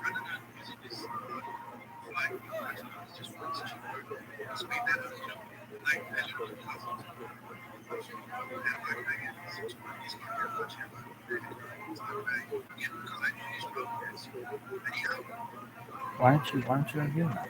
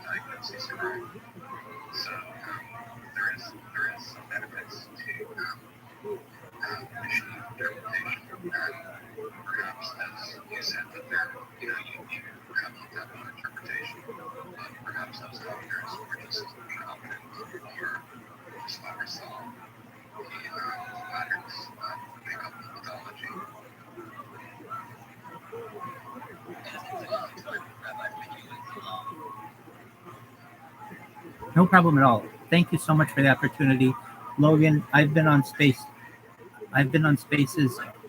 Can you hear me? I've been on Spaces for a few months now, and I just want you to know I think you personally have the most interesting Twitter Spaces. The discussions are really interesting. The topics are always open and interesting as well. As for the biggest mystery when it comes philosophically, I think that really any kind of paradox is really interesting to me. So, like some of these are like self-reference paradoxes, like like saying this sentence is false, or I know that I know nothing. Like these Socrates is purported to have said that. Any kind of like perhaps the grandfather paradox and time travel. Those are things where I just basically think that we as humans can't come to a natural answer on. But if you were to ask me what, aside from those types of like paradoxes in philosophy, what do I think the biggest mysteries are in the world? Really, how the omniverse works. So basically, like you got the universe, and then the multiverse, and then all of that's combined for like the omniverse. I don't know how all of that necessarily works. And then finally, I would say one thing that really I'm still intrigued about is the reptilian race, and basically like the draconians and how they work in the universe or the multiverse or whatever. Basically, you've got the Galactic Federation versus the draconian reptilian race, and I really am very interested in how those types of like alien wars work, I guess. And so with that's kind of what keeps me up at night. What do you guys think of that?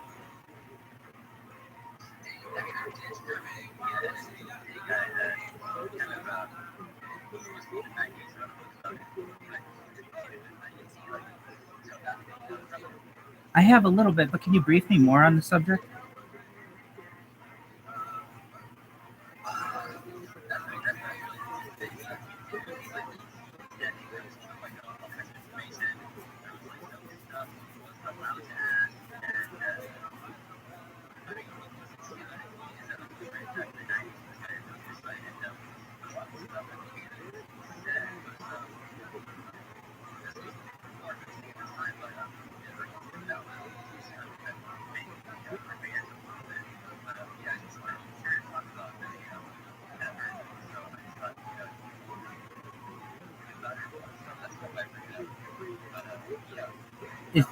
Is that the book Above Black, Project Preserve Deaths? Okay, excellent. I will have to read through that. It sounds very interesting, especially if at the time it wasn't, there wasn't too much emphasis on it, but many of the predictions perhaps are correct within it. That's very interesting.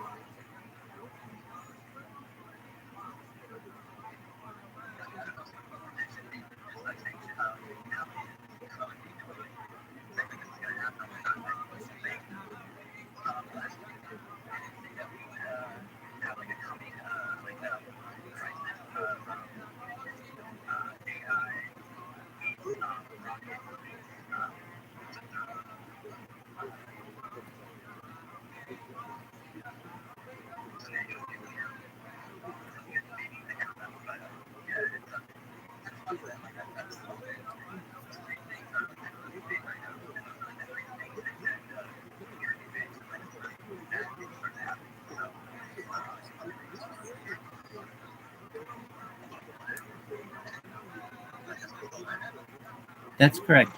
Above Black, Project Preserve Destiny, an insider's account of alien contact, and I'm going to see. That's not the entire title. It's just I got to click the link. It is called Above Black, and just one moment. I'm so sorry. And my phone just shut down. Anyway, Above Black's the name of it, and it has a subtitle as well.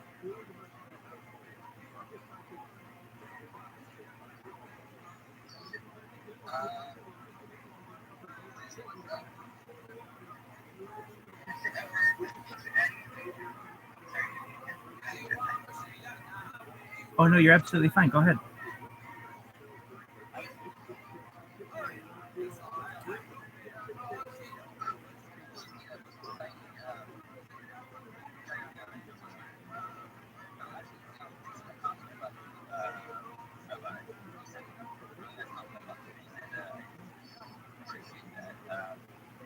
Absolutely. You always have something good going on. I mean, if I check UFO, I just check Twitter. It's normally NFTs, which are cool, crypto, that's cool, and like different tokens, that's all great. But then there's always this like shining light, and I really mean that. Usually in the middle of the night, but it's always going. You're a very consistent host. The people are generally very respectful. I mean, like I know a lot of people in this room. We have, I think we had Mr. Rogers in here, or Sally Rogers, or whatever.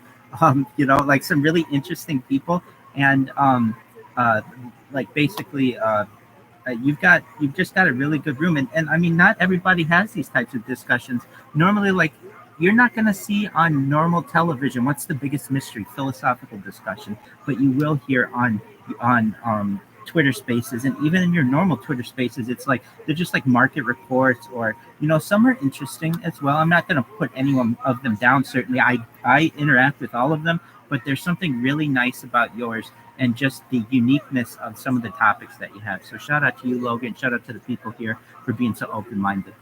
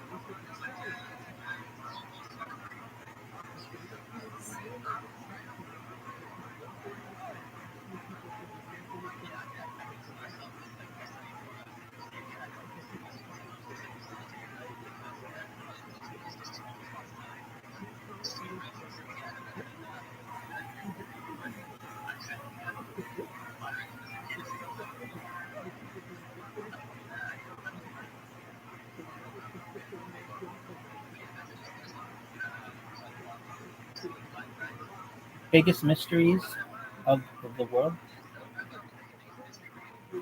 Boy, well, aside from those paradoxes, because I think it's just points where my brain cannot compute. And I don't think anyone's brain can compute. I think perhaps we might be able to maybe adapt and create larger brains that may be able to somehow figure out some of these paradoxes. But basically, when you have a paradox, it's like you have something that exists but simultaneously doesn't exist. How can this be? And they're very interesting. So, I mean, aside from those, really, there are some questions that I certainly have out there for the world, like in the paranormal world. Like, does Bigfoot exist? I'm still not, like, I've been studying it on and off for probably like 30 years. And I'm still, until one is like, in a zoo or something, or like we have a body of one, I don't really know. I know that like sometimes Bigfoot has lots of like connections with UFOs and such. So that's one that I'm not 100% sure on. And like ghosts are another one. I know like people have encounters or think things are haunted, and I'm willing to believe that certainly. But then and I'm also willing to believe things happen on another dimension, and one person's ghost is another person's spirit, is another person's like other dimensional being. Also, like when you do DMT, there are certain like aliens that come to you or that you can have some connections with. So those are some like esoteric topics that really make me scratch my head. What do you think of those? Let's start with Bigfoot. What are your thoughts on Bigfoot? What's the room thoughts on Bigfoot?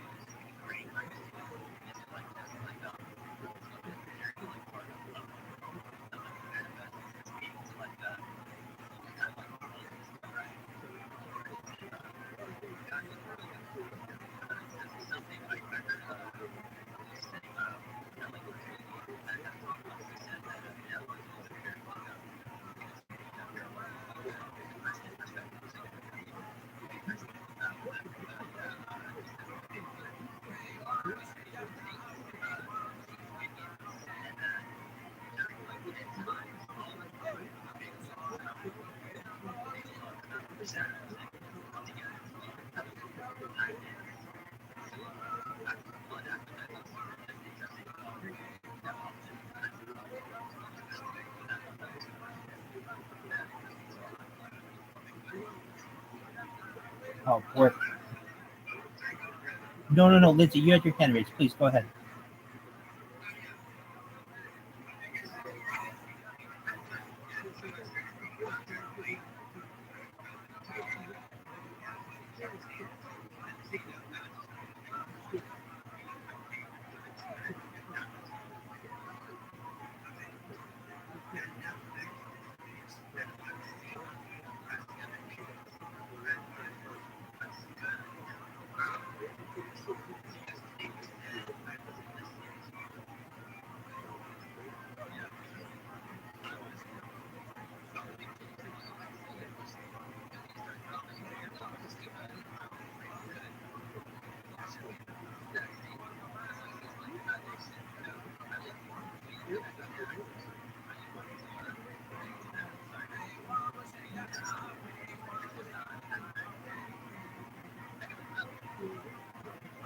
Yeah, when it comes to big,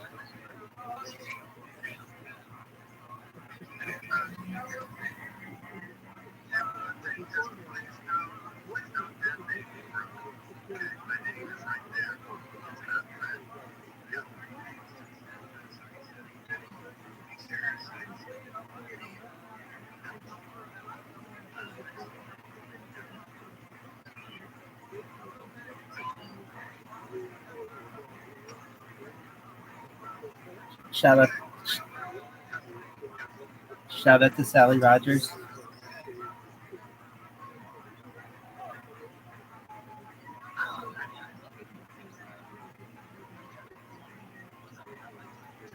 Yeah, so when it comes to Bigfoot, I'm still on the fence on this one, to be honest with you. I mean, there's a lot of evidence on many different continents of some kind of um, perhaps, hairy beast, whether you call it Sasquatch, Bigfoot, Yeti.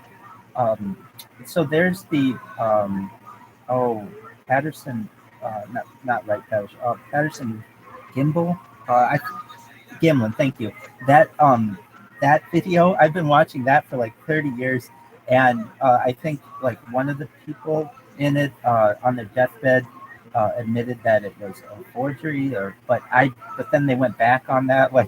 Um, I saw a recent study of it that showed that basically it did not have the same gait or walk as a human, and honestly, I've watched that video probably 100 times, and I I could watch it 50 times and say that's a person in a suit, or 50 times and say that's some kind of creature that I've never seen before. I've also seen some, and it's really hard to trust anything nowadays. If somebody comes out and says, I've got a video of Bigfoot, 99% of people might say, well, you could probably make that with some kind of AI generated video. And so I think it's going to be really hard to trust things in the future until we have some kind of hard physical evidence, whether it's DNA evidence or something like that. Uh, and I've never known of anyone to have any Bigfoot DNA. Is anybody aware of anybody has any kind of study of Bigfoot DNA?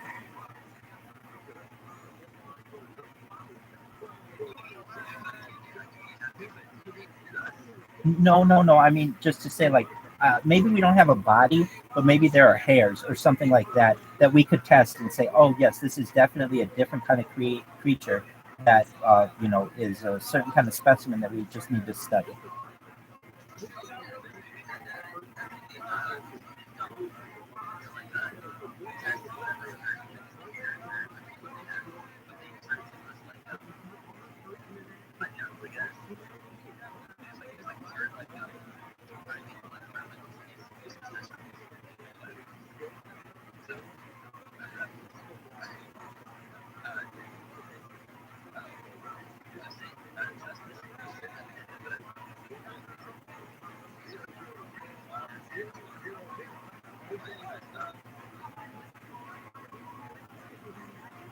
And then, I mean, especially with cameras today, I would think that we would have more footage of Bigfoot. I mean, we have so much UFO footage, especially now. I mean, like my stream is just inundated every day with new great UFO footage, but it's not the same with some of the cryptozoological uh, types of creatures out there. I mean, I do see some things. I don't really know what it is, but I would have thought that we would have an increase in Bigfoot sightings on camera, like we have with UFOs. Has anybody seen a distinct increase in the type of like Bigfoot sightings that we've had now that we have cameras that are so relatively available in modern society?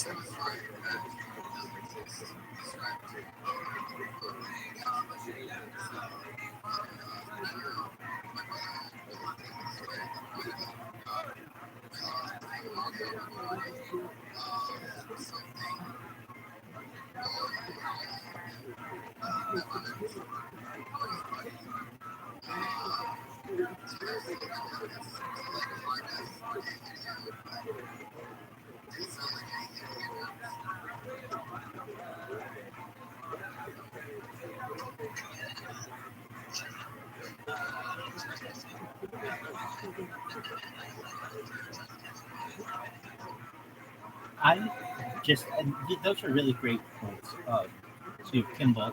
Um, I have been always confused as well why we can't get a bot. Basically, I understand maybe that they have like some kind of frequency where they can hear the types of um, electronics that we may have, or maybe they hear helicopters and they're able to hide.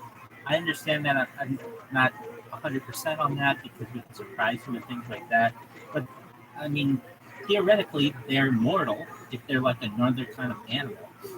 And if they are, then then why don't we have a body of one of them that's at least found?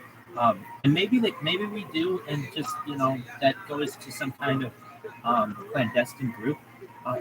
If they do exist, on the um, I've been of the camp that maybe thinks that they are somewhat interdimensional. They may have something to do with shapeshifters, perhaps. I mean, if you can be a shapeshifter, you can basically be whatever you want. So you could be a reptilian, you could be a hairy monster, you could be whatever you want, and then disappear when you die, or even if you don't die, and like evaporate into the ethereal world, and we never have any evidence of you. But has anyone ever? I've heard of people who have like said that they've had Bigfoot in their trunk, and then they like open up a little exhibit on the side of the highway, but then it turns out to have just been like ape or something like that. Has anyone ever had any evidence of? And I'm not talking like the last 100 years. Has anybody had a Bigfoot body that they're aware of?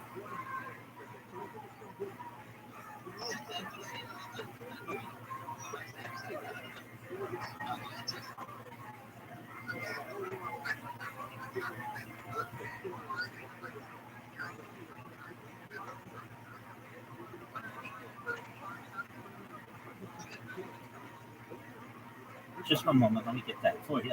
Wasn't it something black? What was it, Logan? Above black.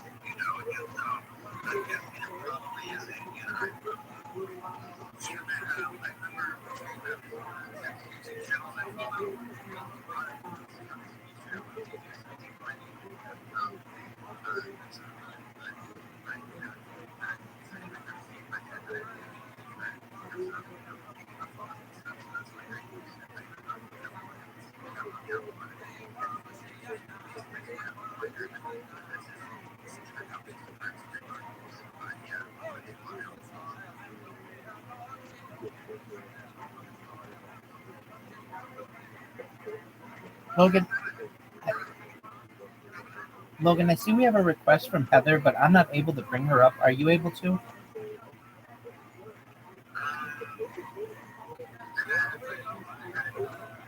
Thank you.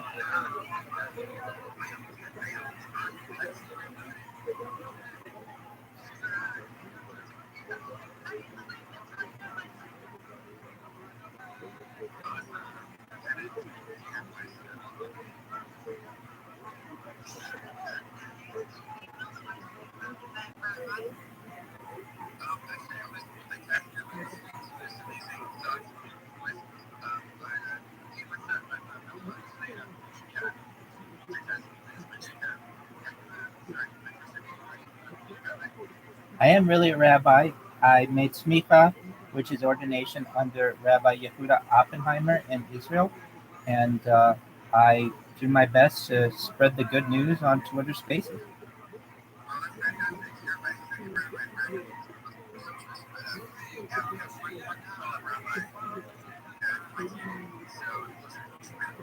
Pleasure to meet you as well, Mello.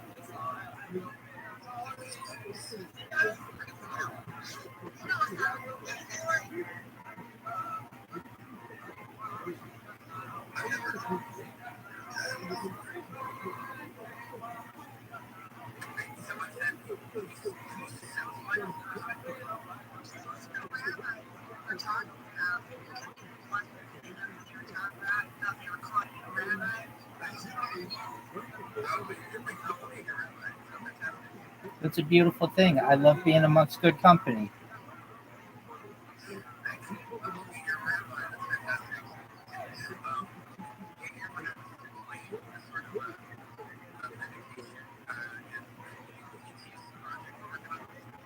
I was not. Please brief me on it. I'd love to hear about it.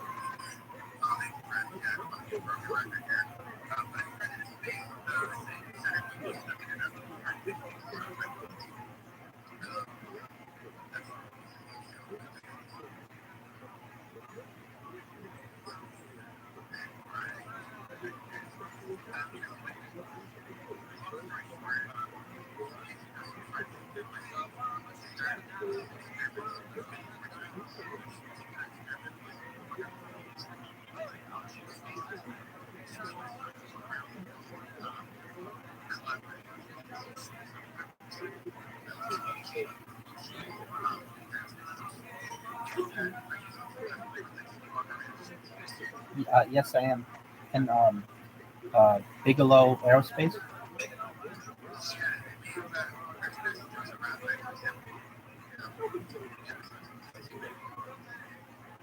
I haven't seen it. I just know of it from Coast to Coast AM.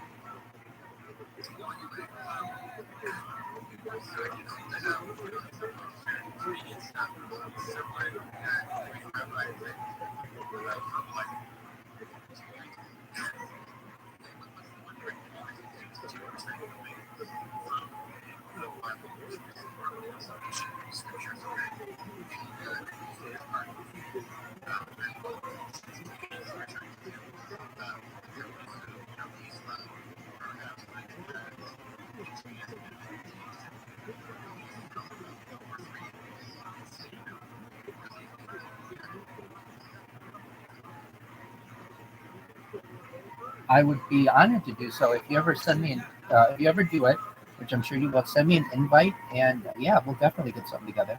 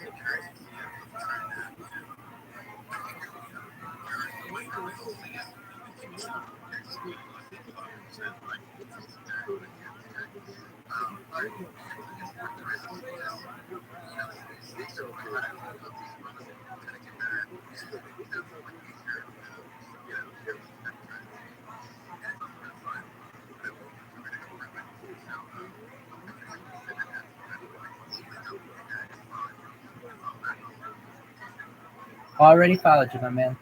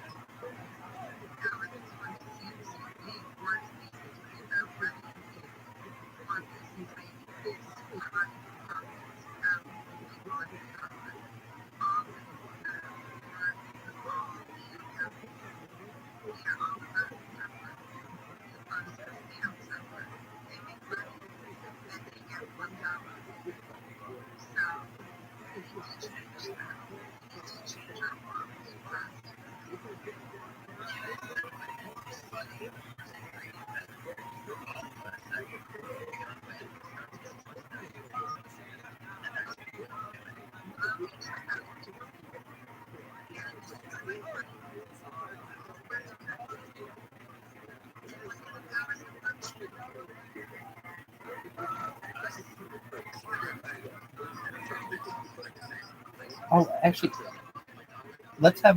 let's have mostly conscious Mike go ahead. Mostly conscious Mike, go ahead, please.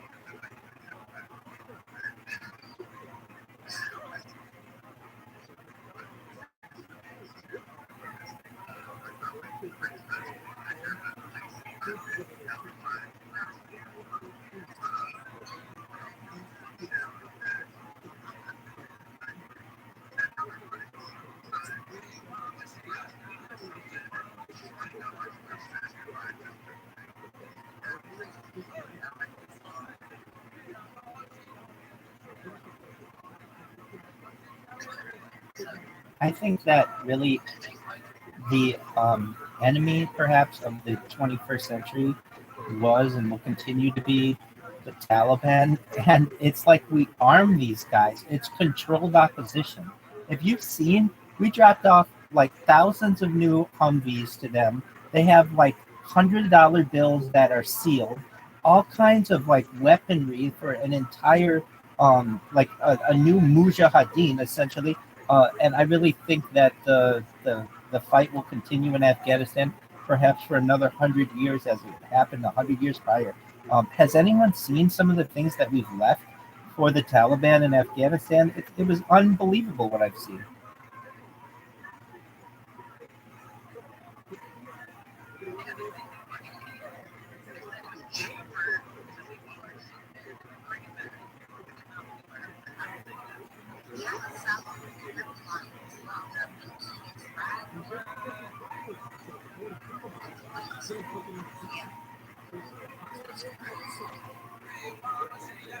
It's ridiculous. It was a very easy way for us to essentially arm an opposition and create an enemy that, and I really don't think that the people that, I mean, honestly, the people of Afghanistan have just lived their entire lives under different regimes and different invading powers.